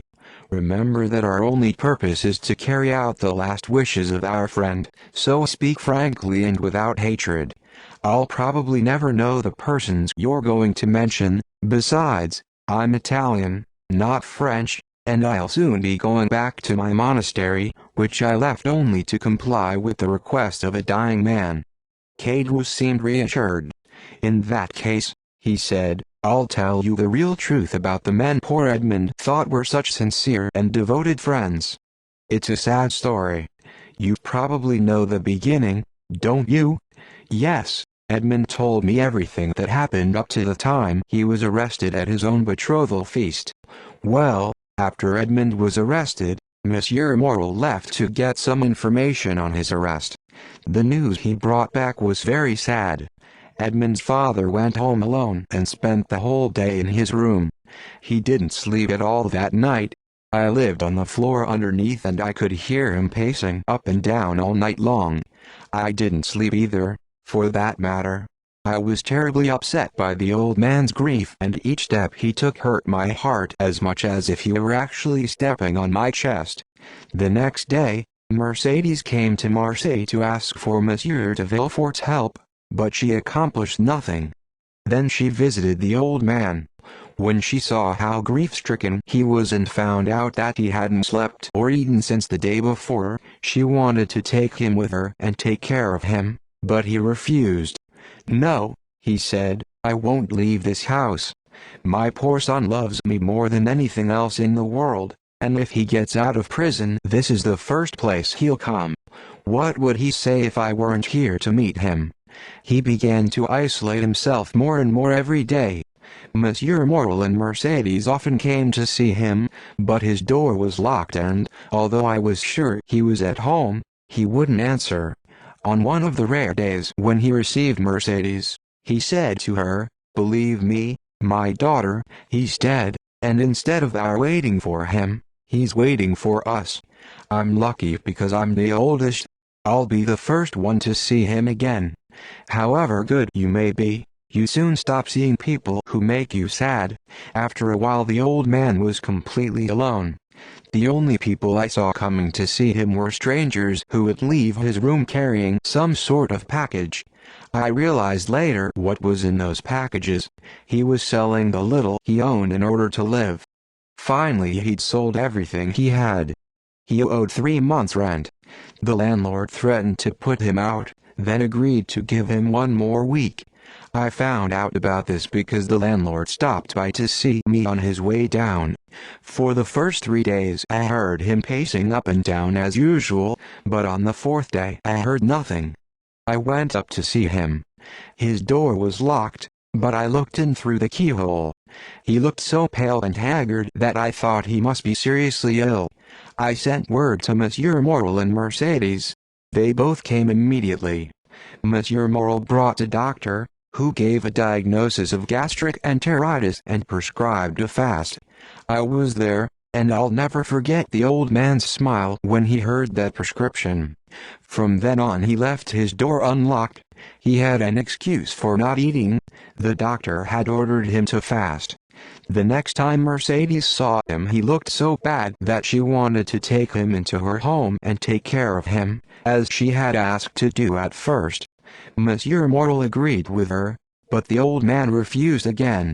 Monsieur Morel left a purse with money in it on the mantelpiece, but the old man still wouldn't eat anything. Finally, after 9 days of despair and fasting, he passed away. As he died he cursed those who were responsible for his misfortune and said to Mercedes, If you see my Edmund, tell him I die blessing him. The priest stood up and paced the floor for a few moments. After a time he said hoarsely, What a terrible misfortune! And all the more terrible because it didn't come from God, but from men alone. Now tell me about those men, said the priest. But remember, he added almost threateningly, you agreed to tell me everything. Who were those men who made the son die of despair and the father of hunger? They were 2 men who were jealous of him, one because of love and the other because of ambition. Fernand and Danglars. How did their jealousy manifest itself? They denounced him as a Bonapartist agent. But which of the two denounced him? Which one is really guilty? Both of them. One wrote the letter and the other mailed it. Where was the letter written? In the tavern, the day before the betrothal feast. But you were there, cried the priest suddenly. Who told you I was there? Asked Cadrus, astonished. The priest realized he had anticipated the story. No one, he said, but you know the details so well that you must have been a witness. It's true, said Cadrus in a choked voice. I was there. And yet you didn't oppose their infamous deed, said the priest. That makes you their accomplice. They'd given me so much to drink that I hardly knew what I was doing. I protested as much as I was able to in that state, but they told me the whole thing was only a joke. But the next day you could see it wasn't a joke. You were there when he was arrested. Yes, and I wanted to tell what I knew, but Danglars persuaded me not to. If he should happen to be really guilty, he told me, anyone who upholds him will be taken for his accomplice. I was afraid of politics the way it was carried on in those days, so I kept quiet. It was cowardly of me, I admit it, but it wasn't a crime. I see. You only let things take their course. Yes, replied Cadrus, and I still regret it night and day. I've often asked God to forgive me for it. It's the only thing I ever did in my whole life that I could seriously reproach myself for, and I'm sure it's the cause of all my bad luck. I'm still expiating the moment of selfishness. Whenever my wife complains I always tell her, be quiet, it's God's will. He bowed his head with every appearance of sincere repentance. You've spoken very frankly, said the priest. A man who can accuse himself like that deserves to be forgiven. Unfortunately, said Cadrus, Edmund is dead and he never forgave me. He didn't know. Well, perhaps he knows now, said Cadrus. They say the dead know everything. There was a silence. The priest stood up and walked thoughtfully back and forth for a time. Then he came back and sat down again. You mentioned a certain Monsieur Morel several times, he said. Who was he? He was the owner of the Pharaon. What part did he play in this sad story? The part of an honest, courageous and loyal man. He interceded for Dantes at least 20 times. When the emperor returned, he wrote, begged and threatened so strongly that after the Second Restoration he was persecuted as a Bonapartist. He often came to see Dante's father, as I've already told you, and offered to take him into his home. The day before the old man died, as I've also told you, he left a purse on the mantelpiece. The money it contained paid for his funeral and paid off his debts, so that the poor old man at least died as he had lived, without doing wrong to anyone. I still have the purse. Is Monsieur Morel still alive? Yes. Then he must be a man blessed by God, he must be rich and happy. Cadrus smiled bitterly and said, yes, he's happy, as I am. Monsieur Morel is unhappy? He's on the brink of poverty and, worse still, of dishonor. After 25 years of hard work, after having acquired the most honorable place in the business world of Marseille, Monsieur Morel is completely ruined. He's lost 5 ships in 2 years, and 3 other firms have gone bankrupt on him. His only hope now is the same Pharaon that poor Dantes sailed on. She's on her way from India with a cargo of cochineal and indigo. If she goes down like the others, he's lost. Does the unfortunate man have a wife and children? Yes, he has a wife who's borne up under everything like a saint. He has a daughter who was about to marry a man she loves, but now his family won't let him marry the daughter of a ruined man. Finally, he has a son who's a lieutenant in the army. But that only doubles the poor man's sorrow. If he were alone, he'd blow his brains out and that would be the end of it. It's terrible, exclaimed the priest. And what became of Danglars? He was the guiltiest, wasn't he, the instigator? He left Marseille and went to work for a Spanish banker. During the war with Spain he contracted to furnish some of the French army's supplies and made a fortune. He speculated with his money and quadrupled it. After the death of his first wife, who was the daughter of the banker he worked for, he married a widow, Madame de Nargon, whose father is a chamberlain and in high favor at court. He'd already made himself a millionaire. He was now made a baron. Today he's Baron Danglars. He has a mansion in the Rue du Mont Blanc, 10 horses in his stable, 6 lackeys in his antechamber, and I don't know how many millions in his coffers. And what about Fernand? Asked the priest. How could a poor Catalan fisherman, without education or resources, make a fortune? I confess I don't understand it. No one else understands it, either. There must be some strange secret in his life that no one knows about. But by what visible steps did he reach his wealth and position? Well, Fernand was drafted into the army a few days before the Second Restoration. He was put into a regiment that was about to leave for the frontier. He took part in the Battle of Ligny. The night of the battle, he was on sentry duty outside the door of a general who was in secret contact with the enemy. That same night the general went over to the English. He proposed to Fernand that he go with him. Fernand deserted his post and followed him.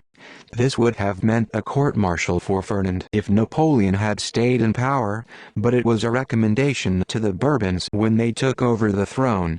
He was made a lieutenant when he came back to France, and he was a captain by the time the war with Spain began, which was when Danglars was making his first speculations. Since Fernand was a Spaniard, he was sent to Madrid to sound out the feelings of his compatriots. There he met Danglars, became very friendly with him, promised his general support from the royalists in the capital and in the provinces, guided his regiment along routes known to him alone and guarded by royalists and, in general, rendered such services during that short campaign that he was finally promoted to colonel, received the cross of an officer of the Legion of Honor and was made a count. Fate. Fate. Murmured the priest. Yes, but that's not all. When the war with Spain was over, Fernand's career was threatened by the long peace which seemed likely to reign over Europe. Greece had risen up against Turkey and had just begun her war of independence. All eyes turned toward Athens. It was fashionable to pity and uphold the Greeks. Fernand asked for and obtained permission to serve in Greece without losing his rank in the French army. Some time later it was learned that the Count of Monte, this was the name he now bore, had entered the service of Ali Pasha with the rank of instructor general. Ali Pasha was killed, as you know, but before he died he rewarded Fernand by leaving him a large sum of money. Fernand returned to France and was promoted to lieutenant general. Today he lives in a magnificent mansion in Paris, at 27 Rue du Helder. The priest opened his mouth to speak, hesitated an instant, then said with an effort, "And what about Mercedes? I was told she disappeared." Disappeared? Yes, she disappeared, but as the sun disappears at night to rise brighter than ever the next day. Did she make her fortune too? Asked the priest with an ironic smile. Mercedes is now one of the greatest ladies of Paris, said Caderousse. At first she was completely overcome with grief at losing Edmond. I've already told you how she begged Monsieur de Villefort for help and how devoted she was to Edmond's father. In the midst of her despair she was struck by another misfortune. Fernand left to go into the army. She knew nothing of what he had done to Edmond and she loved him like a brother. When he left, she was all alone. 3 months went by without word from either Edmond or Fernand. All she had before her eyes was an old man slowly dying of despair. One night Fernand walked in wearing his lieutenant's uniform. His absence hadn't been the main cause of her grief, but at least he was a part of her past life which had now returned to her. She received him with a joy which he mistook for love, but which was actually only happiness at no longer being alone in the world. Then Edmond's father died, as I've told you. If he'd lived, Mercedes might never have married another man, for he'd have been there to reproach her with her unfaithfulness. Fernand knew that. When he learned of the old man's death, he came back, The first time he hadn't said a word about love to Mercedes. This time he reminded her that he loved her. She asked him for 6 more months to mourn and wait for Edmund. Well, that made 18 months in all, said the priest with a bitter smile. What more could any lover ask? Then he murmured the words of the English poet, "Frailty, thy name is woman." 6 months later, went on Cadrus, the wedding took place in the Église des Écoles, the same church in which she was to have married Edmund, muttered the priest. The only difference was in the bridegroom. Although Mercedes seemed calm after her marriage, continued Cadrus, it's still true that she fainted once when she passed by the tavern where she'd celebrated her betrothal feast 18 months before with the man she'd have realized she still loved if she dared look into the depths of her heart. I saw Fernand at that time. He was happier, but he was still worried because he was afraid Edmund might reappear at any moment. Almost immediately after their marriage, he and his wife moved away. The Catalan village held too many dangers and too many memories. "Did you ever see Mercedes again?" asked the priest. "Yes, at the time of the war with Spain I saw her at Perpignan, where Fernand had left her. She was then educating her son." The priest started. "Her son?" he exclaimed. "Yes, her son Albert." "But how could she educate her son?" asked the priest. "It seems to me Edmund said she was a simple fisherman's daughter, beautiful but uneducated." "Oh," said Cadrus, "did he know his own fiancée so little? If crowns were only for the most beautiful and intelligent heads, Mercedes would be a queen now. As her fortune grew, she grew with it.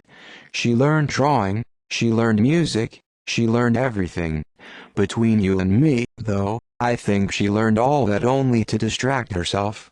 I think she put all those things in her head in order to forget what was in her heart. She's rich, she's a countess, and yet..." "Yet what?" "Yet I'm sure she's not happy." "What makes you think so?" "Well, when my own misfortune began to be too unbearable, I thought perhaps my old friends might help me in some way. I went to see Danglars, but he wouldn't even receive me.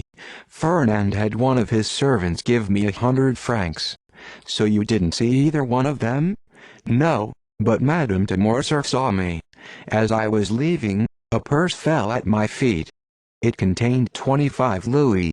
I looked up quickly and saw Mercedes closing the shutters." "And what about Monsieur de Villefort?" asked the priest. "Oh, he wasn't my friend. I didn't even know him, so I didn't ask him for anything. But don't you know what became of him and what part he played in Edmund's misfortune?" "No. I only know that, some time after he had Edmund arrested, he married Mademoiselle de Saint-Méran and left Marseille. No doubt fortune has smiled on him like the others, no doubt he's rich like Danglars and covered with honors like Fernand. I alone have remained poor, miserable and forgotten by God." "You're mistaken, my friend," said the priest. "God may seem to forget sometimes, when his justice is inactive, but he always remembers sooner or later, and here's the proof." So saying, he took the diamond from his pocket and handed it to Cadrus. "Take this, my friend," he said, "it's yours." "What? For me alone?" cried Cadrus. "You're not mocking me, are you? This diamond was to be divided among Edmund's friends, but he had only one friend. Take it and sell it. It's worth 50,000 francs, as I've told you, and I hope that will be enough to put an end to your poverty. Take it, but in exchange..." Cadrus, who was already touching the diamond, drew back his hand. The priest smiled. "In exchange," he continued, "give me the red silk purse that Monsieur Morel left on old Dante's mantelpiece. You told me you still had it, didn't you?" Cadrus, more and more astonished, went over to a large oaken cupboard, opened it and took out a faded red silk purse. The priest took it and gave Cadrus the diamond.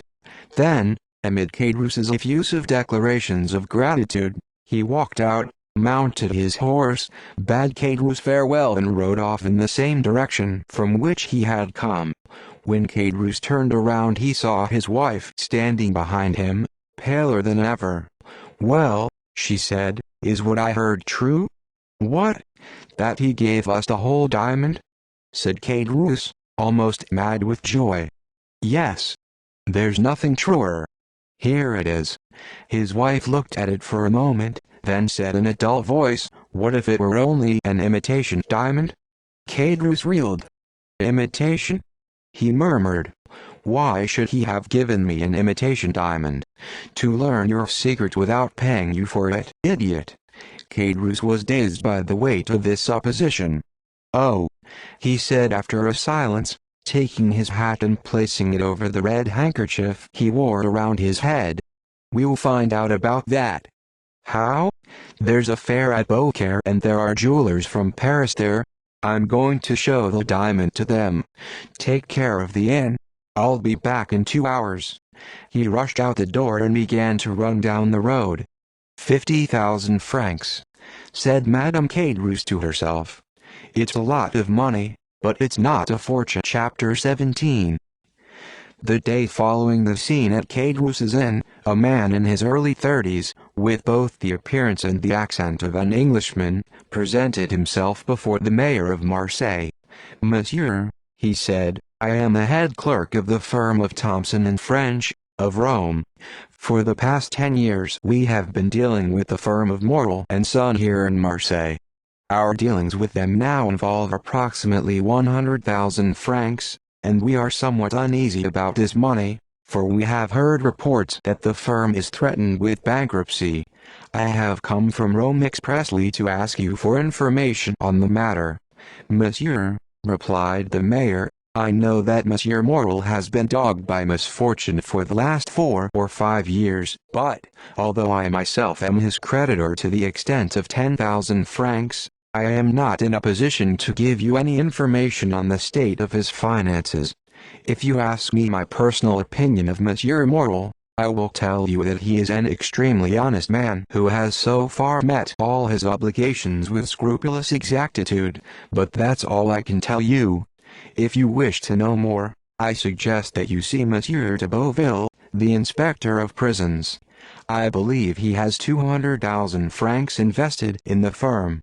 Since his investment is much greater than mine, if there is really anything to fear you will no doubt find him better informed than I am." The Englishman took leave of the mayor and, with that gait peculiar to the sons of Great Britain, went off to see the inspector of prisons. Monsieur de Beauville was in his office. The Englishman asked him the same question he had just asked the mayor. "Oh!" cried Monsieur de Beauville. "Your fears are unfortunately very well grounded, and you see a desperate man before you. I have 200,000 francs invested in Monsieur Morel's firm. That money was to be my daughter's dowry, and we intended to have the wedding 2 weeks from now. I was to receive 100,000 francs on the 15th of this month and another 100,000 on the 15th of next month. Then, less than half an hour ago, Monsieur Morel came here to see me and told me that if his ship, the Pharaon, hasn't arrived by the 15th, it will be impossible for him to make his payment to me. I'm afraid it looks like bankruptcy. You're quite worried about your investment, then? I consider it as good as lost. Very well, I'll buy it from you. At an enormous discount, I suppose? No, for 200,000 francs. Our firm doesn't do business that way. And how would you pay? Cash." The Englishman took out a roll of banknotes which contained at least twice as much as the amount of Monsieur de Beauville's investment. A flash of joy passed over the latter's face, but he made an effort to control himself and said, "I must warn you that, in all probability, you'll receive less than 6% of that sum." "That doesn't concern me," replied the Englishman. "It concerns the firm of Thomson and French, in whose name I am acting. It may be that they wish to hasten the ruin of a rival firm. All I know is that I am prepared to pay you the sum if you will sign a deed of assignment. But I must ask you for a commission." "Why, that's only fair," cried Monsieur de Beauville. "The commission is usually 1.5. Do you want 2, 3, 5. More than that, monsieur, said the Englishman, laughing. I am like my firm. I don't do business like that. No, my commission is quite different. Tell me, then. You're the inspector of prisons, aren't you? Yes. And you keep a register with notes concerning each prisoner? Yes, there's a record of each prisoner. Good. I was raised in Rome by a poor priest who suddenly disappeared one day. I later learned he had been imprisoned in the Château d'If, and I'd like to learn the details of his death. What was his name? The Abbé Faria. Oh, I remember him quite well, said Monsieur de Beauville. He was mad. He claimed to know the location of an immense fortune and offered fantastic sums to the government in exchange for his freedom. He died 5 or 6 months ago, last February. One remember the date because the poor fellow's death was accompanied by a very peculiar circumstance. Might I know what the circumstance was? Asked the Englishman. Well, Faria's cell was about 50 feet away from that of a former Bonapartist agent, one of those who contributed most to the usurper's return in 1815, a very dangerous man. I saw him in his cell in 1816 or 1817 and he made a deep impression on me. I'll never forget his face. The Englishman smiled almost imperceptibly. It seems that Dantes— Was that the dangerous Bonapartist's name? Asked the Englishman. Yes, Edmond Dantes. It seems that Dantes had either procured some tools or made them, for an underground passage was found between the cells of the two prisoners. I suppose the passage was made for the purpose of escaping? Precisely. But unfortunately Faria was seized with a cataleptic fit and died. Dantes, however, still saw a way to escape. Thinking, no doubt, that prisoners who died in the Château d'If were buried in an ordinary cemetery, he carried Faria's body into his own cell, placed himself in the sack in which the body had been sewn up and waited for the burial. But the Château d'If has no cemetery. The bodies of dead prisoners are simply thrown into the sea with a cannonball tied to their feet. You can imagine Dante's surprise when he felt himself thrown from the top of the cliff. I wish I could have seen his face. That would have been difficult, remarked the Englishman. No matter, said Monsieur de Beauville, who was in a very good humor now that he was assured of recovering his 200,000 francs. I can imagine what it looked like. He burst out laughing. So can I, said the Englishman, who also began to laugh, but in the reserved manner peculiar to the English. Then he said, so the fugitive was drowned, was he? He certainly was. Very well. Now let's come back to the registers. Oh, yes, excuse me, my story led me away from the subject. Come into my office and I'll show you the records. They both went into Monsieur de Beauville's office. Everything was in perfect order. The Englishman sat down in an armchair and the inspector brought him the register and the folder concerning the Château d'If, inviting him to look through them as long as he liked, while he himself sat down in a corner and read a newspaper.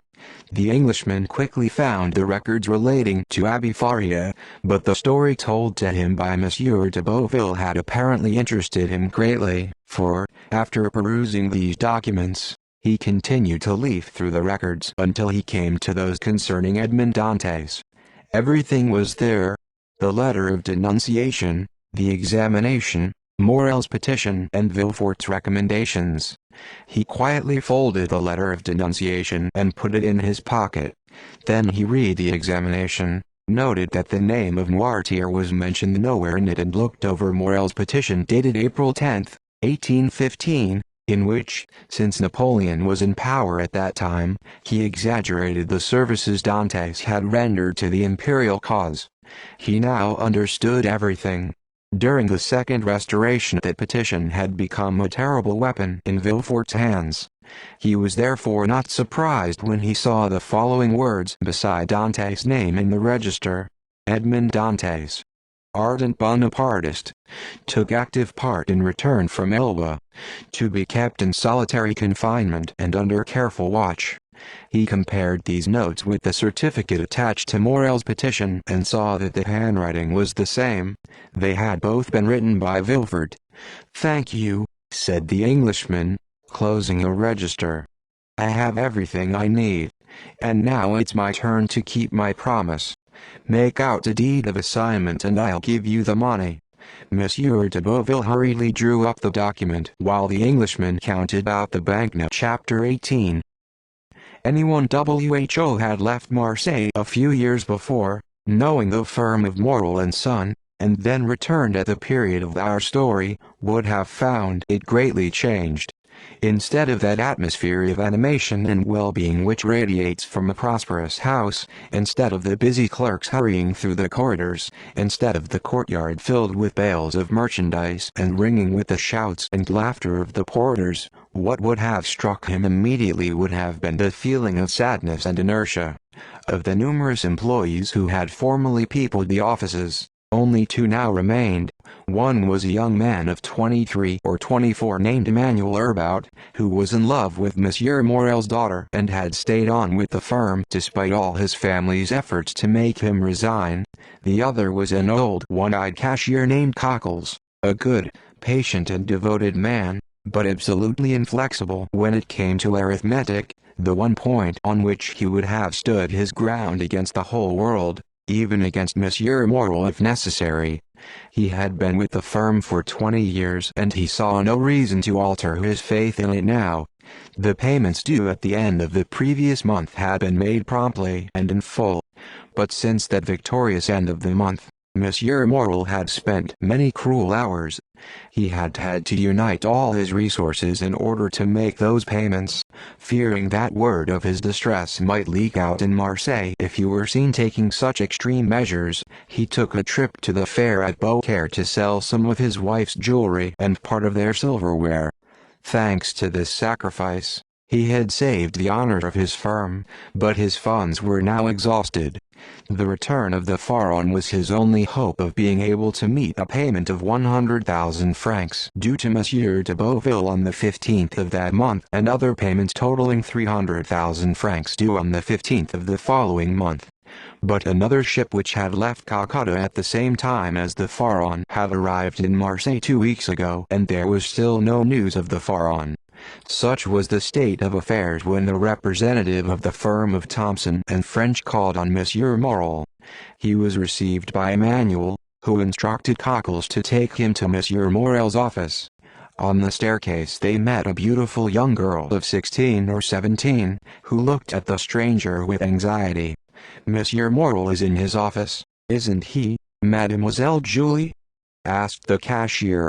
"Yes, I think so," said the girl hesitantly. "See if my father isn't first, Cockles, then announce this gentleman." "It would be useless to announce me, mademoiselle," said the Englishman. "Monsieur Morel doesn't know my name. I'm the head clerk of Thomson and French, a firm which does business with your father's." The girl turned pale and continued on her way down the stairs, while Cockles and the stranger continued to go up. She entered Emmanuel's office as Cockles, using a key which he alone possessed, opened the door on the 3rd floor, led the stranger into an antechamber, went through a second door and closed it behind him, then came back an instant later to tell the stranger he could enter. Monsieur Morel stood up and offered the stranger a seat. The worthy shipowner had changed greatly in 14 years. He was now 50. His hair had turned white, his forehead had become wrinkled with care and his eyes, formerly so firm and decisive, had grown vague and irresolute. The Englishman looked at him with a curiosity that was obviously mingled with genuine interest. "You know whom I represent, don't you?" he asked.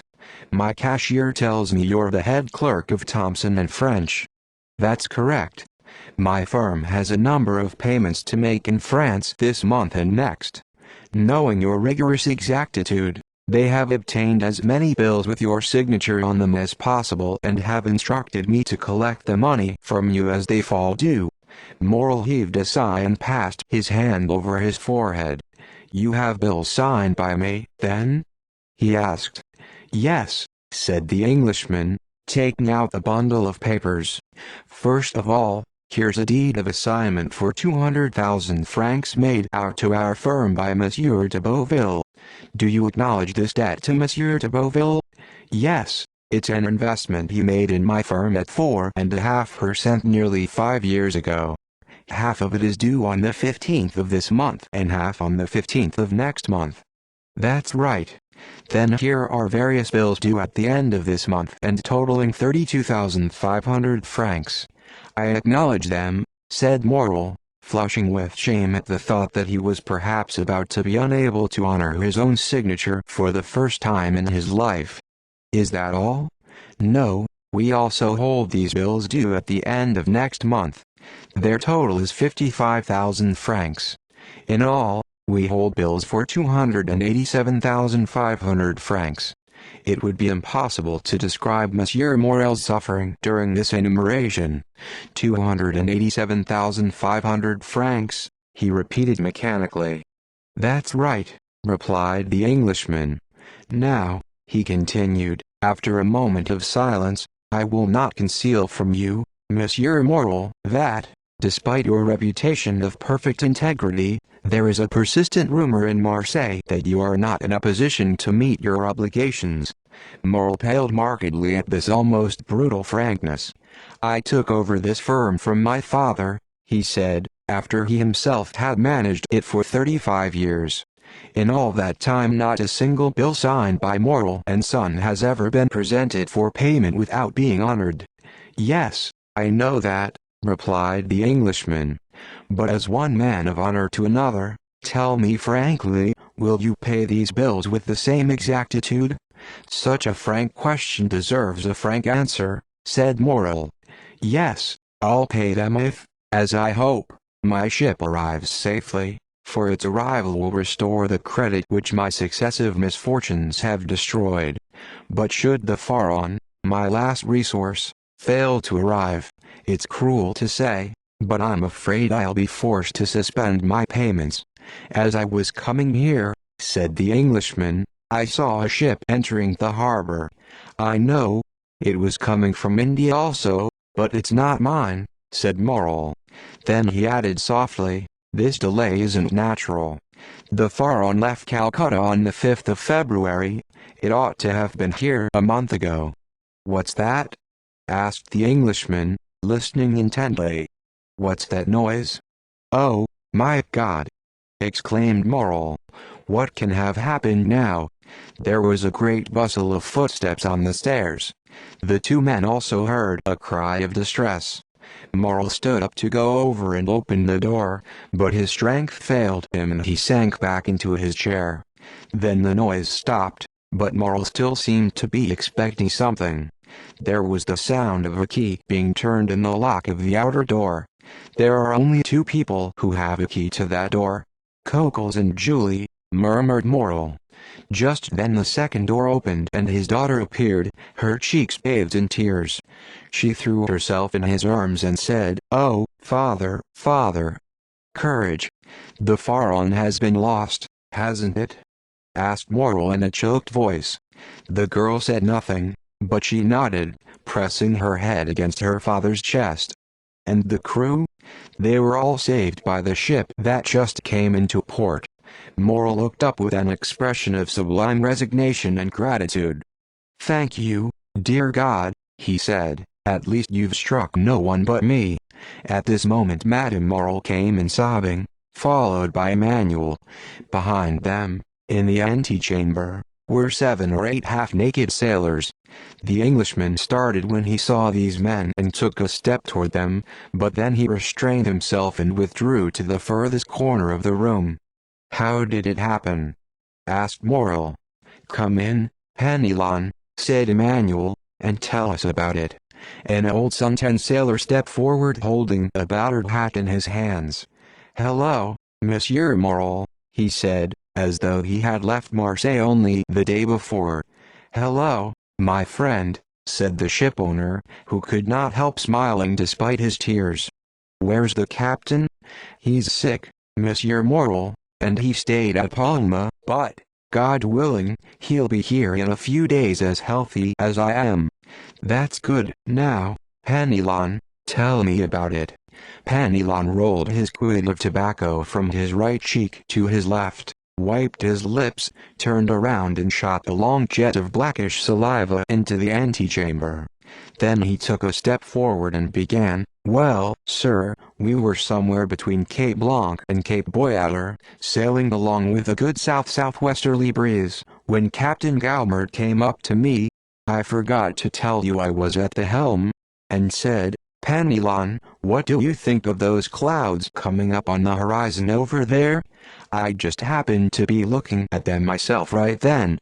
'I'll tell you what I think of them, Captain,' I said. 'I think they're coming up a little faster than they have a right to, and I think they're too dark for clouds that aren't up to something they shouldn't be.' 'I think you're right,' said the captain. 'We're in for a gale.' 'A gale?' I said. 'Anyone who buys what's happening over there for a gale will make a nice profit on his money. It's an out-and-out hurricane, or I've never seen one. You could see the wind coming up the way you can see the dust at Monterdon. Well, after we'd been tossed around for 12 hours straight, the ship sprang a leak. 'Penelon,' said the captain, 'I think we're sinking. I'll take the helm. You go below and take a look at the hold.' When I got below I saw there was already 3 feet of water in the hold. I ran back up topside yelling, 'Man the pumps! Man the pumps!' It was already too late. We went to work, but it seemed as if the more we pumped out, the more there was. After 4 hours of work I said, 'Since she's going to sink anyway, we might as well just let her sink. You can only die once.' 'Is that how you set an example, Penelon?' said the captain. 'Just wait a minute.' He went to get a pair of pistols from his cabin. 'I'll blow out the brains of the first man who leaves the pumps,' he said. Well, nothing makes a man braver than a good reason like that. Then, too, the wind had died down a little by then. But the water was still coming in, not much, about 2 inches an hour. 2 inches an hour seems like nothing, but in 12 hours it makes 24 inches, which is 2 feet. 2 feet plus the 3 we already had made 5 feet. Now when a ship has 5 feet of water in her belly, she's no good to anyone. 'All right, men,' said the captain, 'that's enough. We've done everything we could to save the ship, now let's save ourselves. To the boat, men, as fast as you can.' We love the Pharaon, Monsieur Morel, but no matter how much a sailor loves his ship, he loves his own hide even more. We didn't argue with the captain when he told us to get into the boat, especially since the ship seemed to be groaning and saying to us, 'Hurry up! Leave! Leave!'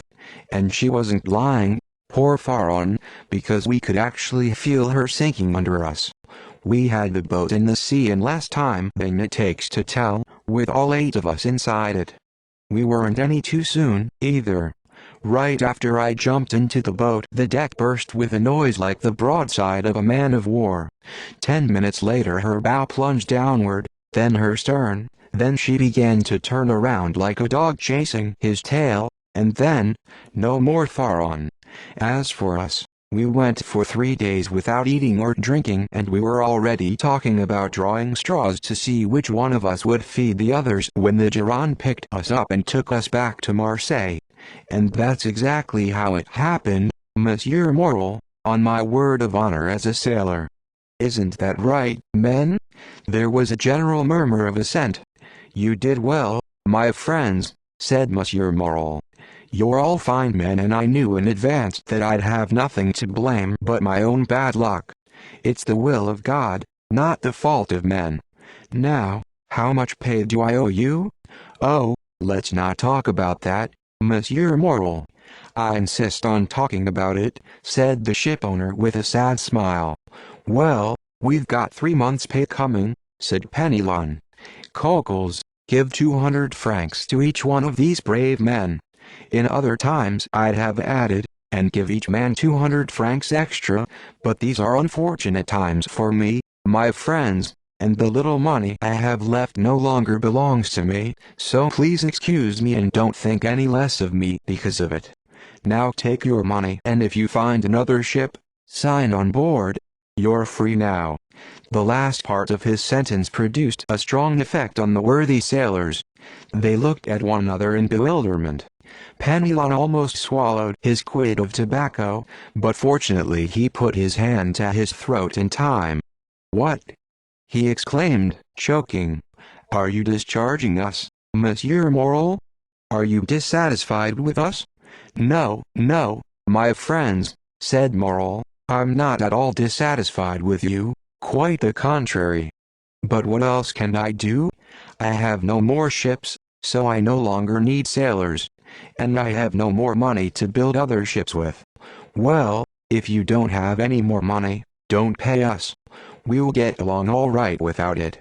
"Enough, enough, my friends," said Morel, choked with emotion. "We'll see each other again someday, in happier times. Emmanuel, go with them and see that my wishes are carried out." He made a sign to Cockles, who walked out of the office. The sailors followed him, and were in turn followed by Emmanuel. "And now," said Morel to his wife and daughter, "leave me for a moment. I must speak with this gentleman." He glanced toward the representative of Thompson and French, who had stood silently in his corner throughout the entire scene. The two women withdrew, leaving the two men alone. "Well," said Morel, sinking into his chair, "you saw and heard everything. There's nothing more I can tell you." "I saw," said the Englishman, "that you have just been the victim of a new disaster which was as undeserved as the others, and this has confirmed me in my desire to be helpful to you. I'm one of your principal creditors, am I not? You at least hold the bills which fall due within the shortest time. Would you like me to postpone the date of payment? A postponement would save my honor and therefore my life. How long would you like?" Morel hesitated. 2 months, he said. "Very well, then, I'll give you 3. But do you think your firm will?" "Don't worry, I take full responsibility. Today is the 5th of June, renew these bills for the 5th of September. I'll be here at 11 o'clock in the morning." The clock had just struck 11, on the 5th of September.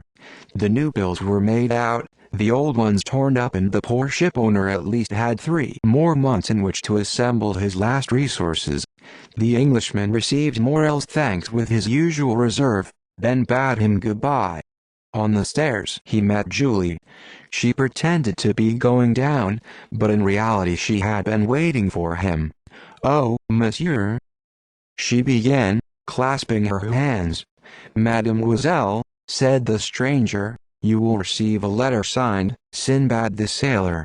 Do exactly what that letter tells you to do, no matter how strange it may appear to you." "Very well. Do you promise to do what the letter says?" "I swear it." "Good. Farewell, mademoiselle. Continue to be the good and upright girl you are now, and I'm sure God will reward you by giving you Emmanuel as your husband." Julie uttered a little cry and turned as red as a cherry. The stranger continued on his way. In the courtyard he met Penelon, who had a roll of banknotes in each hand and seemed unable to decide whether to keep them.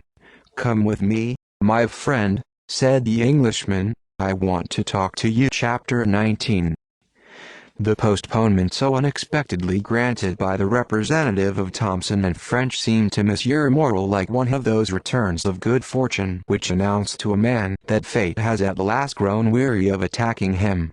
The only way in which Monsieur Morel could explain the conduct of Thompson and French to himself was on the supposition that they had adopted this line of reasoning: "It is better to uphold a man who owes us nearly 300,000 francs and receive the money 3 months late, rather than to hasten his bankruptcy and recover only 6 or 8% of our debt."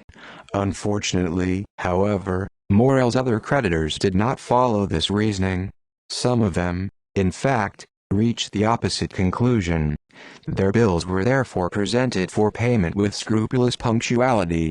It was only thanks to the postponement which the Englishman had granted him that Morel was able to pay them. Nothing more had been seen of the representative of Thomson and French. He had disappeared 1 or 2 days after his visit to Morrill. As for the crew of the Pharaon, they had apparently all found a place on some other ship, for they had also disappeared. Monsieur Morrill spent more than 2 months in unsuccessful efforts to renew his credit. On the 20th of August it was learned that he had taken a seat in a coach leaving Marseille. This immediately gave rise to the supposition that his declaration of bankruptcy had been set for the end of the month and that he had left in advance in order not to be present on that painful occasion. But when the 31st of August arrived, Cockles paid every bill presented to him. This came as a great surprise to those who had been predicting Morrel's ruin, but, with the tenacity peculiar to prophets of disaster, they merely postponed the expected bankruptcy to the end of September. Monsieur Morrill returned to Marseille on the 1st of September. His family had been waiting for him with great anxiety, for his trip to Paris was his last chance of salvation. He had thoughts of Danglars, who was now a millionaire and who still owed him a debt of gratitude, for it was due to Morrel's recommendation that he had obtained the position with the Spanish banker in whose service he had begun to amass his immense fortune. Danglars had unlimited credit and could therefore save Morrel without taking a single franc from his pocket. All he had to do was to guarantee a loan and Morrel was saved. Morrel had been thinking of him for a long time, but there are certain instinctive repugnances which are beyond one's control, and Morrel had put off approaching him as late as possible. And he was right, for he returned to Marseille overcome by the humiliation of a refusal. He uttered no complaints or recriminations on his return, however. He kissed his wife and daughter, shook hands warmly with Emmanuel, shut himself in his office and sent for Cockles. "This time we're lost," said the two women to Emmanuel. Then, after a short discussion, they decided that Julie would write to her brother, who was in garrison at Nimes, asking him to come at once. Although he was only 22 years old, Maximilien Morrel already had great influence over his father. He was a firm, upright young man who, when the time had come for him to choose his life's work, had decided on a military career. He studied at the École Polytechnique and graduated with a brilliant record. For the past year he had been a lieutenant and he now had good prospects of being promoted at an early date. Julie and her mother were not mistaken about the gravity of the situation. A short time after Morrel went into his office with Cockles, Julie saw the latter come out pale and trembling, with an expression of utter despair on his face. She tried to question him, but he continued to descend the stairs and would say nothing except, "Oh, mademoiselle! What a terrible disaster! I would never have thought it possible." Emmanuel tried to reassure the two women, but he was not very convincing. He knew too much about the state of the firm's finances not to be keenly aware of the great catastrophe which threatened the Morrel family. The next day Monsieur Morrel appeared quite calm and went to his office as usual. That evening after dinner, however, he took his daughter in his arms and pressed her to his breast for a long time. Julie later remarked to her mother that, although he was outwardly calm, she had noticed that his heart was pounding violently. The 2 following days went by in almost the same manner. On the evening of the 4th of September, Monsieur Morrel asked his daughter to give him back the key to his office. She was startled by this request, which struck her as sinister. Why should her father ask her for that key which she had always had, and which had been taken away from her in her childhood only as a punishment? "What have I done wrong to make you take the key back?" she asked. The simple question brought tears to Morrel's eyes. "Nothing, my child," he replied. "I need it, that's all." Julie pretended to look for the key. "I must have left it in my room," she said. She went out, but instead of going to her room she went to consult Emmanuel. "Don't give your father that key," said the young man. "And, if possible, stay with him every moment tomorrow morning." She tried to make him explain himself, but he would say nothing more. The next morning Monsieur Morel was kinder to his wife and more affectionate to his daughter than he had ever been before. He looked lovingly at Julie and kissed her repeatedly. She remembered Emmanuel's instructions and tried to follow him when he left to go to his office, but he gently pushed her back and said, "Stay with your mother," in such a way that she dared not disobey him. She remained standing in the same place after he had gone, motionless and silent. Then the door opened and she looked up with an exclamation of joy. "Maximilian!" she cried. At this cry Madame Morel ran forward and threw herself into the arms of her son. "What's happened?" asked the young man, looking first at his mother, then at his sister. "Your letter frightened me and I came as fast as I could." "Julie," said Madame Morel, making a sign to her son, "go tell your father Maximilian has arrived." Julie rushed out of the room, but at the bottom of the staircase she found a man holding a letter in his hand. "You're Mademoiselle Julie Morel, aren't you?" he said with a pronounced Italian accent. "Yes, I am," stammered Julie, "but what do you want with me?" "I don't know you." "Read this," said the man, holding out the letter to her. Julie hesitated. "Your father's salvation depends on it," said the messenger. She snatched the letter from his hands, tore it open and read the following. "Go immediately to 15 Allées de Maillon, ask the porter for the key to the room on the 6th floor, enter that room, take the red silk purse which you will find on the mantelpiece and bring this purse to your father. It is essential that he have it before 11 o'clock. You promise to obey me blindly. I now remind you of your promise." Sinbad the sailor. Julie raised her eyes from the letter with a cry of joy. She looked for the man who had brought it to her, but he had disappeared. Meanwhile, Madame Morel had told her son everything. The young man knew of the successive disasters which had struck his father, but he had not known how serious his situation really was. He stood dumbfounded for a moment, then suddenly turned and rushed up the stairs to his father's office. As he stood knocking vainly on the door, he saw his father coming from his bedroom, pressing to his side an object which he was trying to conceal beneath his coat. He cried out in surprise when he saw Maximilian, for he had not known of his arrival. Maximilian ran down the stairs and threw his arms around his father's neck. But then he stepped back abruptly and turned as pale as death. "Father," he said, "why are you carrying a pair of pistols under your coat?" "Maximilian," replied Morel, looking steadfastly at his son, "you're a man now, and a man of honor. Come with me, I'll tell you about it." The two men went up to the office. Morel laid the pistols on one end of his desk and pointed to an open ledger. This ledger contained a precise summary of his situation. "Read," he said. Maximilian read and remained silent for a moment, overcome with emotion. "Have you exhausted all your resources?" he said finally. "All." "In half an hour then," said Maximilian grimly, "our name will be dishonored. Blood washes away dishonor." "You're right, father, and I understand you," said Maximilian. He threw his arms around his father and for an instant those two noble hearts beat against each other. "Now go to your mother and your sister," said Morel. "Give me your blessing, father," said the young man, dropping to his knees. Morel took his son's head between his hands and said, "Yes, I bless you in the name of 3 generations of irreproachable men. Listen to what they say to you through my voice. Providence can rebuild the edifice which misfortune has destroyed.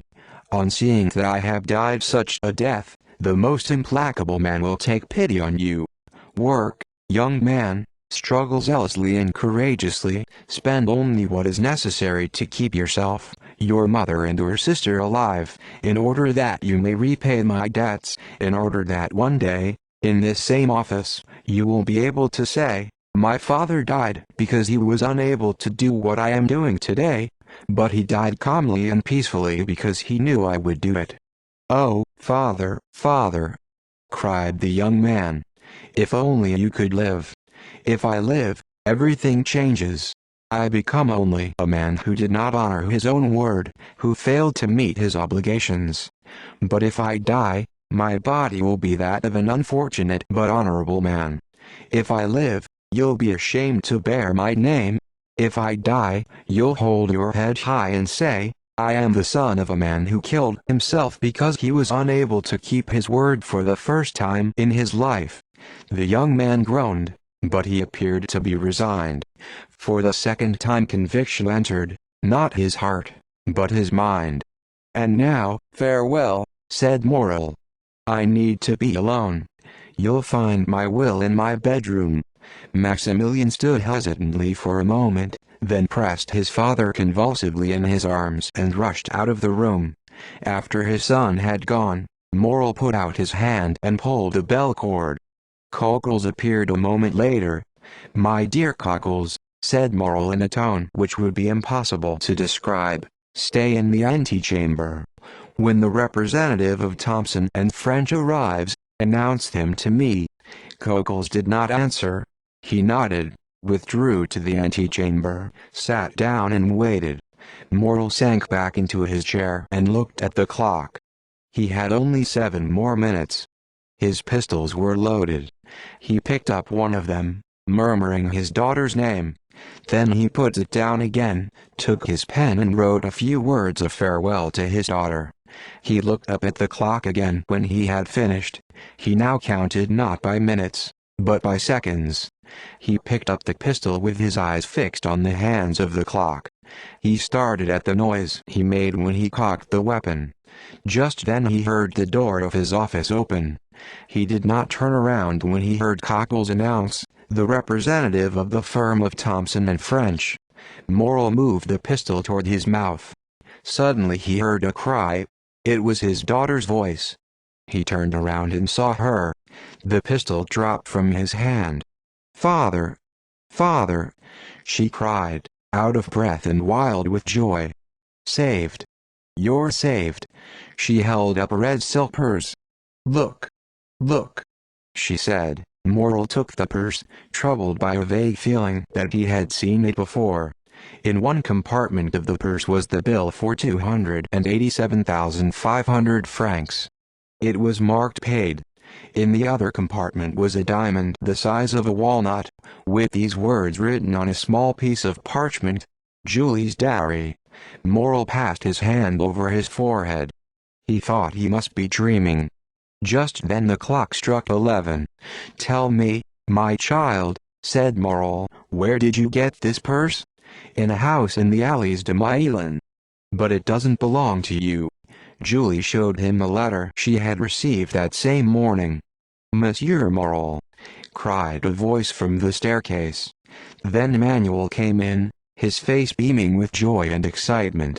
The Pharaon! He cried. The Pharaon! What about the Pharaon? Are you mad, Emmanuel? You know she sank. The Pharaon! She's coming into port. Morrel's strength failed him and he fell back into his chair. His mind was completely unable to assimilate the series of unbelievable, unheard of, fabulous events. Maximilian rushed into the room. Father! He cried. Why did you tell me the Pharaon was lost? She's coming into port now. My friends, said Morrel, if this is true, we must believe in a miracle. Let's go down to the port, and God have mercy on us if the news is false. They found Madame Morrel waiting on the stairs. The poor woman had not dared come up to the office. A large crowd of people had gathered at the port. They all made way for Morrel and every voice called out, the Pharaon! The Pharaon! And, true enough, opposite the Tower of St. Jean was a ship with the words, Pharaon! Morrel and Son, Marseille, painted on her stern in white letters. She was an exact duplicate of the other Pharaon and was laden, like the other one, with a cargo of cochineal and indigo. As she prepared to drop anchor, Captain Gaumard stood on deck shouting orders and Penelon waved to Monsieur Morrel. As Morrel and his son embraced each other amid the cheers of the entire crowd, a man whose face was half covered by a black beard stood watching the scene hidden behind a sentry box. Be happy, noble heart, he murmured.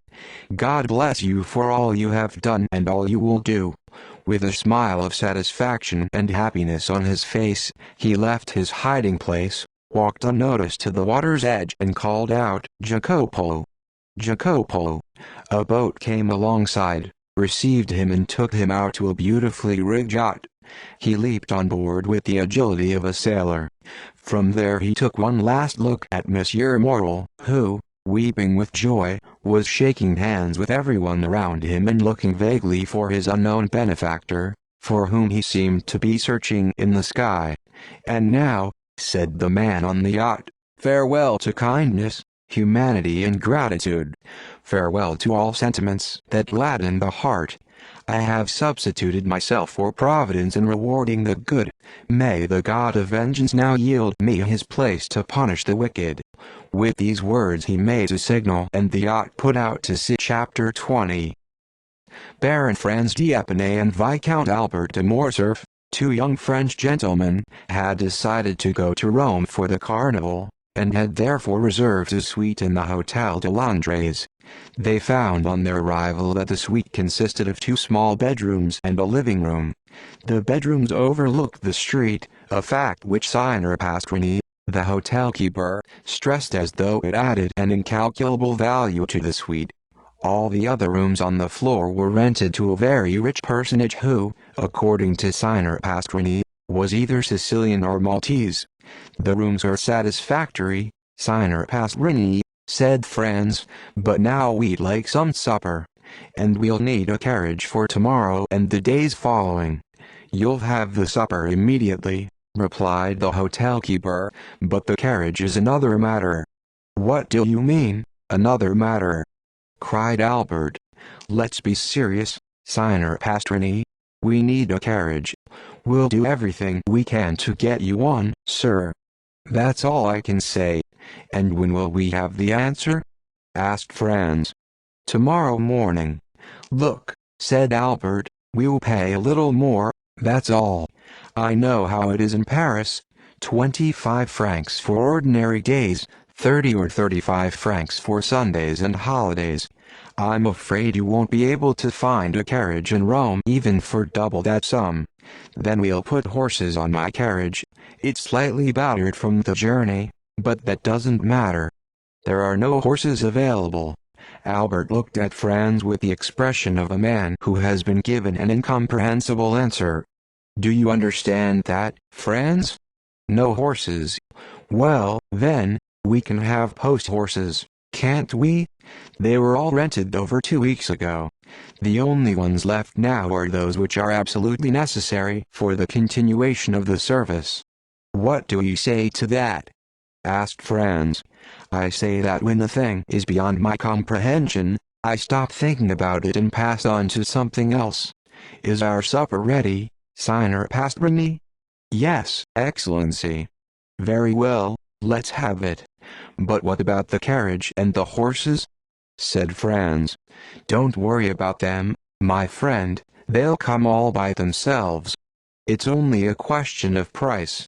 And Albert de Morcerf, with that admirable philosophy which believes that nothing is impossible for a man whose purse is full, ate his supper, went to bed, slept soundly and dreamed that he was racing through the carnival in a carriage and six. Franz rang as soon as he awoke the next morning. Signor Pastrini answered his call in person. "Well," said the hotel keeper triumphantly without even waiting for Franz to question him, "I was right not to promise you anything yesterday, Excellency. You're too late.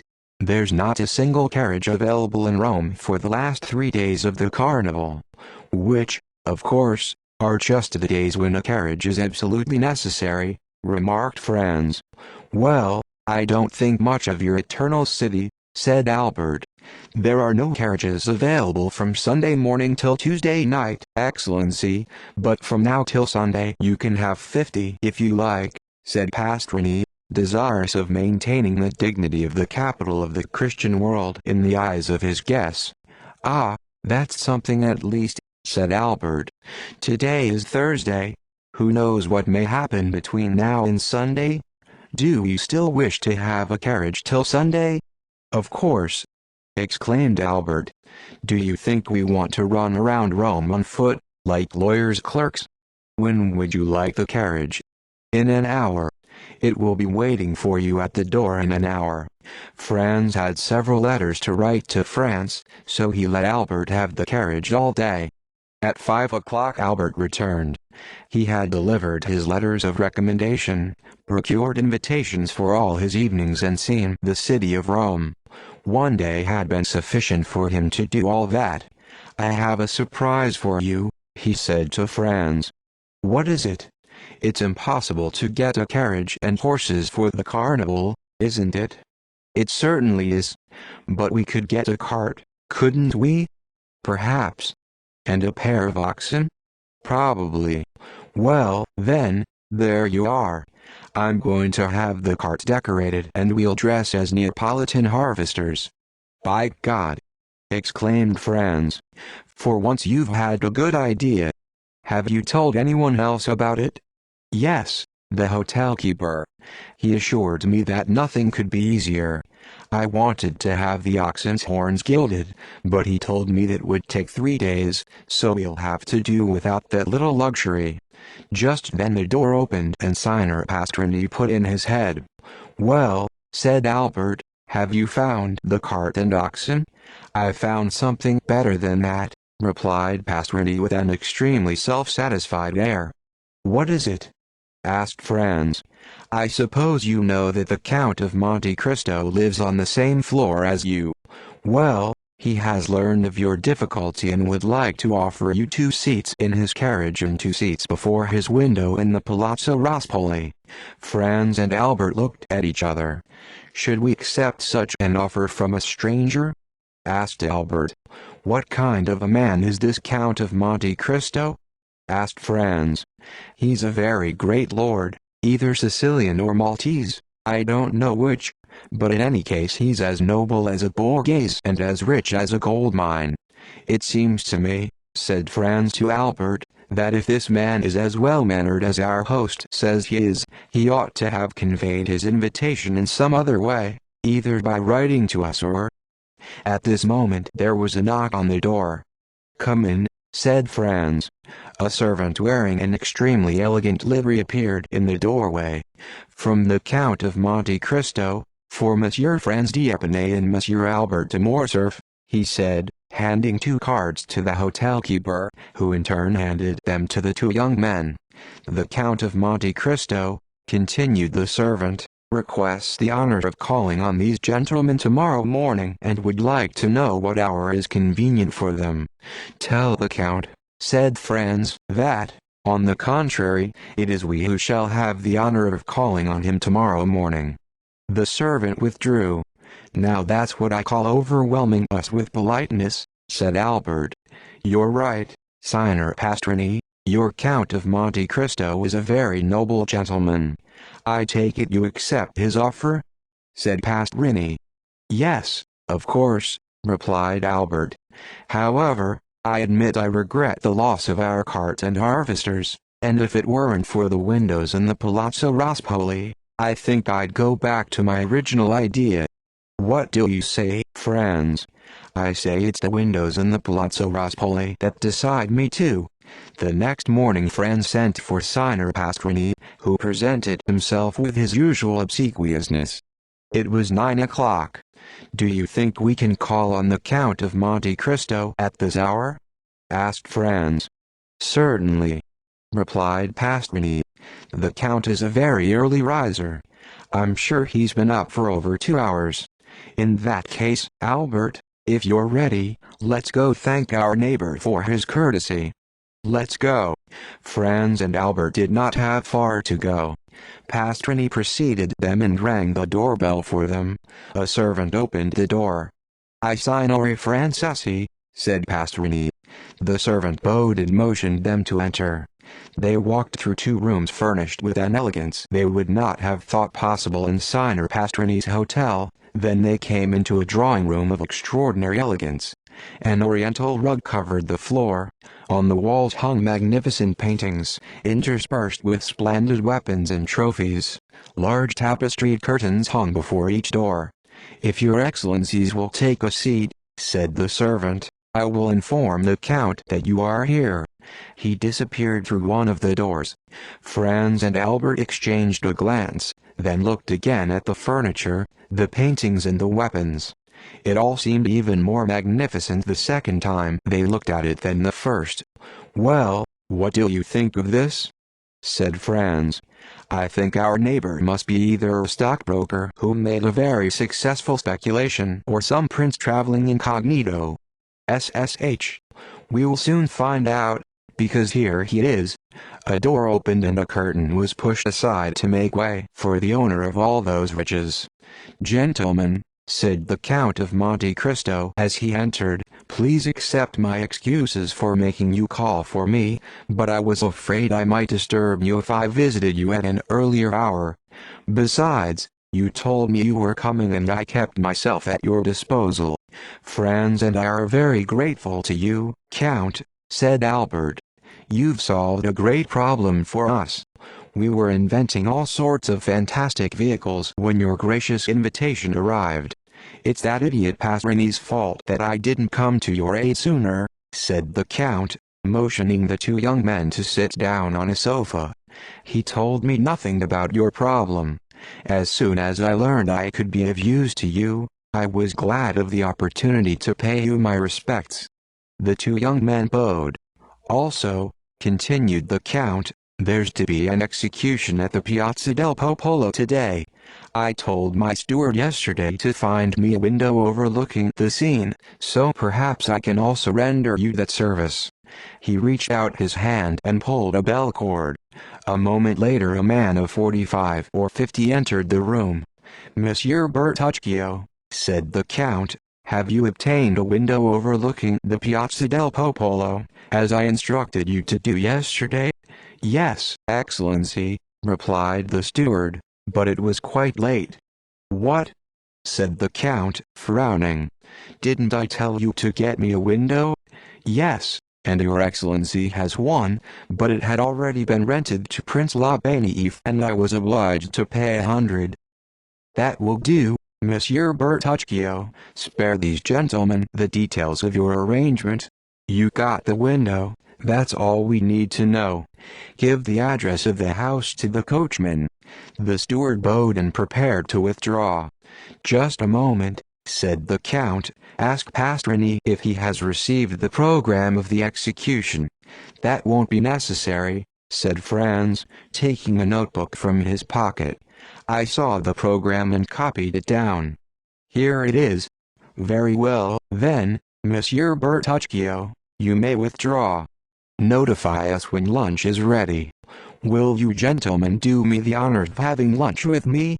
"We don't want to abuse your hospitality, Count," said Albert. "Not at all. It will give me great pleasure. You'll be able to return the favor some day in Paris. Monsieur Bertuccio, have the table set for 3. The Count took Franz's notebook and read aloud. "The following men will be executed today, February 22nd, Andrea Rondolo, guilty of the murder of the honored and venerated Don Cesare Terlini, and Peppino, alias Rocco Priori, convicted of complicity with the detestable bandit Luigi Vampa and the man of his band. The first will be macellato, the second will be decapitated." That was the original program, but I was in the home of Cardinal Rospigliosi last night and I was told that one of the prisoners has been reprieved. "Which one?" asked Franz. "The second one," replied the Count. "That will deprive you of a decapitation, but there's still the macellato, which is quite a curious form of execution the first time you see it, or even the second. But decapitation is too simple. Nothing unexpected ever happens. Europeans know nothing when it comes to executions and tortures," added the Count contemptuously. "They're in the childhood, or rather the old age, of cruelty." "You sound as though you'd made a comparative study of methods of execution all over the world, Count," remarked Franz. "There are few of them I haven't seen," replied the Count coldly. "And you found pleasure in watching such horrible sights?" "My first feeling was repugnance, then indifference, Then curiosity. Curiosity. That's a terrible word to use. Why? Death is the only really serious preoccupation in life. Isn't it worthwhile, therefore, to study the different ways in which the soul can take leave of the body, and how, according to their character, their temperament and even the customs of their country, different individuals undergo this passage from being to nothingness? As for myself, I can tell you one thing: the more one sees others die, the easier it becomes to face death oneself. Thus, in my opinion, death is perhaps an ordeal, but it is not an expiation. I don't understand you very well, said Franz. Please explain yourself. You've no idea how strongly you've aroused my curiosity. Listen, said the Count, his face taking on an expression of hatred. If a man has tortured and killed your father, your mother, your sweetheart, in short, one of those beings who leave an eternal emptiness and a perpetually bleeding wound when they are torn from your heart, do you think society has given you sufficient reparation because the blade of the guillotine has passed between the murderer's trapezius and his occipital bone, because the man who made you undergo long years of mental and emotional suffering has undergone a few seconds of physical pain? Yes, I know, said Franz. Human justice is sadly lacking in consolation. It can only shed blood in exchange for blood. But we mustn't ask it to do more than it can. And I've mentioned only a very simple case, went on the Count, the case in which society avenges the death of one individual by the death of another. But aren't there all sorts of suffering which a man can undergo without being provided by society with any means of vengeance whatsoever? Aren't there crimes for which the impalement of the Turks, the troughs of the Persians or the roll tendons of the Iroquois would be too gentle, and which are nevertheless left unpunished by our indifferent society? Answer: aren't there such crimes? Yes, said Franz, and it's in order to punish them that dueling is tolerated. Ah, dueling! Cried the Count. A fine method of vengeance. A man has taken your sweetheart from you, seduced your wife or dishonored your daughter. From a life which had a right to expect from God the share of happiness which he promised every human being in creating him, he has made an existence of pain, misery or infamy, and you believe his crime avenged because you have thrust a sword into his chest or lodged a bullet in his head. Come, come. And of course he may even emerge victorious, with his sin washed away in the eyes of the world. No, no. If I ever wanted to take vengeance on someone, that's not how I do it. You disapprove of dueling, then? You would refuse to fight a duel? Asked Albert, astonished to hear such a strange theory. No, not at all, said the Count. Let me make myself clear. I would fight a duel for an insult, a blow or a lie, and I'd do it with hardly a thought because, thanks to the skill I've acquired in all bodily exercises and the gradual way in which I've accustomed myself to danger, I'd be almost certain of killing my opponent. Oh, yes, I'd fight a duel for something of that sort. But for slow, profound, infinite and eternal suffering I'd try to avenge myself by inflicting similar suffering. An eye for an eye, and a tooth for a tooth. But, said Franz, with that theory, which makes you your own judge and executioner, it would be difficult to stay clear of the power of the law. Hatred is blind, anger is foolhardy, and he who pours out vengeance risks having to drink a bitter draught. If he's poor and inept, yes, but not if he's rich and clever. Besides, the worst that can happen to him is a public execution, and what does he care about that, as long as he has had his vengeance? I'm almost sorry that wretched Peppino won't be decapitated as the program says. You'd see how long it lasts and whether it's really worth speaking of, but this is a strange conversation to be having during the carnival. How did we begin talking about such things? Oh, yes, I remember. I mentioned that I could offer you a place at my window. And you'll have it, too, but for now let's go to lunch. Here comes someone to announce that it's ready. The two young men stood up and walked into the dining room. During the meal, which was excellent and admirably served, Franz tried to catch Albert's eye in order to read there what impression their host's words had made on him, but Albert was apparently unconcerned with everything except his own hearty appetite. As for the Count, he hardly touched the food set before him. He seemed as though he might have sat down at table with his guests only in order to be polite, and that he was awaiting their departure in order to be served some strange dish of his own.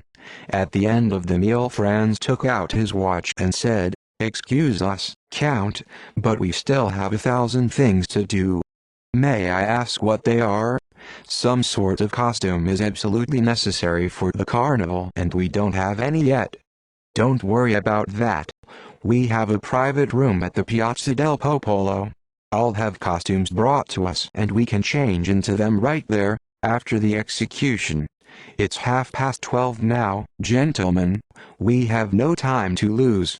As Franz, Albert and the Count of Monte Cristo approached the Piazza del Popolo, the crowd grew denser and they could see two things rising above the heads of the people. The obelisk, surmounted by a cross, which marks the center of the square, and the two tall wooden uprights of the guillotine, with the metal blade glittering between them.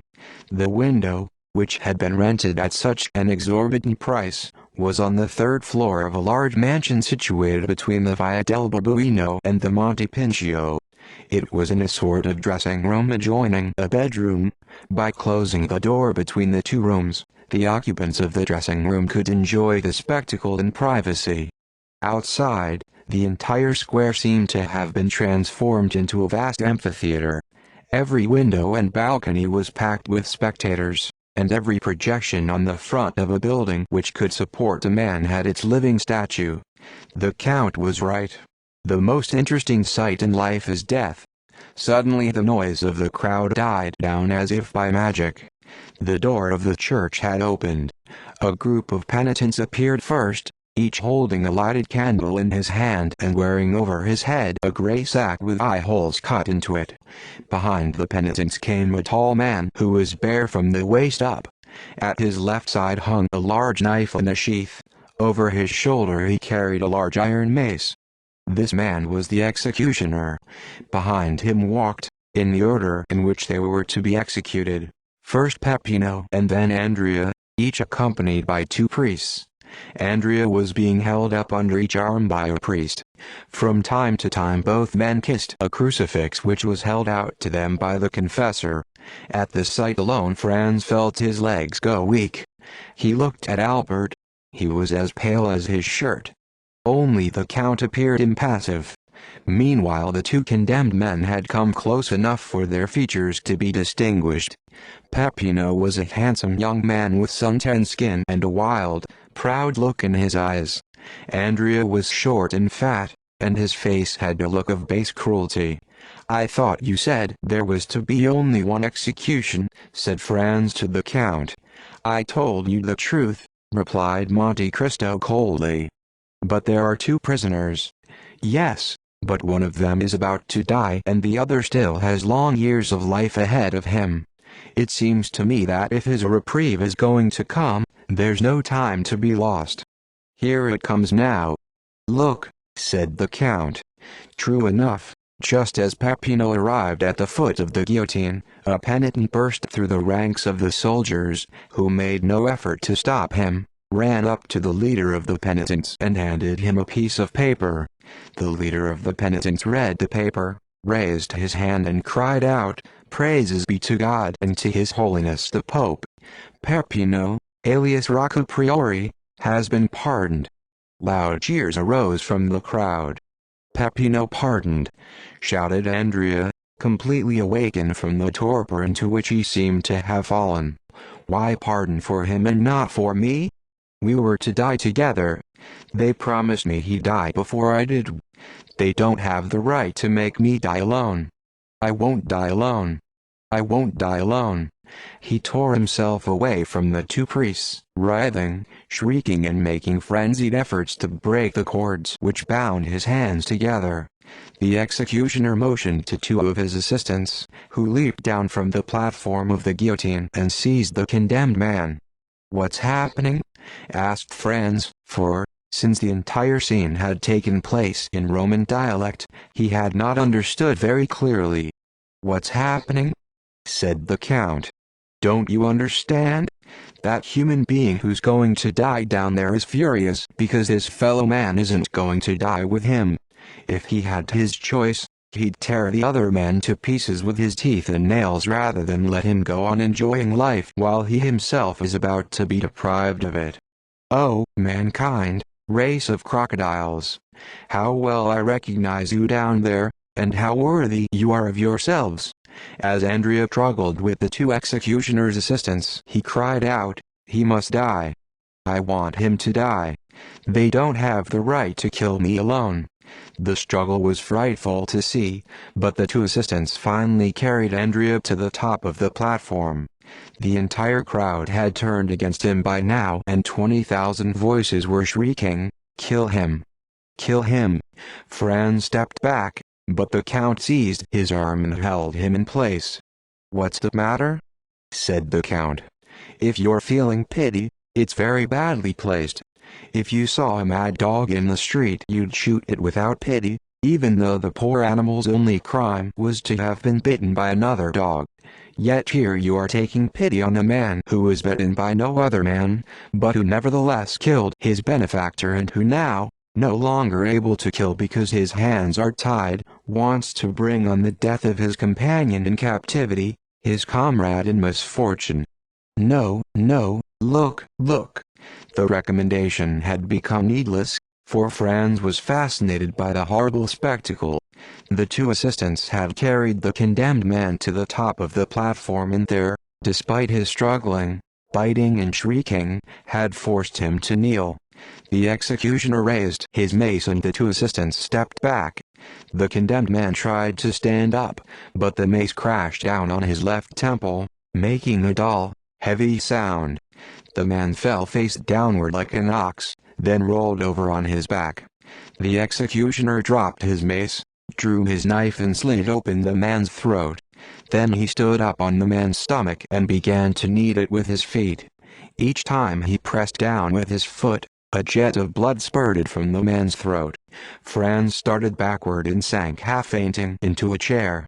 Albert remained standing, but his eyes were closed and he clung tightly to the window curtain. The Count was as erect and triumphant as the avenging angel.